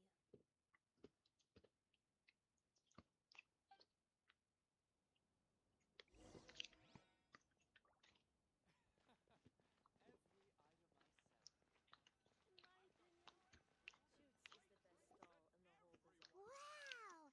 This place is amazing! Not bad. Last time I was here, the stairs were full of holes. The stairs were nothing. A little while ago, we discovered that the tree above the stage had a huge chunk of bark ready to fall off. Mr. Zubair was worried sick. We reported it to the academia many times, but they never sent anyone to deal with it. We didn't want anything bad happening, so we were going to cancel all the stage performances. Oh, probably because it was the theater asking. The academia looks down on performers like us. They probably think it would be best if the theater closed down completely. We can't let that happen, though. Not only would everyone involved in the theater go hungry, but then we wouldn't be able to hold the Sabzeruz festival anymore. Thank the Dendro Archon for Dunyarzad. With the Mora she gave us, we hired someone to patch up the tree, and we also gave the stage a much-needed makeover. The stage is going to be even prettier when it's festival time. I can't wait for you to see it. And I can't wait to see you on the stage. You've been practicing so long already. It's almost time for your dream to become reality. It's our dream. I'll do my best for the two of us. Milu, what are you gonna be doing at the festival? She'll be dancing the dance of Sabzeruz, the most important performance at the Sabzeruz festival. Dunyarzad, have you told them the origin of this holiday? I only told them about the Greater Lord and Lesser Lord so far. Okay, then I'll tell you two about how this holiday came to be.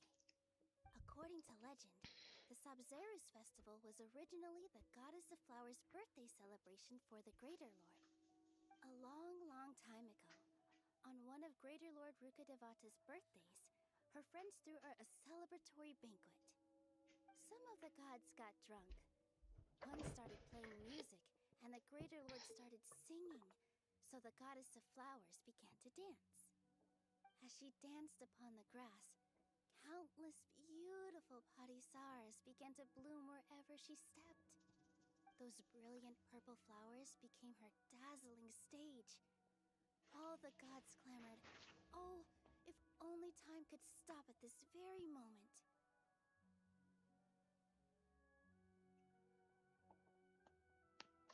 Of course they did. When people mention the gods, they always think of the Archon War. But Sumeru's gods also had happy times. Although they aren't around anymore, they're preserved in our tradition of dance. This outfit I'm wearing is apparently based on how the Goddess of Flowers looked. Though we're just tiny people compared to the divine, we still have to do our best to make sure that the birthday girl feels loved on her special day. Nilu, you of all people will definitely be able to convey our well wishes to the Dendro Archon. I also noticed that you went the extra mile and scattered parisaras around the stage. They symbolize the Goddess of Flowers, after all. It's just a shame that all the real Padisaras went extinct after her death. Yeah. The Greater Lord brought forth Padisaras in memory of the goddess of flowers, but she ultimately could never truly replicate that beautiful purple. Thinking about the goddess of flowers dance makes me wish I could have seen it. If my stage were anything like that, I'd be thrilled if I had just 2 real Padisaras on the stage.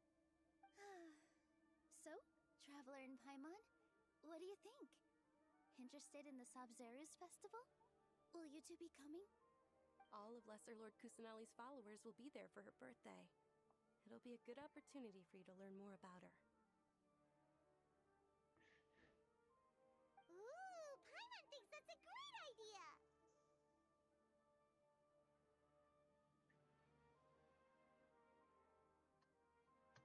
Hey, come on! There's nothing wrong with enjoying a festival.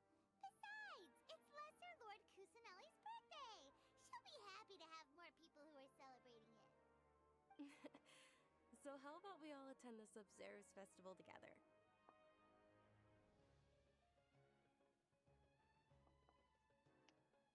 Dunyarzad, let me show you which stage decorations we've picked out so far.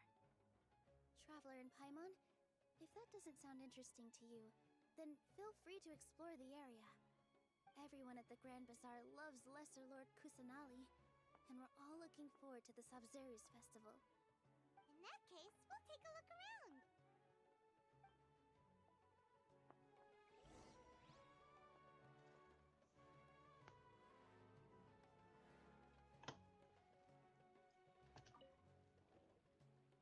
Whoa! What's with your yellow hair? And why do your clothes look so funny? Are you an outlander? Did you know that the Sabzeruz festival is about to happen? There'll be loads of fun things to do at the festival.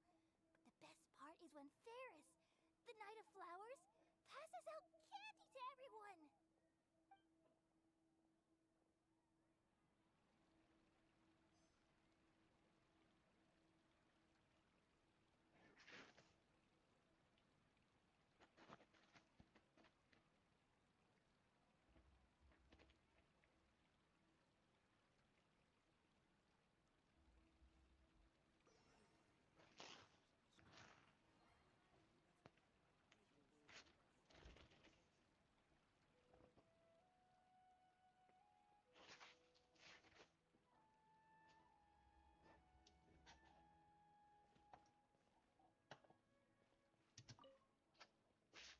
Huh.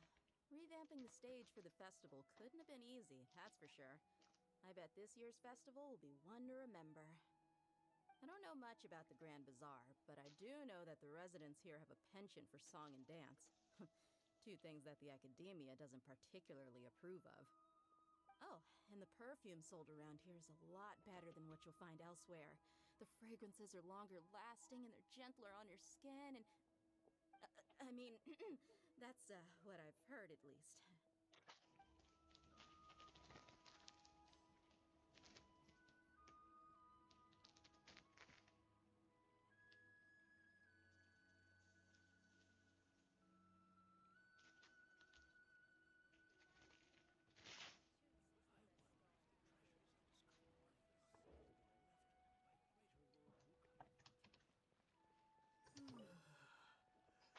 Things are really shaping up, and there's a buzz around the festival this year.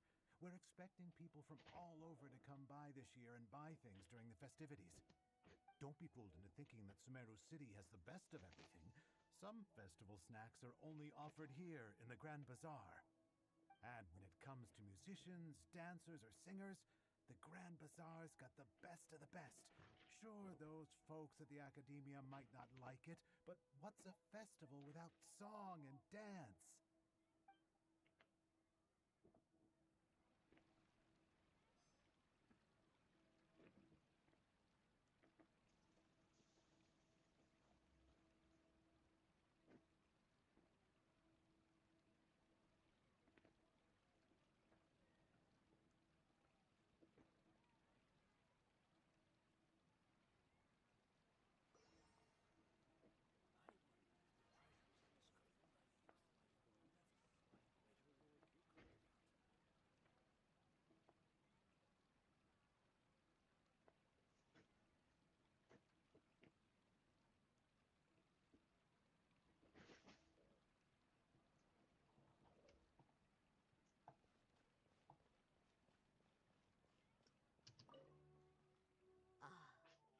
dancing at the Sub-Zero's festival.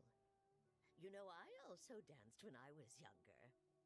As a child, I even asked my grandmother why we performed the dance for the Lesser Lord when it was originally done to honor the Greater Lord. My grandmother said that Greater Lord Rukkhadevata is a beloved deity and honored by all, and Lesser Lord Kusanali is too. If the goddess of flowers ever knew Lesser Lord Kusanali, then she would certainly have wished to be her friend and hold celebrations for her too. The Sub-Zero's festival has been losing its appeal over the years. That is, until a wealthy benefactor stepped in this year and brought the festival back to life. I heard she forked out a lot of mora to make it all happen.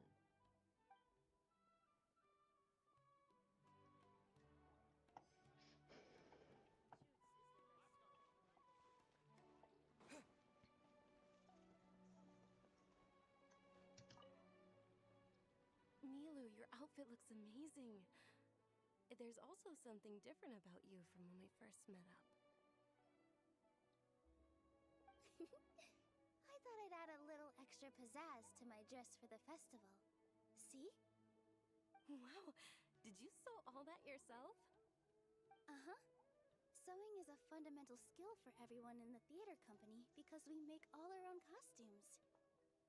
Did you know that Mr. Zubair not only can make costumes, but props too? I've noticed that you can't keep your eyes off this crown. Would you like to try it on? May I? Of course. The legends say that the goddess of flowers had beautiful horns on her head, so this crown was made to reflect that.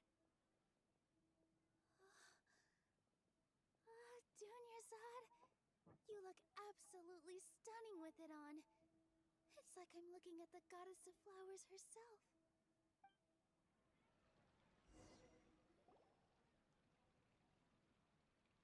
Hey! Is that who Paimon thinks it is? It looks like Catherine.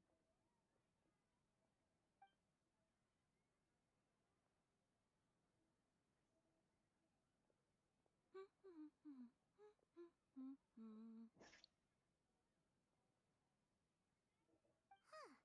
Come to think of it, Paimon's only ever seen her behind the counter at the Adventurers Guild.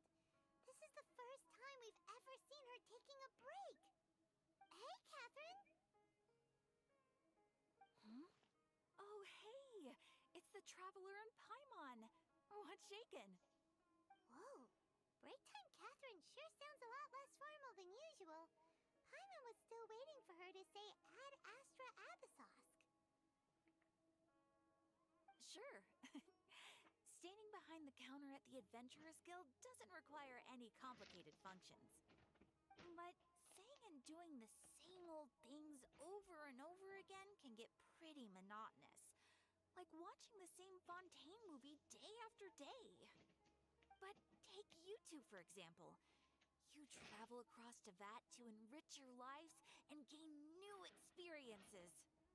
Well, we enjoy traveling across Teyvat and all that, but we're mainly looking for clues about his sister. Yes, you should keep searching. Sometimes the answers we're looking for aren't necessarily at our intended destination. Instead, they're found along the way. Huh. Haven't we heard someone say something pretty similar recently? Anyways, what brings you out here, Catherine?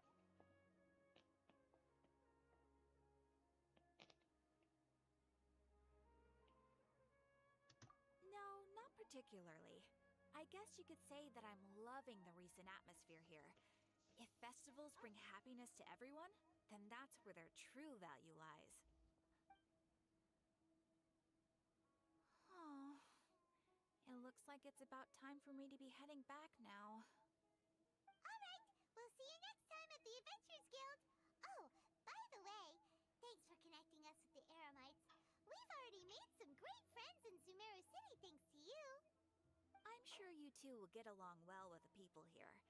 You've already been blessed by the element of Dendro after all. See you around.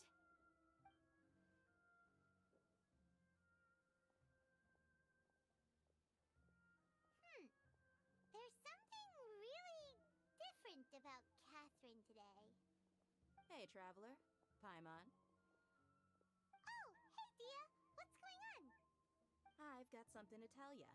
My lady knows you're looking for ways to meet Lesser Lord Kusanali, and she's been trying to come up with a way to help you. Well, I have an idea that might help. Are you serious? We'd love that! It might not necessarily pan out, so don't get your hopes up too much. I'll need to take you two somewhere and ask someone some questions.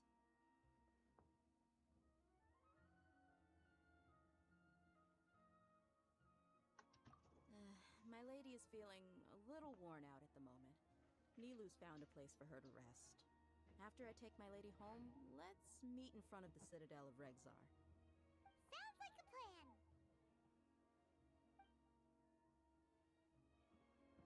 Let's head over to the Citadel of Regzar and wait for Dia! Welcome! Get your spices here. We've got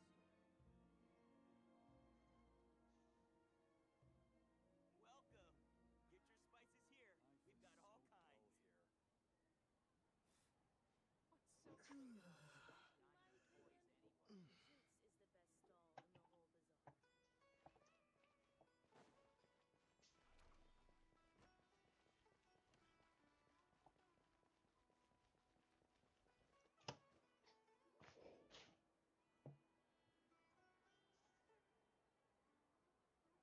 Sorry, I'm late. It took some convincing for the master and mistress to believe that Miss Dunyarzad was only sitting in the port for a while because she was in a bad mood. Anyway, I guess I should be thanking you. I haven't seen Miss Dunyarzad that happy in a long time. If it wasn't for you two, she probably would have been caught and dragged back much earlier. You sure sound a whole lot nicer than when we first met, Dia. Who would have thought you had such a soft spot for Dunyarzad? It's called being a professional. I'm a bodyguard, and I work for whoever's paying. Look, Dia's blushing.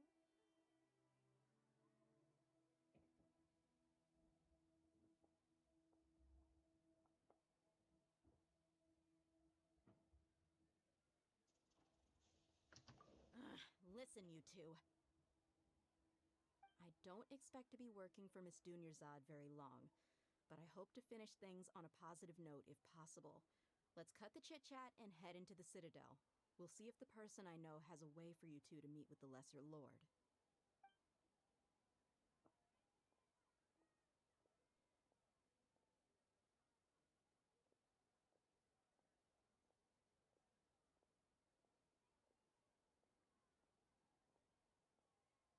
Oh, hey, Chief. Ah, Dia! What are you doing here? And well, didn't expect to see you three together. I take it you all know each other already? Mm-hmm.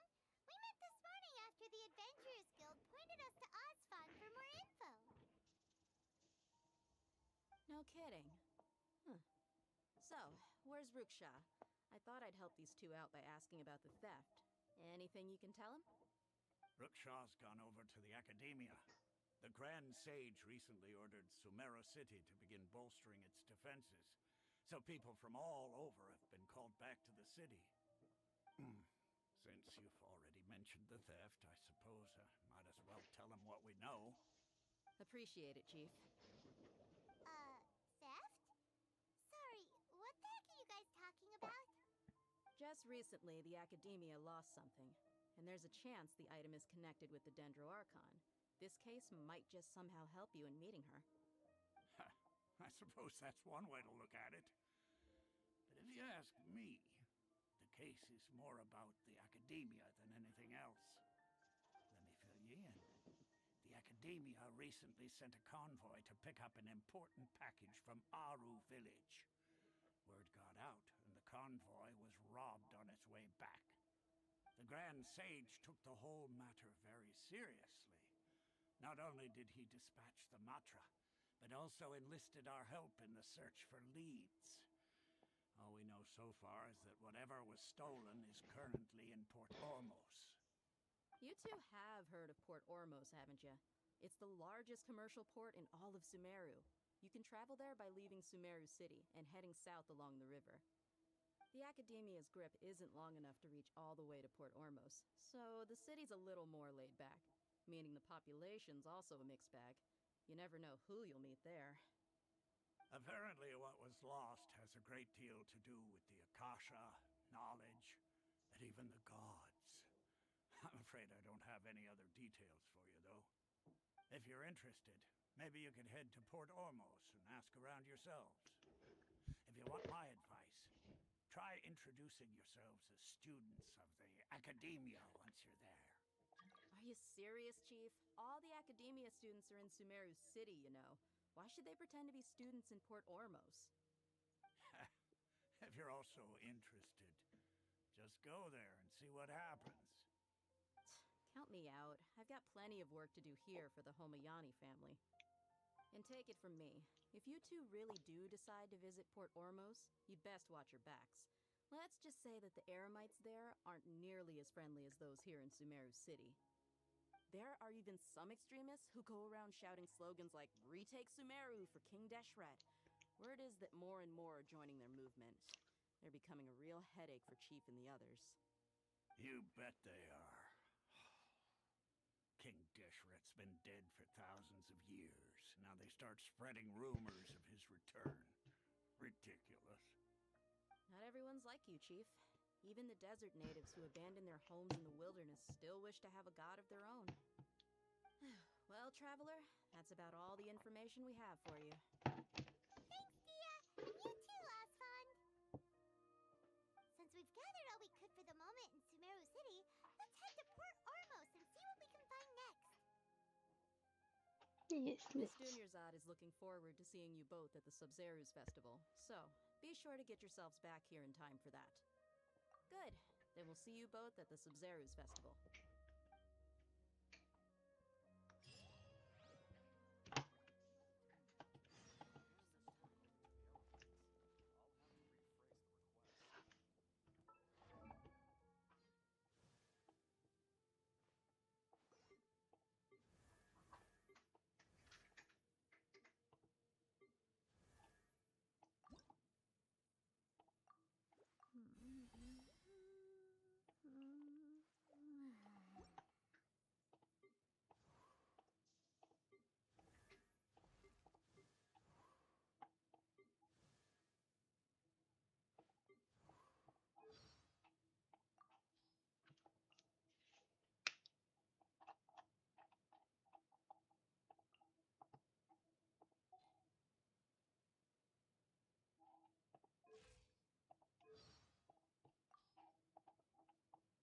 For Mondstadt, as always, is the Gunhildr family motto.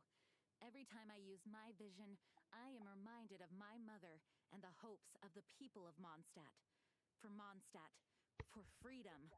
That is what I fight for. Barbara is a hard worker, but I feel she's too hard on herself sometimes. What? You ask me how I know all of this? It's because the Order also manages the church. When Lisa is around, I always have peace of mind. I must say that Amber's development has impressed me recently. I hope that one day her deeds will become the words of a bard's tale. Is that right? Kaya also gave you some suggestions. He is an excellent knight after all. This is a fact no one can deny. Though it may be said that it is in a child's nature to play, the things Klee plays with are far from toys. I can never take my eye off her. Sometimes I feel that terms like genius were originally created for Albedo. Grandmaster Varka is the legend of his generation. On the day of his triumphant return, I shall be sure to personally introduce you to him. I'm sure you too will be in awe of his greatness. Noelle. She puts enormous effort into trying to become a Knight of Favonius. However, I fear she is not quite ready for the dangers that lie beyond Mondstadt's walls. Some may see Sister Rosaria as one who complains about how bothersome her work is, but she does her job well. Last time I saw her, I told her she could come find me should she ever need help, to which she simply replied that doing so would be even more bothersome. I need to work harder to become of more assistance to the people of Mondstadt. Master Diluc has his reasons for being so critical of the Knights of Favonius, I am not proud of the way things went, but I cannot change the past. All I can do is keep working hard, in the hope he may one day see us in a better light. This is my duty. Master Diluc is my senior, and I have the utmost respect for him. Though we have gone separate ways, I can sense we share the same strong commitment to protecting Mondstadt at all costs. Sucrose is also a rare talent in the field of alchemy. Under Albedo's mentorship, she is sure to flourish. I'm sure her future will be bright. The only thing is... I was momentarily lost in thought. It is nothing bad anyway. Eula? Please do not hold her unfortunate background against her. The Knights of Favonius evaluate each person impartially. Eula has a clear sense of right and wrong and is more talented than most. The controversial statements that she makes from time to time are just a product of her personality. For instance, she always mentions wanting to challenge me, but I don't mind. The Grand Master placed Mika on the front line of the expedition team, not simply because he met the requirements of the mission. More importantly, he was impressed by Mika's hardworking and grounded nature. From my own perspective, I feel very honored to work with someone like him. Only glorious victories are recorded in legends and history books. Surely even the great knights of old must have had their struggles. Wind, please show me the path.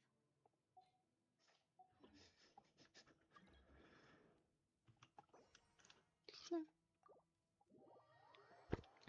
Since I'm not actually chatting to anyone this time. Let's see. Ew.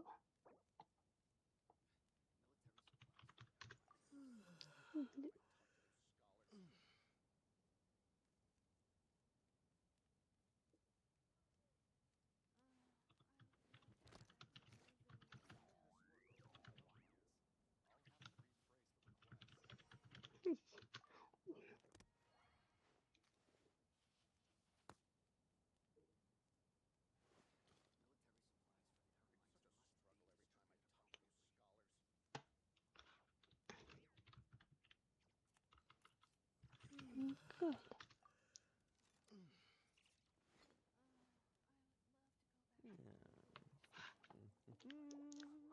Oh, you have him.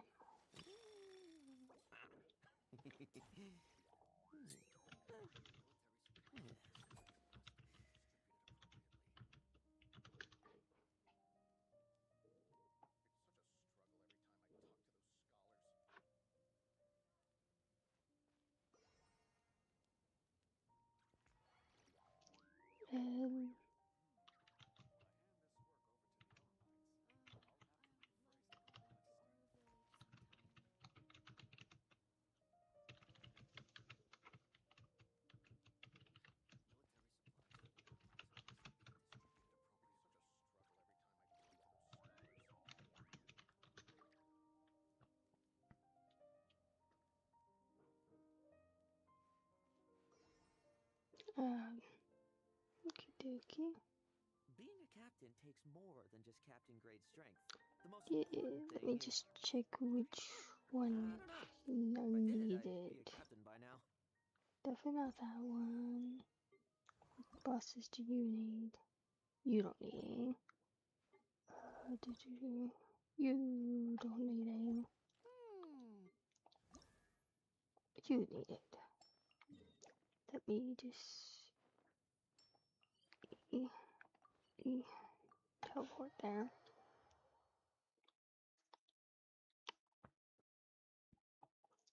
And go round. I don't know how else to get to it.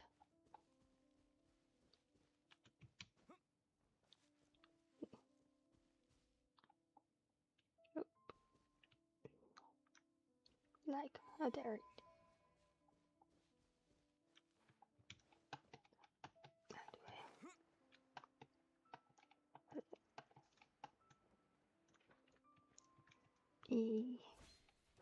I'll just do the thing I normally do.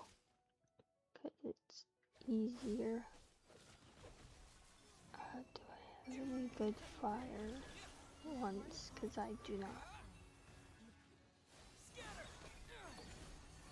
Oh my god, you. Oh no. Oh my god. How about some rest? Oh god, you're better at this than I am. That's scary.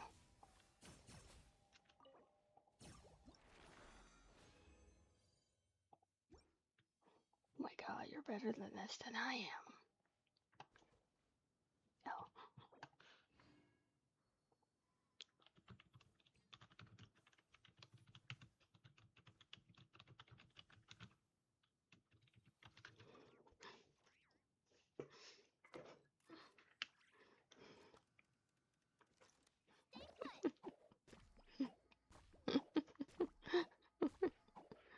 Oh no, I met someone that's better than I am.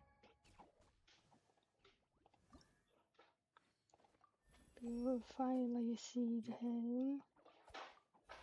Okay.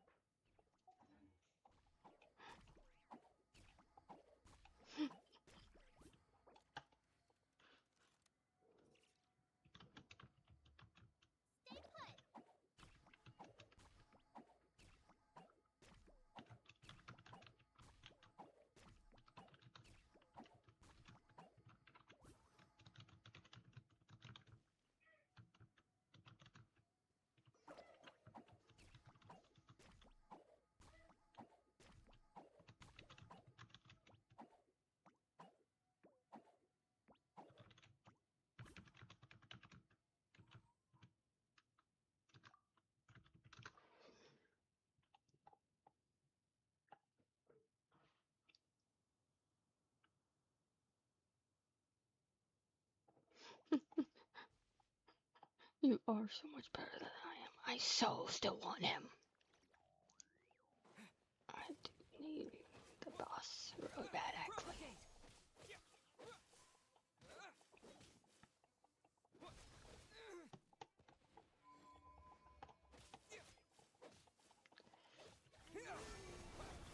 Oh no, God, you're so good at this.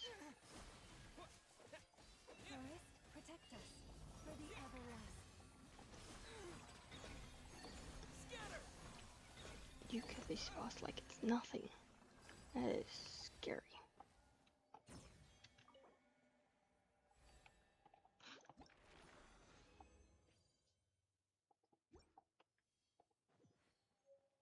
E, e.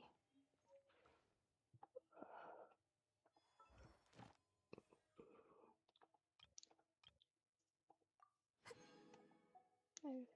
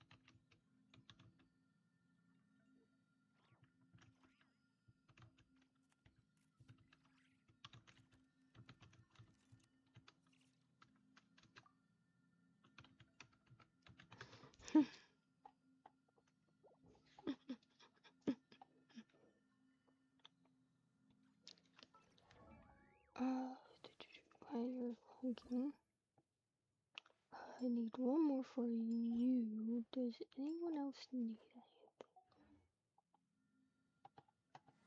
Oh, she's so cute. Aha. That's understand. Ew.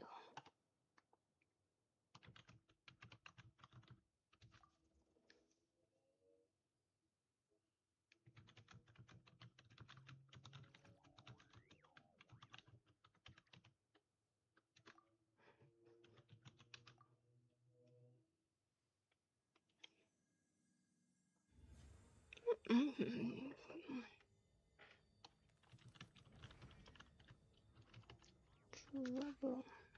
Let's see if I can actually get this.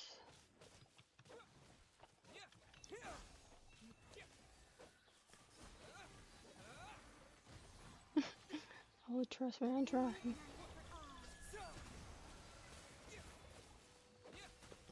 Seek refuge in the shade of the forest. Barbados,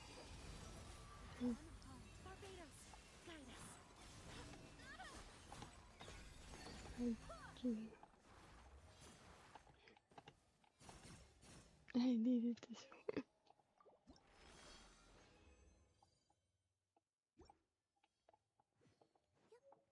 Let's see. What else needs it? Because you're fine after that. You are fine. What do you need? Oh, you need that.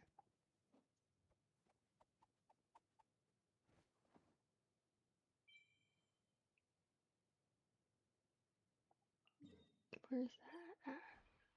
That's over there. I don't have that. What do you need? You also need ice. What do you need? Lightning. If you ever want to Where's trade that? tactics, I'm always ready. Ugh.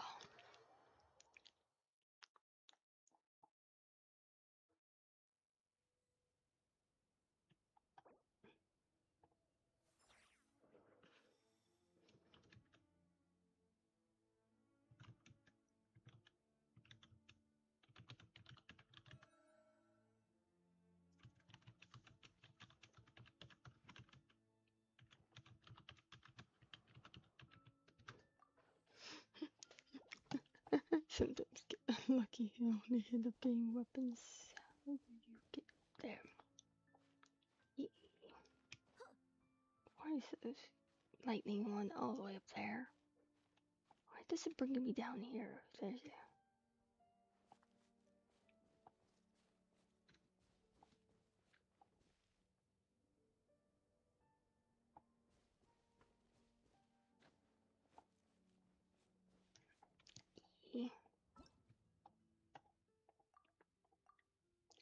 You're like giving me things to see. I don't know if I can beat this one. Last time I hated this boss.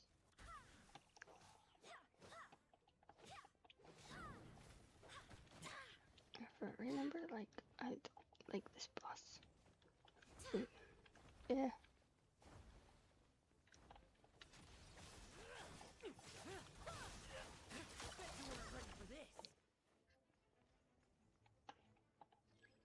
Oh god.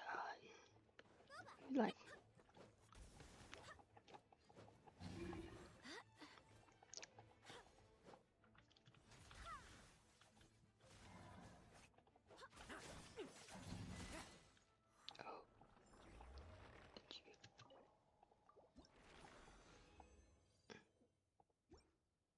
I'm gonna look down now because you are strong.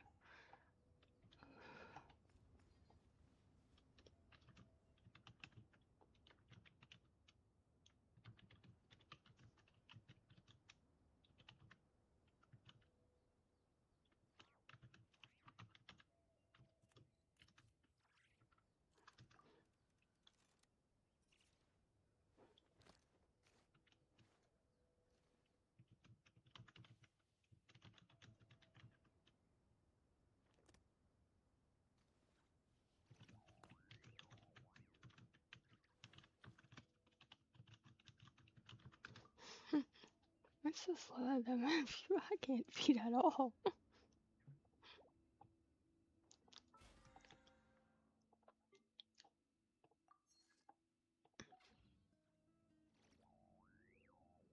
How will I get along with the other knights? Well, I'm certain I've left a deep impression. You need one That can more. only be a good thing, right? Onwards. We have work to do.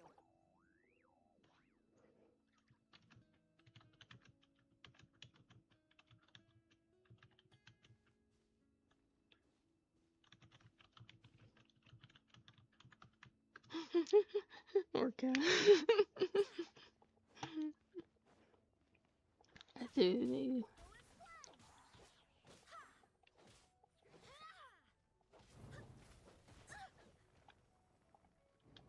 And then it does that annoying thing. E.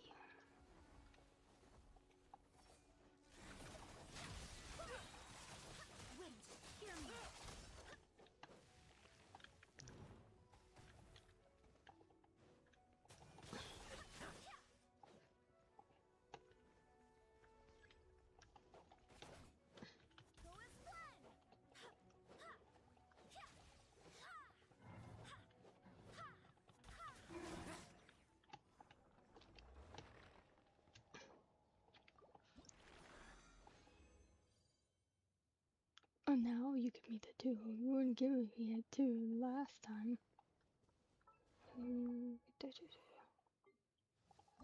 Is that all you need? Yeah. If you ever So what do you need? You need. So I need it one more time for you. A few more times for you. What do you need?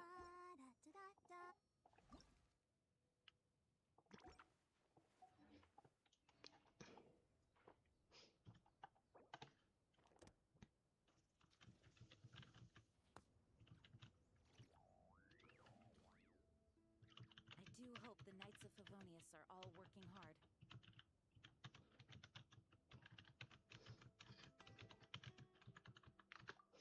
I have bird mind. Okay, what's needed? So I check out.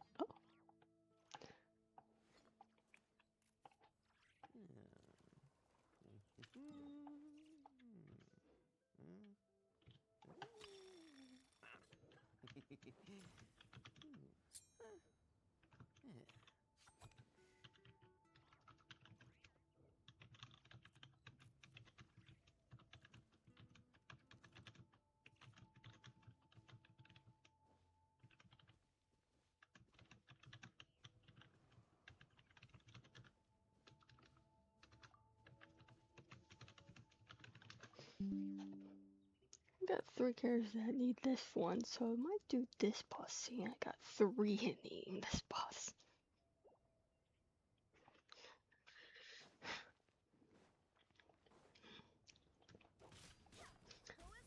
Yeah, it's like the.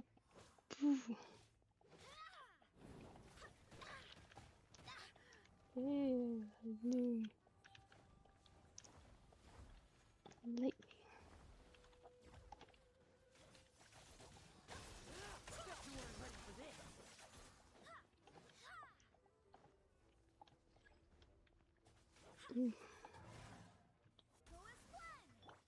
Scatter! Germinate!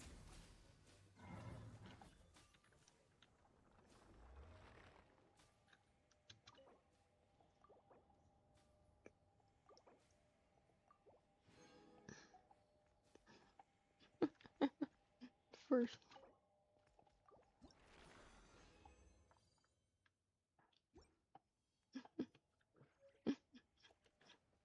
I need a bag.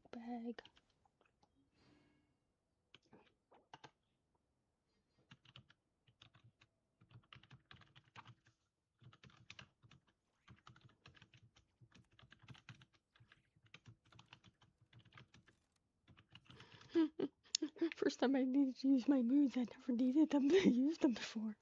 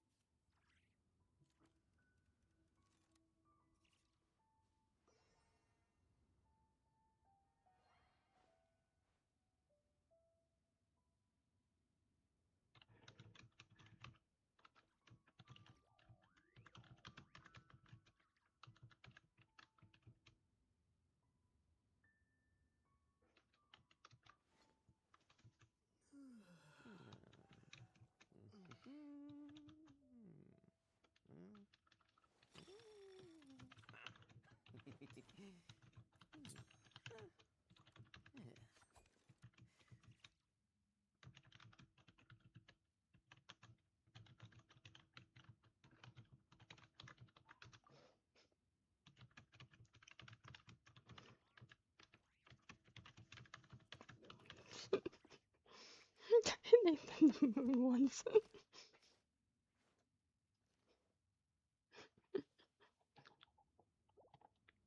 Yeah, actually go in my bag and actually where is the moon things?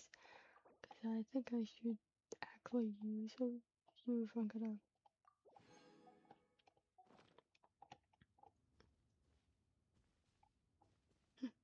Okay.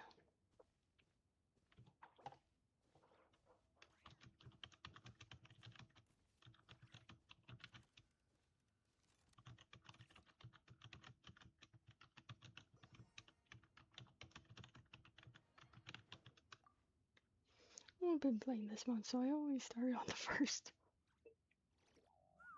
Mondstadt really is the place to be. Can't wait to get my hands on some apple cider.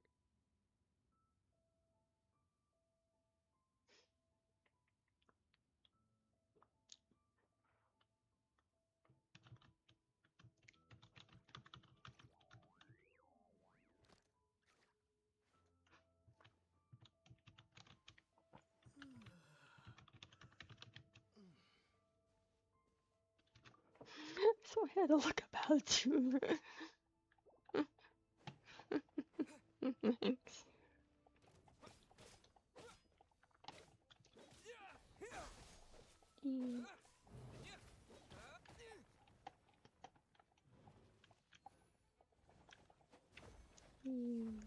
Just keep the little thing.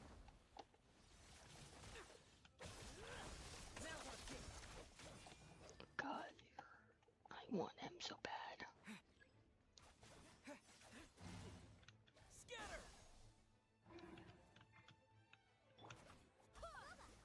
Barbados!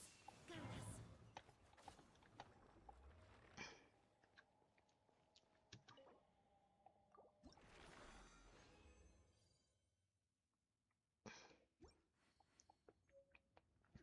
this! If anything, I'm gonna get a lot of feathers this way.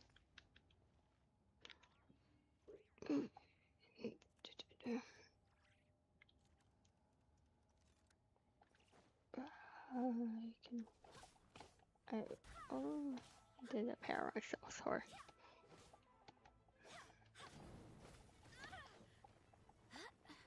I think 3 of them should take about one more thing.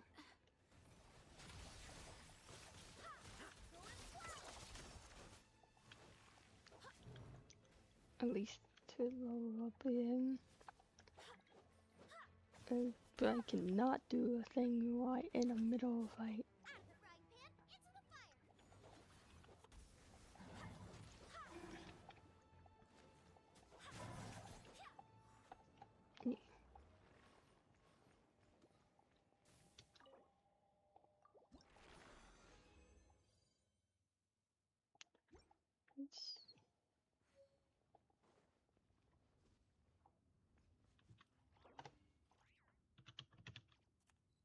Alright. You take your time.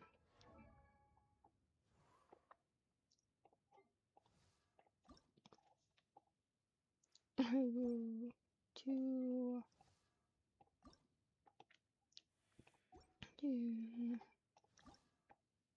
yeah, you are all doing very well. So let's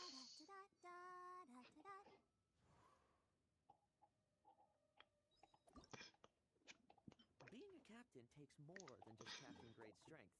The most important thing is... Onwards. We have work to do. I don't know.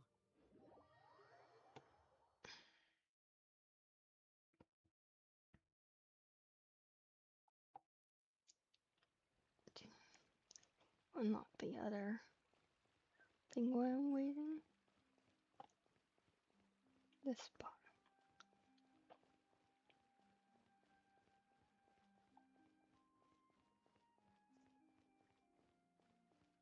Should probably save grabbing that quest for later with someone here.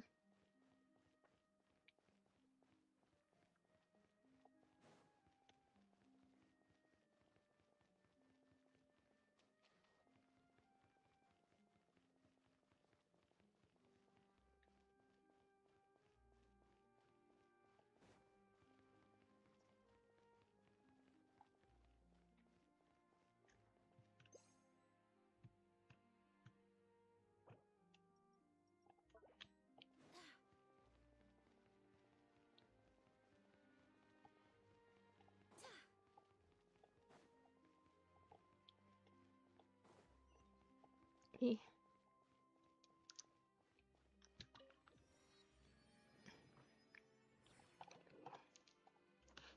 Welcome back.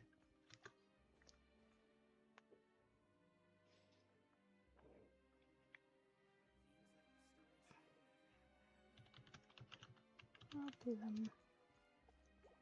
How does this boss work? I've never.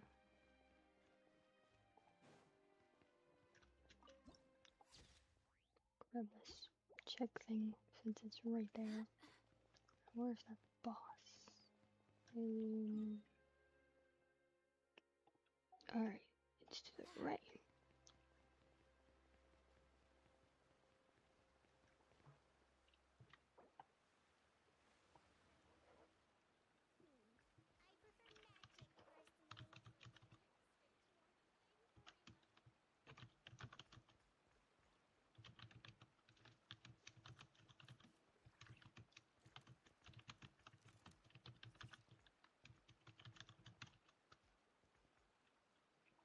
Overbound.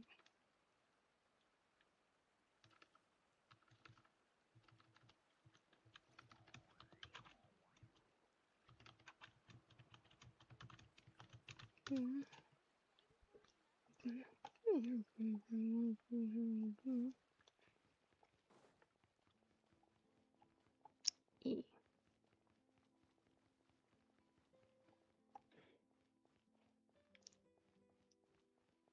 Yes, I knew, but I'm stealing you. You've joined unwillingly. Well, willingly. I don't really do this, boss. Do I talk to him right?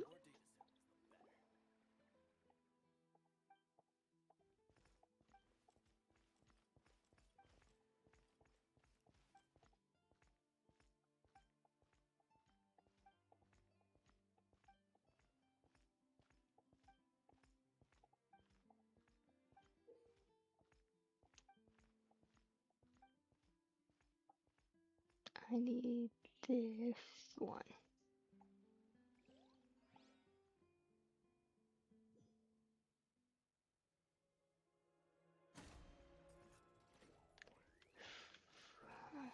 So worried.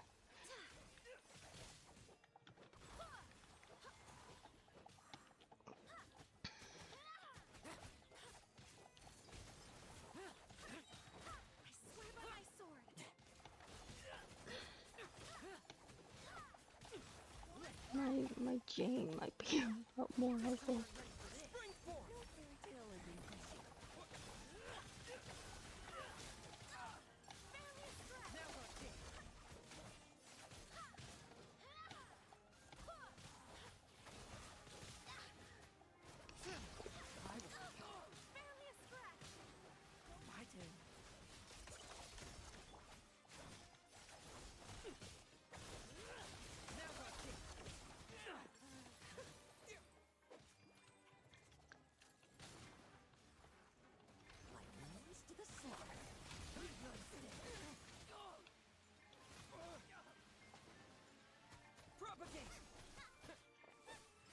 Wind, hear me.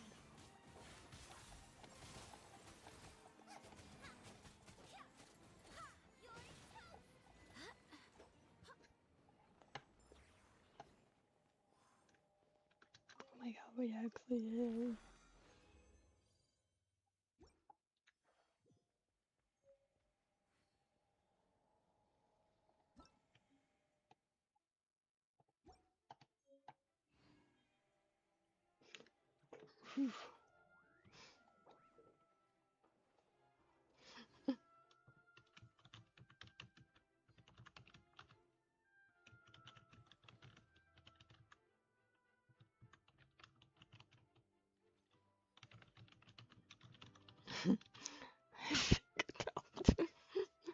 That drew her from doing that one.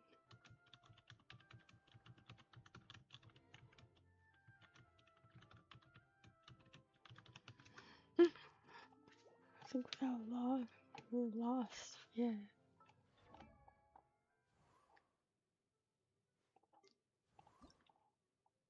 I do hope the Knights of Favonius are all working hard. 2, 5.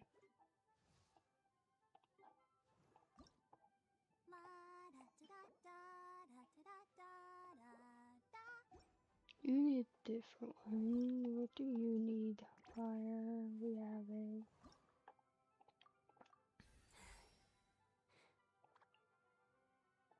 You need a different one.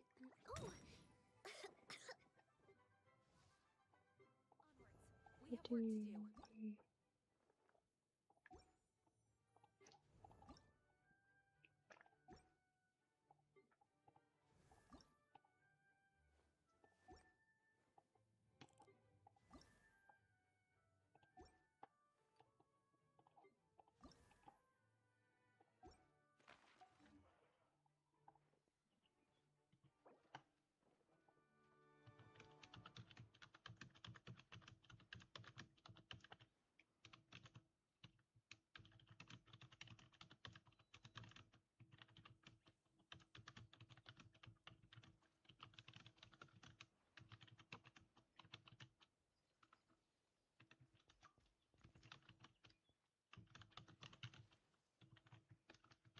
It's time to move on.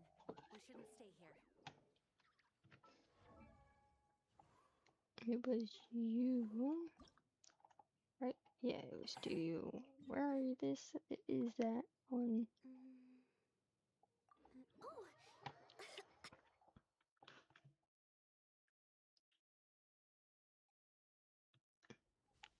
There it is.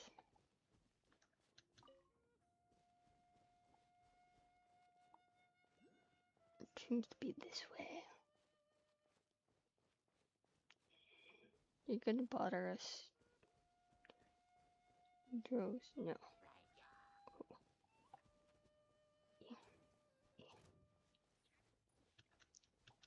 How dare they? Just gonna grab that flower since it's here. I have a bad habit of grabbing things.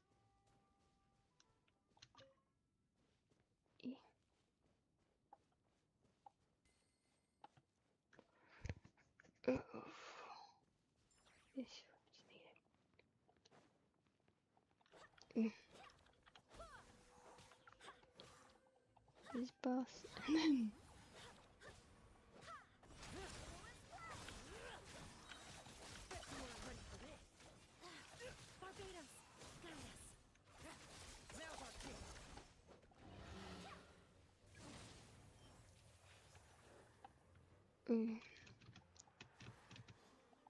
I'm so bad at this.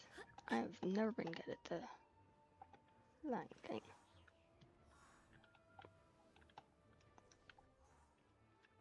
Never been a skill I had.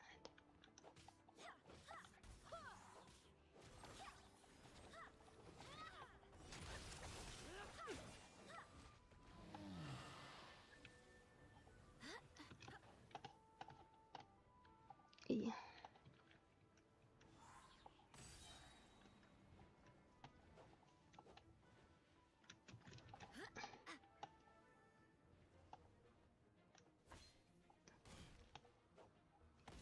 Man, I don't understand this one. Hear me.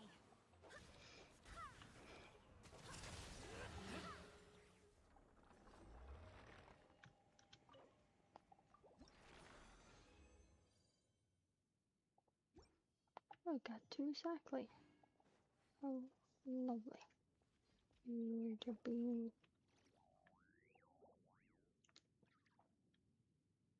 E.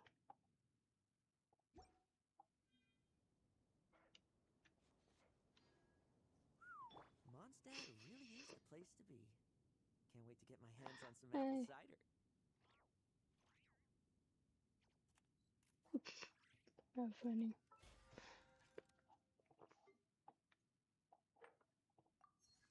I don't know.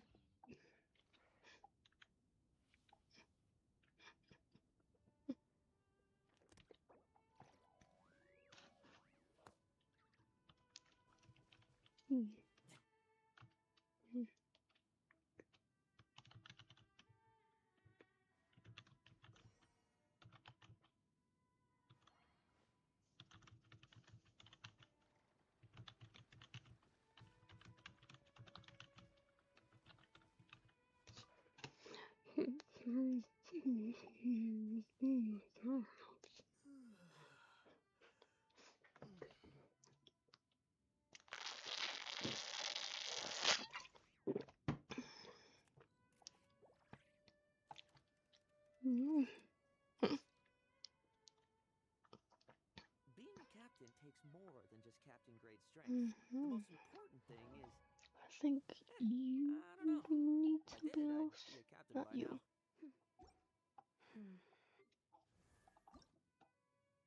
Not you. It was not you. Not you. Who was it?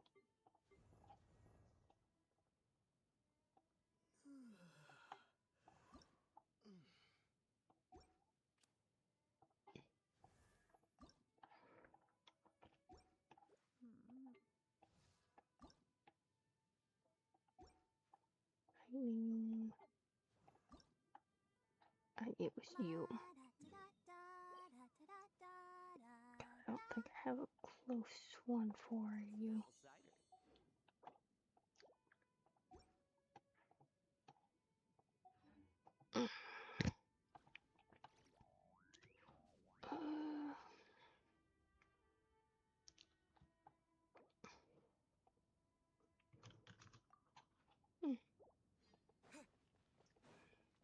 cider.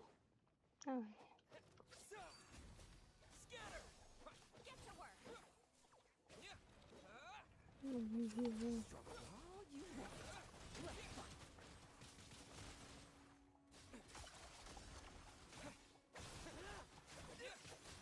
You weren't ready for this.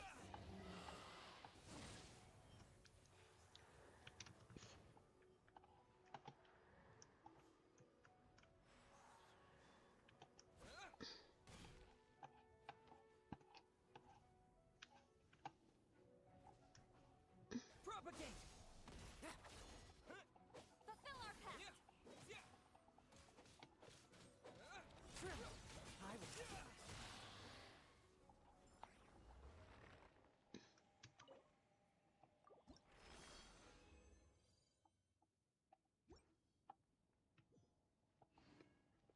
I used up them. There we go.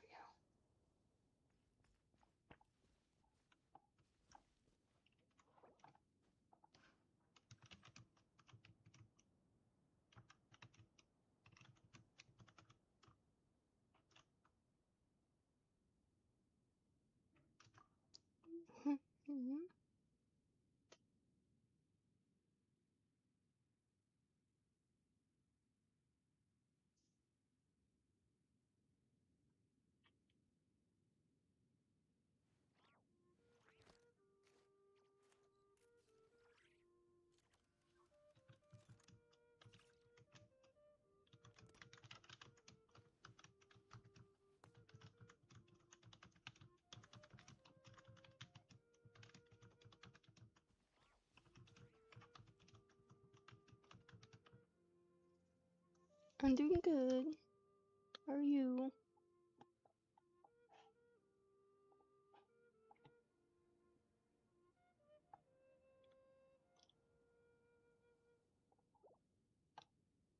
Where did you go?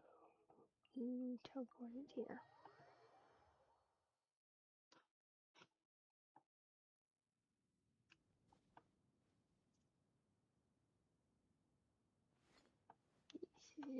Feel free to take a look.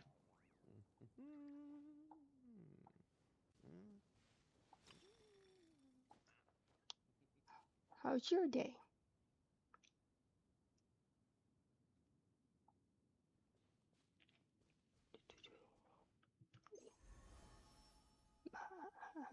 Spell trees. He actually got someone to help me for once. Got some bosses done, which is great. You're saying what boss is.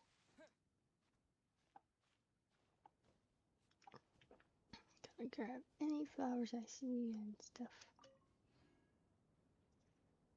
Oh, that's great. Glad you're doing well.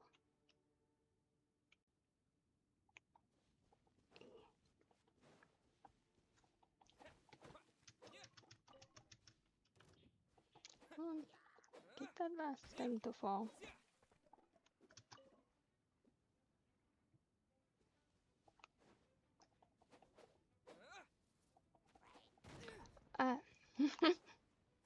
Well, it can be played on many devices, so, and it's fun. No, it can be hard, or especially if you have not good at games. I know the part I hated was getting to a thing that was a jumping puzzle, which I'm bad at parkour myself, so that took me a little bit. Also took me a bit with the lightning boss. Because I'm not good at that, especially since it cheated and like got me stuck in a corner the first time and made me all upsetty and pouty. Yeah, I went, that's not fair, that's cheating. And I got all pouty about it. Oh, that I am a child when it comes to things I can't do.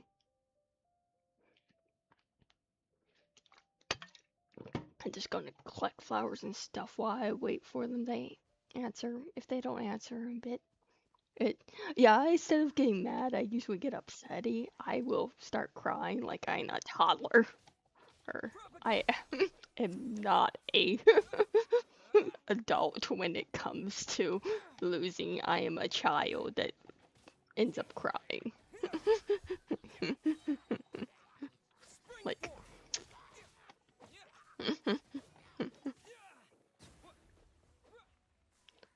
you feel free. Ask away.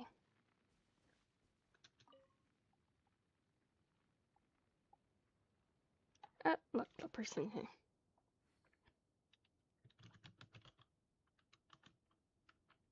Right? Let's go see where they are. Since they teleport, it seems. Yeah. Oh, let's just see.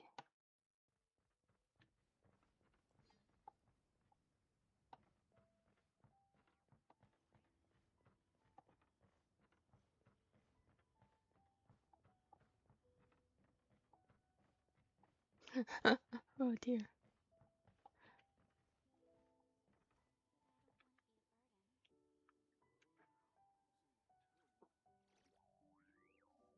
Oh, I don't have any money for that, unfortunately. I'm very broke. I would like to be a VTuber for one day, because I would like a little character for myself. But I literally am a brokey.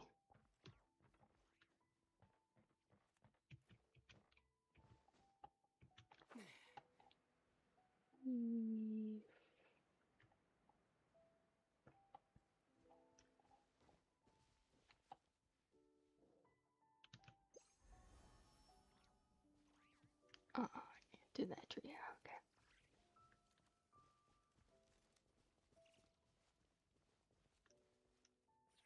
I think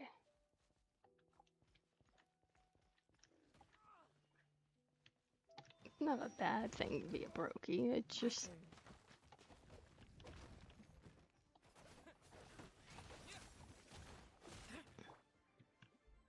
Barbados, guide us.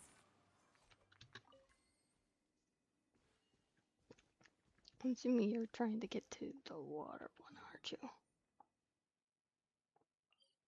Yeah, tracking guide. I think that's the one you're trying to go to. I think. Me. There's a thing up there. Let me get that for you.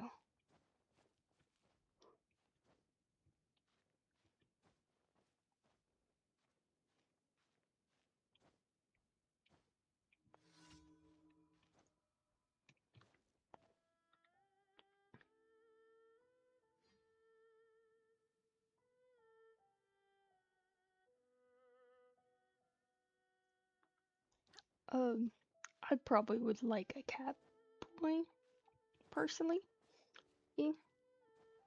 Probably my favorite character I ever played in D&D. So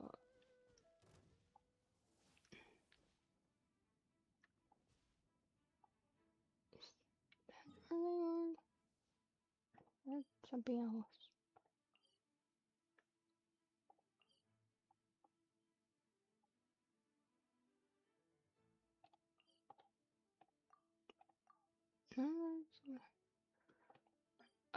But he's a cat boy with ears and white hair. He is definitely a troublemaker. Or, yeah, he claims to be a god a lot. So much that he became a god in the D&D game I played.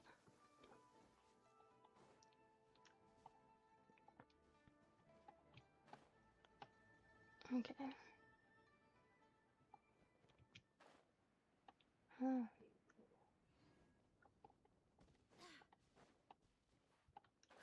That is... It is...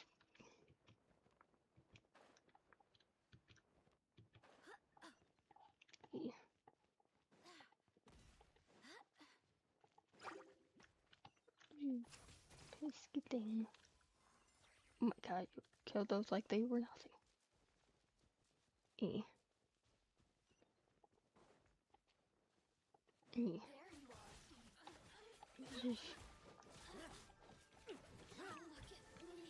I'm just gonna claim this just while I'm here. I hope the others find some.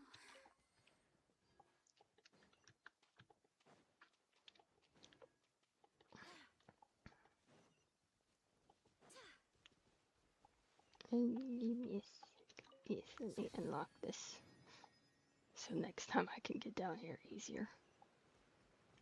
You can give me a second. God. I have a bad feeling about this one.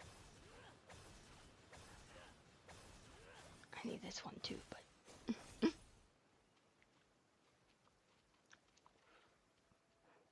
Maybe...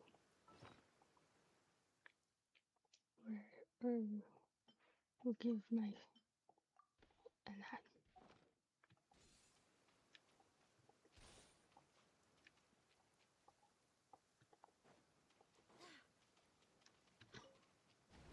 An assassin from our homeland, or a fool who trespasses upon the waters of Chinsa. Coveting the shapes of the living, pure water can take on many forms. In this way, shall water deliver your punishment. The power of water is its ability to take any shape.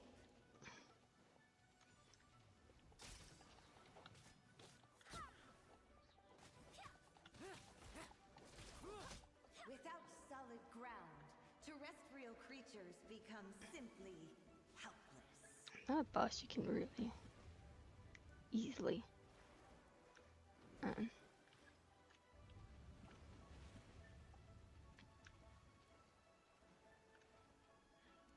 The power of water is its ability to take any shape.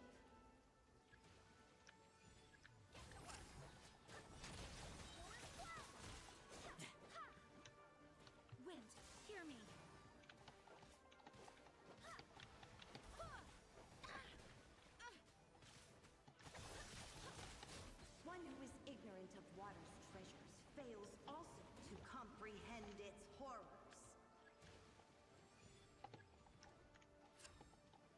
Let's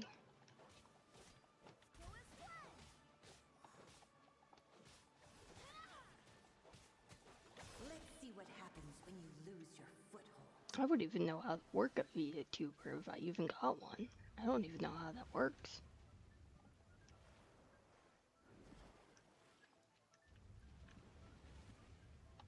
Make me think. The power of water is its ability to take any shape. Yeah.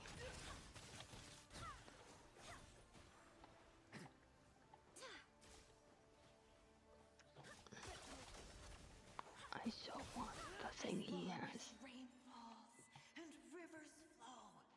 Water will exist forever.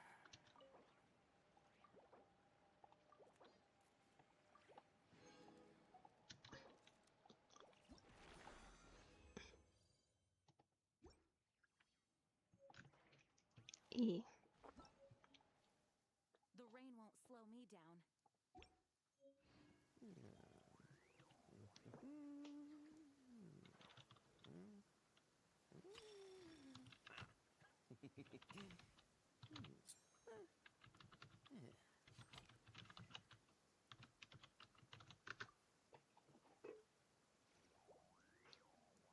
How do I do this again?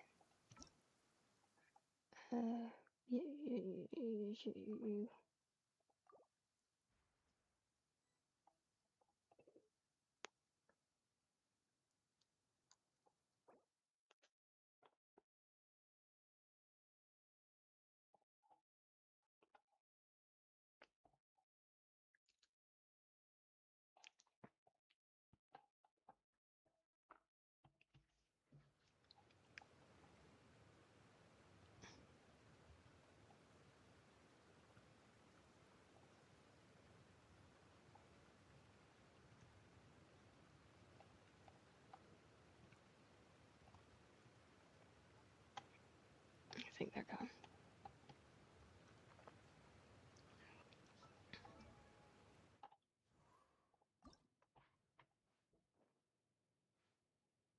You need some.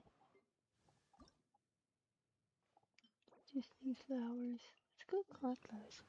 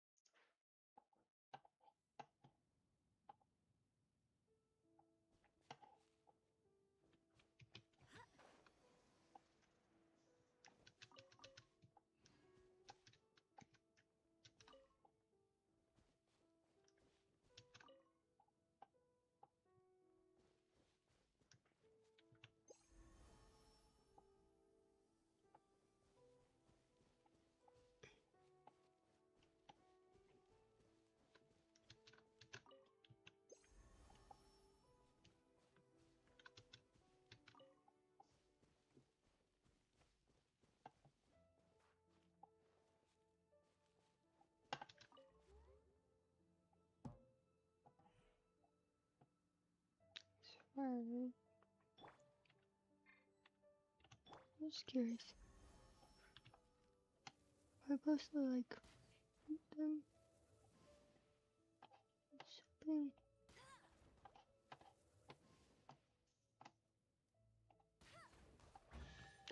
I am. I finally figured out those work. Okay, that's how that works. I always wonder how those work. I figured I might as well try. I guess straight.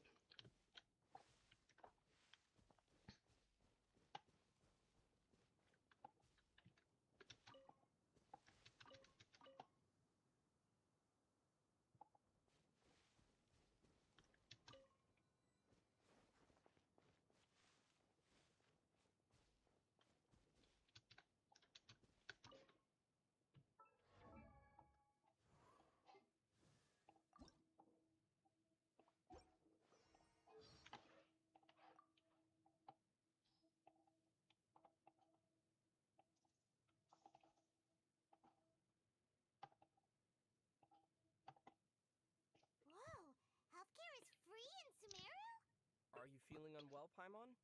No, not right now. Thanks for asking, though. Eating the street food on every corner has never sounded so tempting. Your stomach is gonna punish you for that. If so, Paimon will go see a doctor and get treated. It's all for free. It'd be a waste not to take advantage of this, don't you think? Maybe, but then again, the treatment would likely include a restricted diet. Oh no! So no more delicious food then? That, plus the doctor would make you take the most bitter-tasting medicine ever. Oh, okay. Maybe Paimon needs to reconsider this idea. So many people in Sumeru want to become scholars. Motivated by this ambition, they all study really hard to try and achieve it. But Paimon bets that the first ever scholar didn't set out to become a scholar. So what do you think the first ever scholar's ambition was? Probably to get their research paper written as quickly as possible. Huh? But isn't a scholar's ultimate goal supposed to be pursuing the highest and greatest knowledge or something? Paimon's sure that it must have been because of a fervent desire for knowledge that they became Sumeru's first true scholar. Writing papers is how you pursue knowledge. But what about when it's the highest and greatest knowledge of all?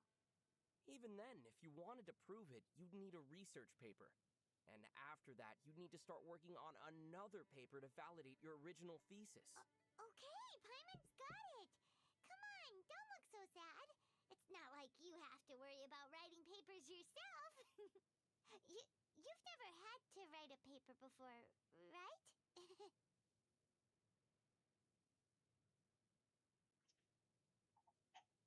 Paimon wants to go visit the Amorta scholars. When did you become such an avid student, Paimon? Well, Paimon heard that the Amorta scholars' research is all about nature. Which means they must have to research which animals are edible and which ones taste the best. And you know, that kind of thing. Paimon thinks it'd be really fun to help them out with their research. In other words, you've got a craving for some tasty organic dishes. No, Paimon genuinely thinks that it's a really meaningful research topic and wants to help out. Well, in that case, I think the Amurta scholars might be more interested to find out about Paimon's species and behavioral patterns. Gee, is that the time? Paimon just remembered we have something else more important to do.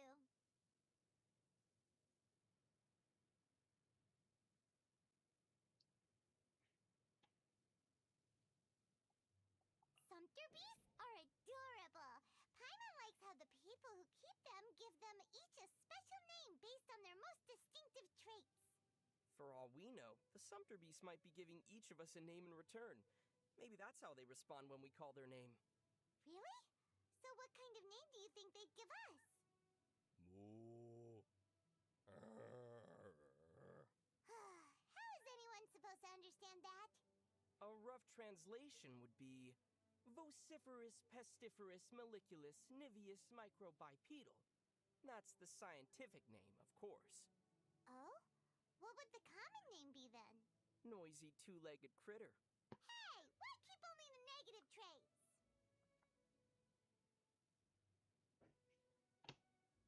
There are 6 darshans in Sumeru. Ooh, it would be cool if Paimon had her own darshan too. It'll be called Paimonology. What wisdom would Paimonology stand for? Practical wisdom for everyday life. So Paimonology scholars would specialize in the art of cooking slimes in 100 different ways, never letting a single Mora escape their grasp, giving people ugly nicknames, etc.? Whoa, you read Paimon's mind! Also, don't forget how to become the best travel guide in Tibet. Oh, this is a fantastic idea! Come on, let's go submit a darshan application to the Academia! From this day on, you'll be the Grand Sage of Paimonology! I'd like to decline the honor, please.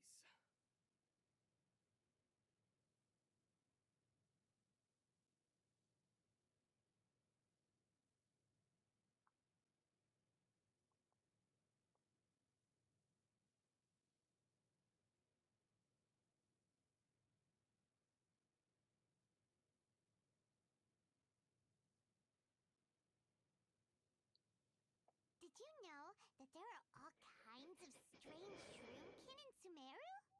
Oh, yeah. Here's a fun one. Legend has it there were some forest boars who couldn't live without mushrooms, and the two species gradually formed a symbiotic relationship with each other. Now they're known as shroom boars. Whoa, that's a lot like us. Paimon can't live without you either. If you can't live without me, that means I'm the shroom and Paimon's the... Boar! Hey, wait a second! The residents of the Grand Bazaar are all so talented. They sell their own woven goods, beautiful vases and jars, and delicious-smelling spices that make Paimon's tummy start rumbling. And they all sing and dance really well. Paimon wishes she could do that. Well, if you're serious about it, there's no reason you couldn't learn. What? Really? Well, for starters, you have a natural advantage when it comes to dancing. You won't trip over yourself or accidentally step on someone else's foot. Oh, yeah! Paimon always forgets how useful flying can be. All right, then, let's go boost a move at the Grand Bazaar and watch everyone shower Paimon with admiration. Aha. So that's what this is about.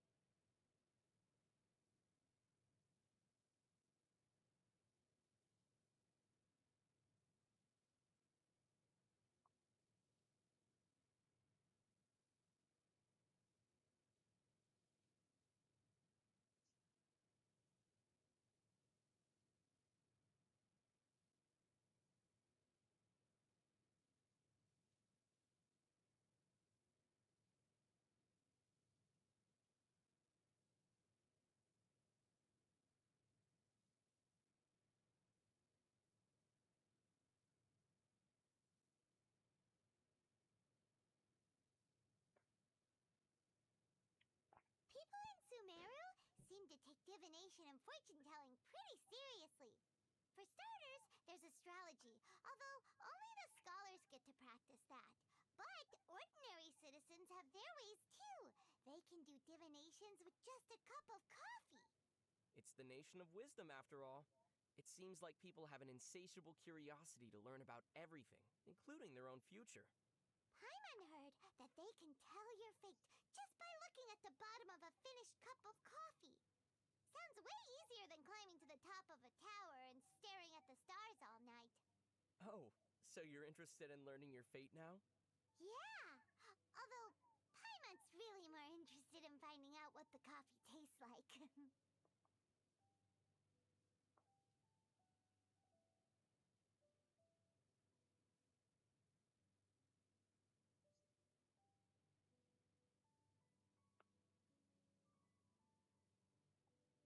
Khadivan and Nisa kept talking about poor Biruni this and poor Sina that. Why do all these words have poor at the front? Well, per means descendant, and also student. So in this case, they're referring to themselves as the children and students of the great sages of old. Huh, so that's what it means. From the way they were throwing these words around, Paimon was sure it'd be something to be proud of. Wait, but isn't it? Well, Paimon for one would much rather be known as the founding father than have a name that basically says, so-and-so's my daddy. Pretty embarrassing, don't you think? I have to admit, I've never thought about it like that.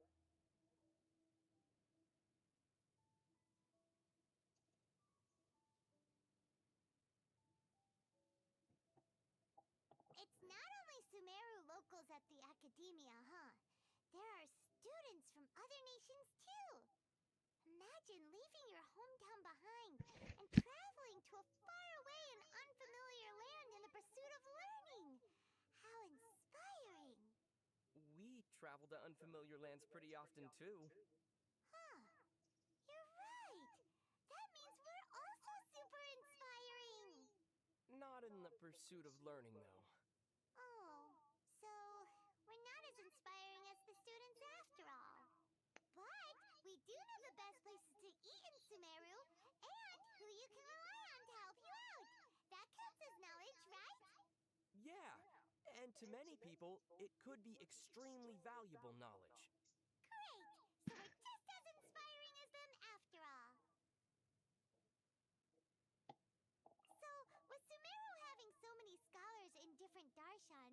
Do you think they end up arguing a lot? You know, just like the rivalry between Li cuisine and Yue cuisine in Liyue. I'm sure they do. Conflict between different schools of thought is the most normal thing ever. As the Liu martial arts novels say, wherever there are people, there will be conflict. Wow, what a line! That's heavy. But the scholars in Sumeru probably don't duel like Liyue martial artists, right? Maybe they settle things with a game of Genius Invocation, TCG. Oh, good point! A duel of wits. Paimon can just imagine it. When one scholar can't convince another in an argument, he takes out his deck of cards, calmly sits down opposite his opponent, thinks for a moment, and then secures his victory. That does sound like something that would happen in Sumeru. The game ends, and the winner says, "Good game," as a sign of respect to his opponent. After that, both sides are back on good terms. Saying that would probably only escalate the conflict. Huh? Why? Sino's super into that card game, Genius Invocation TCG, isn't he? So am I. Doesn't it seem kind of weird for the General Mahamatra to be into playing cards? Not when you consider his hairstyle. Huh? What has his hairstyle got to do with it? When you're playing a card game, the fancier your hairstyle, the more distracting it is for your opponent. What's going on with this guy? How did he manage to shape his hair like that? When your opponent's mind is consumed with thoughts like this, you'll quickly gain the upper hand. Really? Then we'd better think twice before playing against him. I don't know. I think I might just have an advantage over him. But you don't have a fancy hairstyle at all. And your clothes look pretty normal, too. But I do have Paimon. You know, he'd be like, "What's up with this guy? And what's that pesky flying companion of his up to?" As long as you're floating by my side, Sino's mind will be consumed with thoughts like this. I, on the other hand, would be completely unfazed by his hairstyle, so I'd be able to focus, and victory would be mine. Forget it. If you want to play cards, go get a funny haircut. There always seems to be people throwing Mora into the fountain on Aranias. Yeah, supposedly the fountain fairies listen to people's wishes. That's probably how the custom began. Huh. So even fountain fairies need Mora? Whoa. They must be living the dream. All they need to do is find a fountain to live in and they're all set. No need to work. Just sit back and wait for people to literally throw Mora to you. I don't think that's quite how it works. You have to grant wishes, remember? Oh. Okay, well. Oh, young traveler, your wishes have been heard. Which lost sword is it that you seek? The dull blade or the silver sword? They both look like trash, to be honest. Just choose one. Oh, fair maiden of the fountain, neither of these swords is mine, and neither do I desire. For what I seek is my lost travel companion. Huh? You are a sneaky one, young traveler. Okay then, the fountain fairy shall grant your wish and become your best travel companion ever. Operas in Fontaine come in so many different genres. Historical, myths and legends, even fairy tales and modern romances. And lots of adventure stories, too. Oh yeah, like Tancred and Shericli. Oh, Tancred, you fool! If only you'd recognized Shericli before it was too late. Apparently, the story's based on true events. Ooh, does that mean that there'll be opera adaptations of our adventures one day? We've been through so many adventures together. There's gotta be a scriptwriter out there who's interested in taking our story to the stage. And they won't have to worry about crafting the perfect tragedy either. Everyone loves a happy ending, right? Oh, how about we get a head start and assign voices to ourselves? Paimon thinks you have a baritone voice.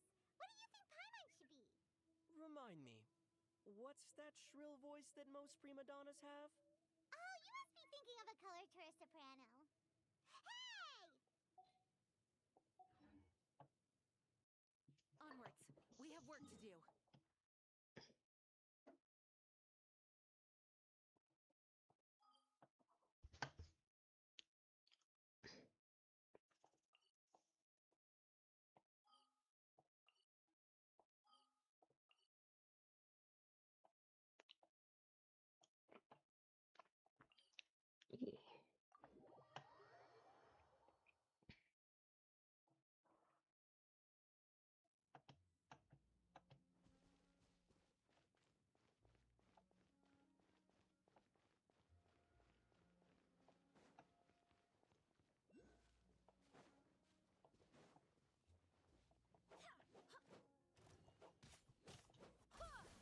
Vados, guide us.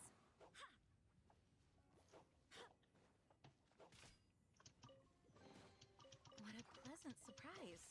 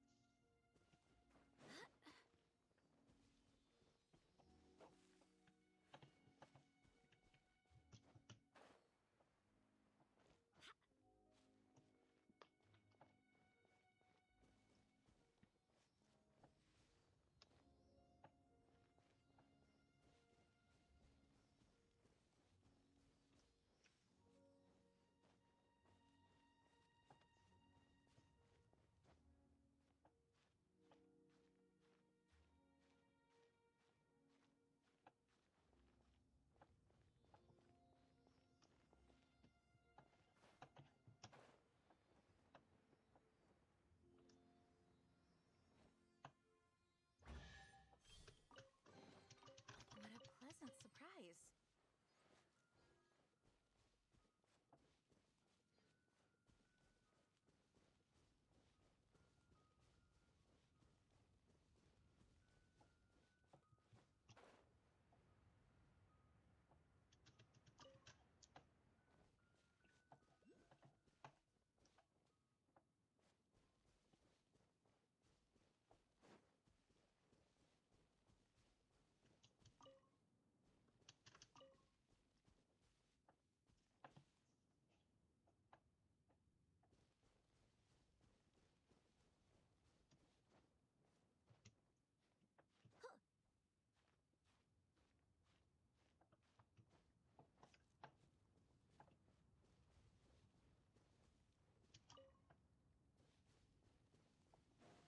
I don't see them.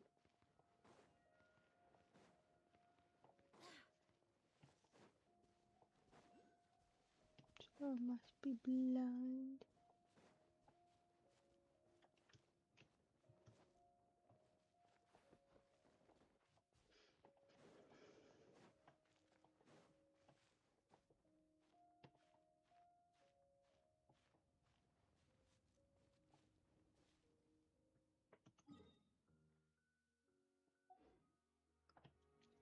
I'll go to the other one.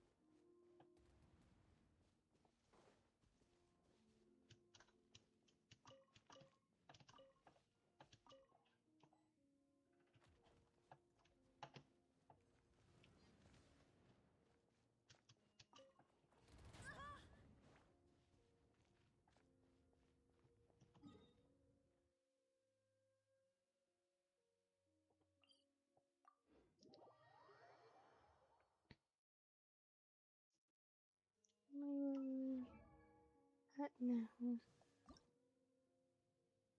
7.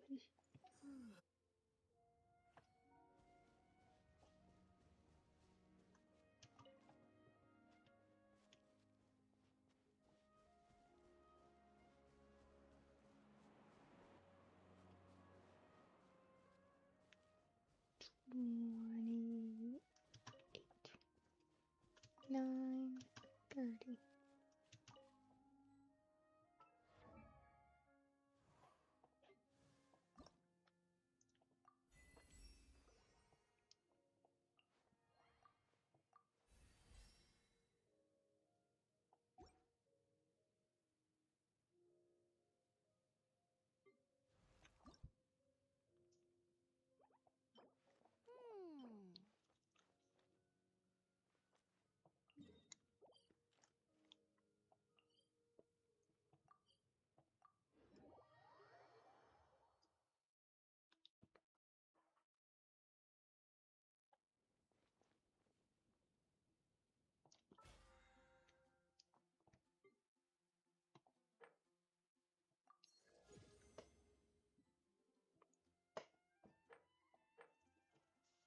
Cook dishes.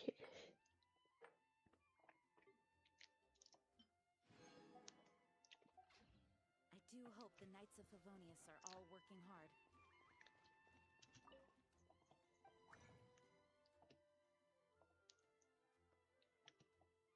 There we go.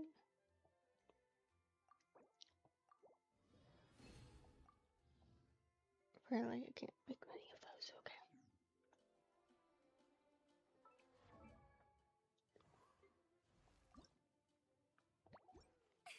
Well, there's no point collecting the flowers if I can't get any of those. You need silver, coins,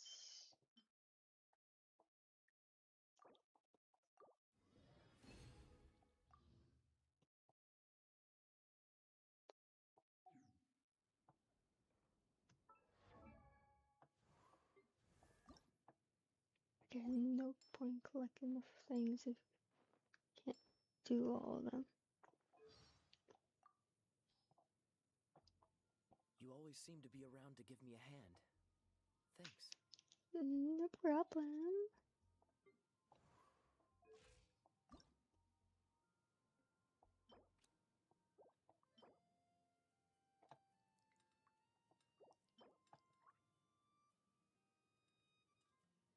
And those are just dropped, okay.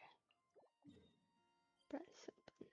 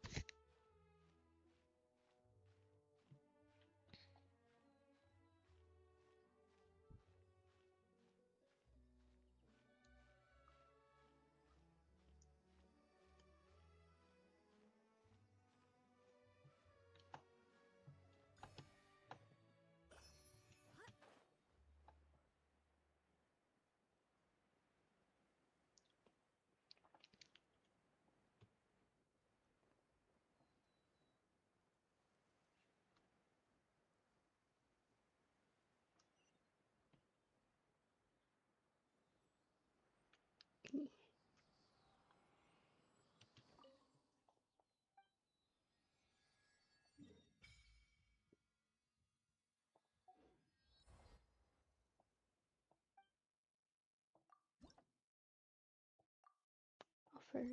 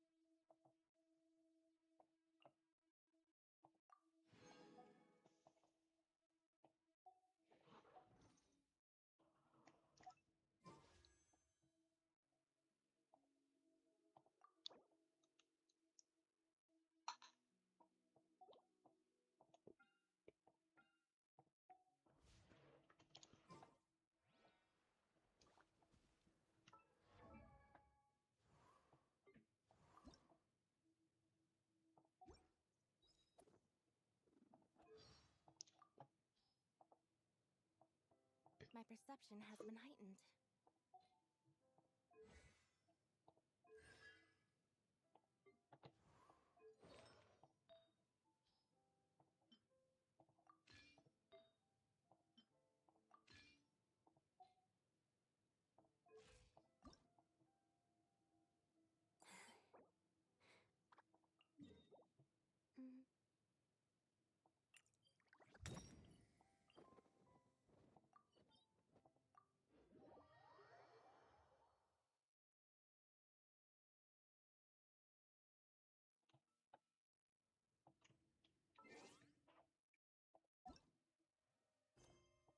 I don't want to do that.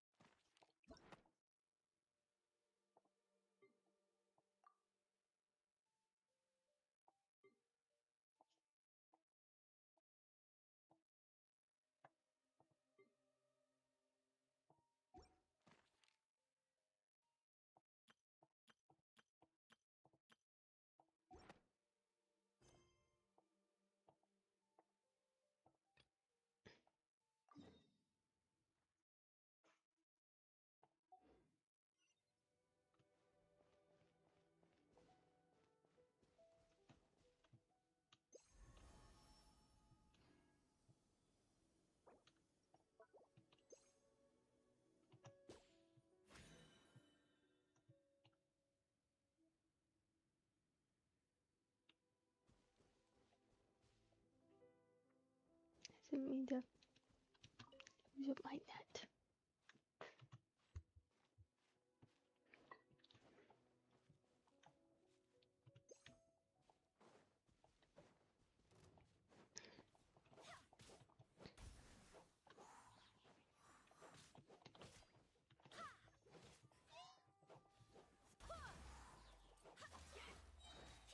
I swear by my sword!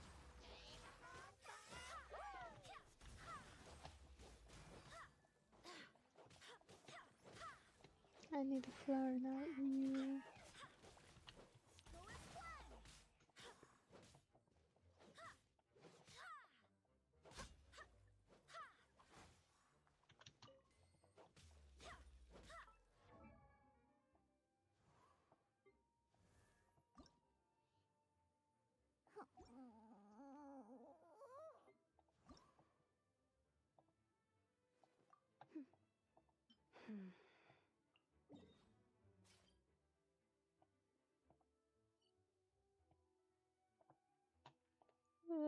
The 2 places. It's annoying. I hate those 2 places.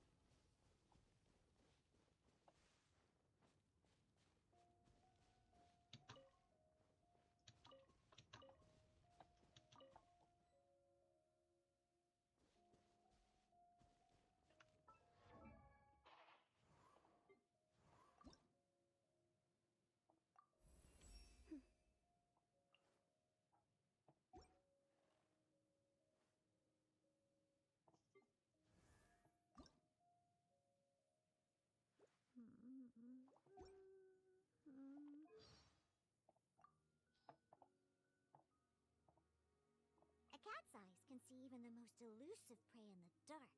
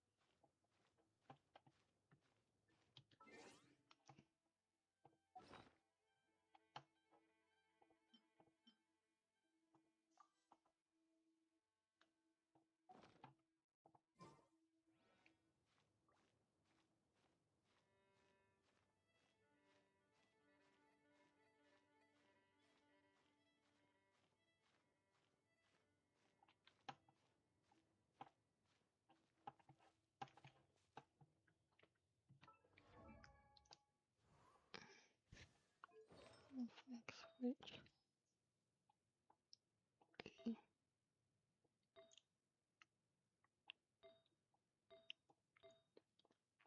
Okay.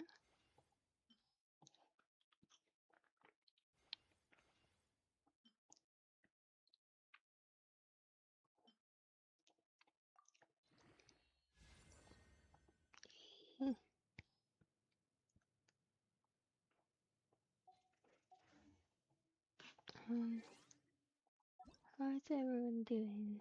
You still need some? Still need to be higher.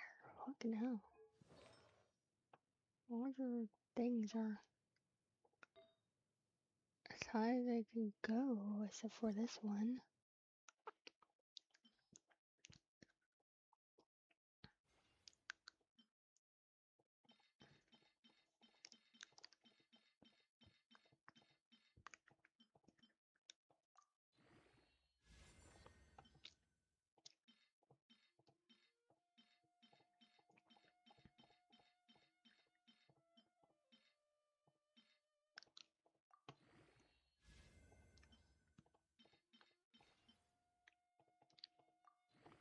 And now you're like super max on that. That still doesn't make you high. Wow.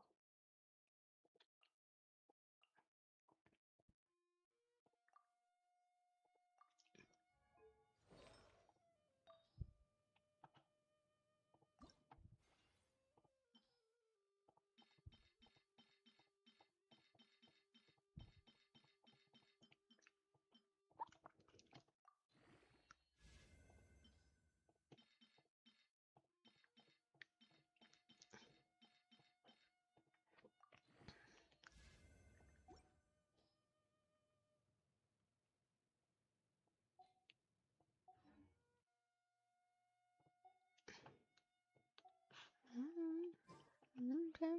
You guys are smarter than me, but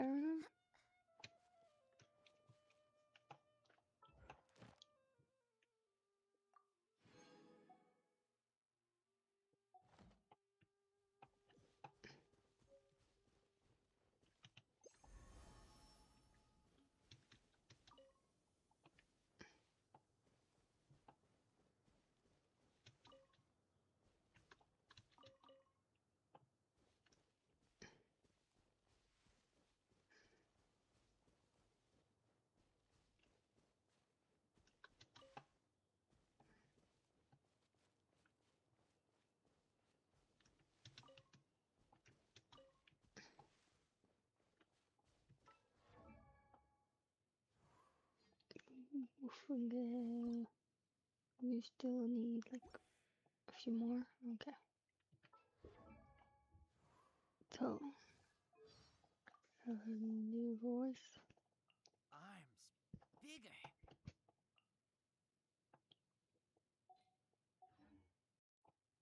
Yeah.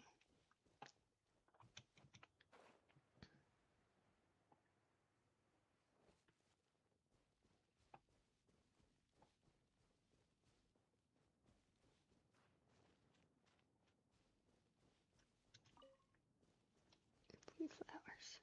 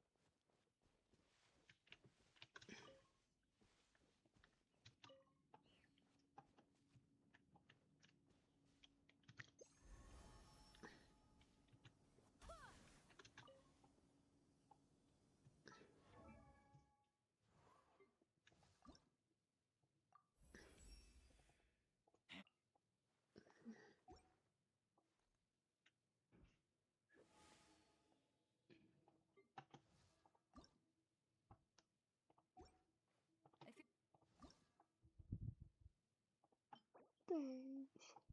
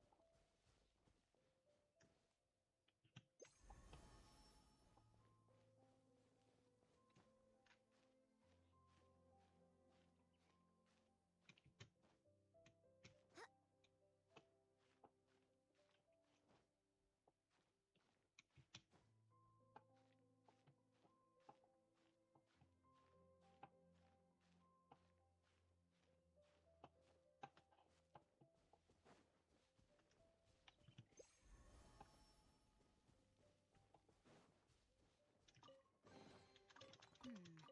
Things are going a little too smoothly today.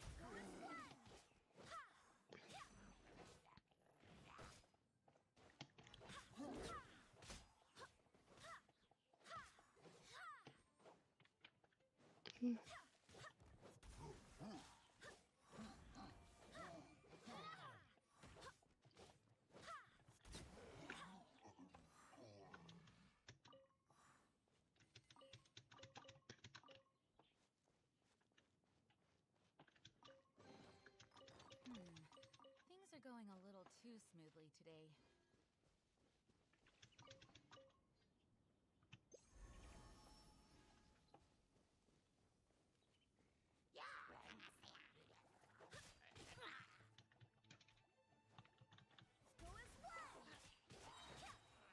Wind, hear me.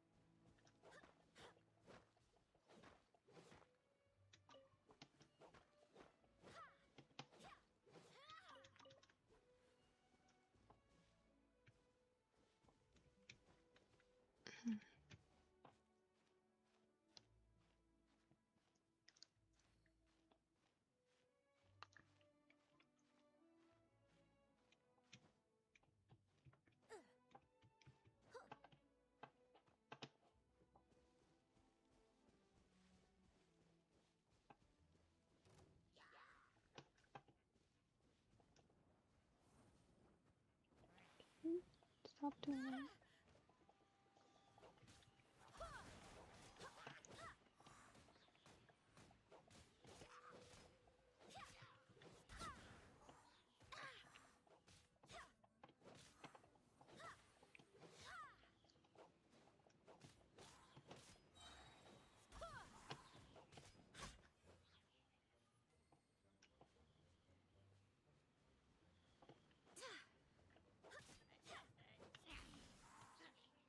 Barbados, guide us.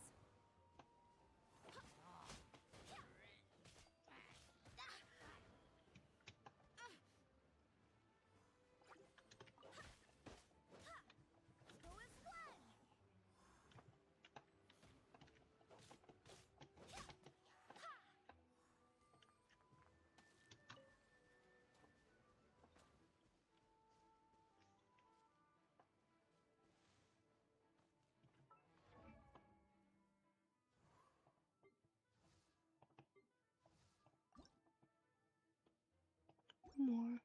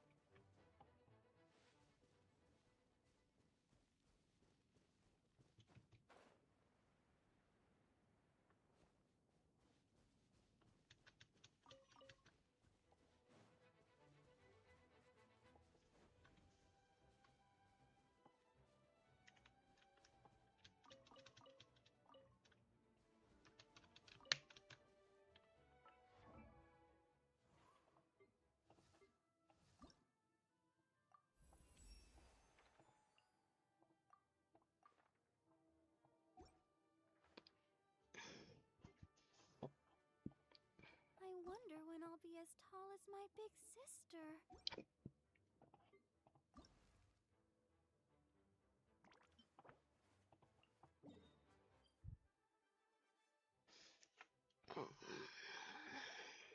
Mm.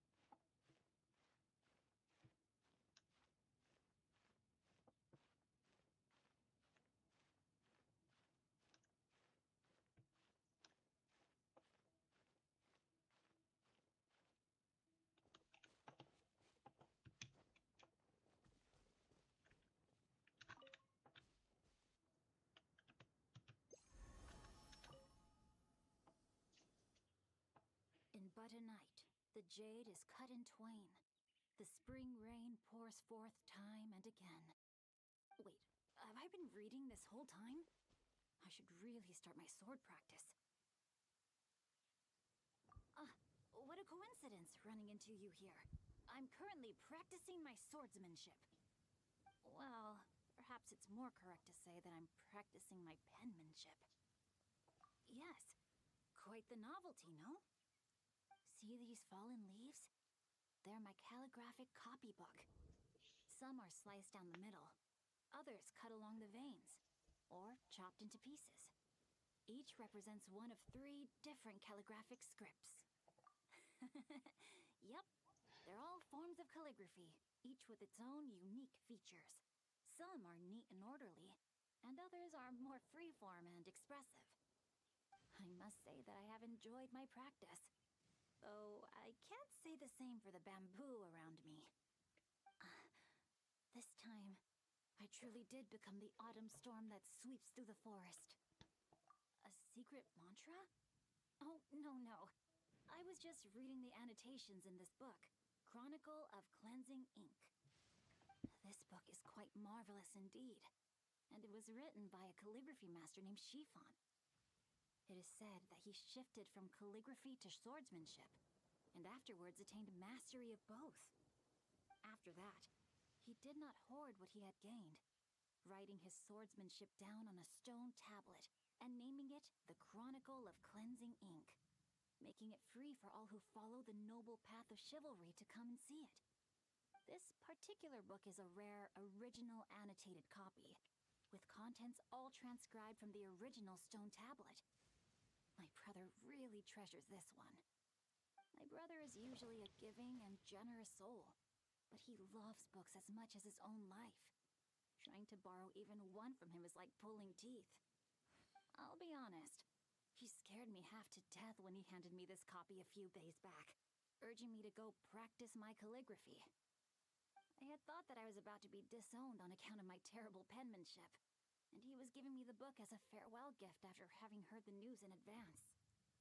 You should have seen the 2 of us, weeping and wailing, our hands clutching the book, refusing to let go. Oh, come on, you. You just had to come right out and say it, didn't you? Well, I thought the scene was pretty funny. In fact, I'd like to include it in my novel. And if I were to include your follow-up remark as well, I'm sure that would add some extra flavor. Oh my, we talked so much I lost track of time again. It's getting late, so I must hurry home. I'll see you around, traveler.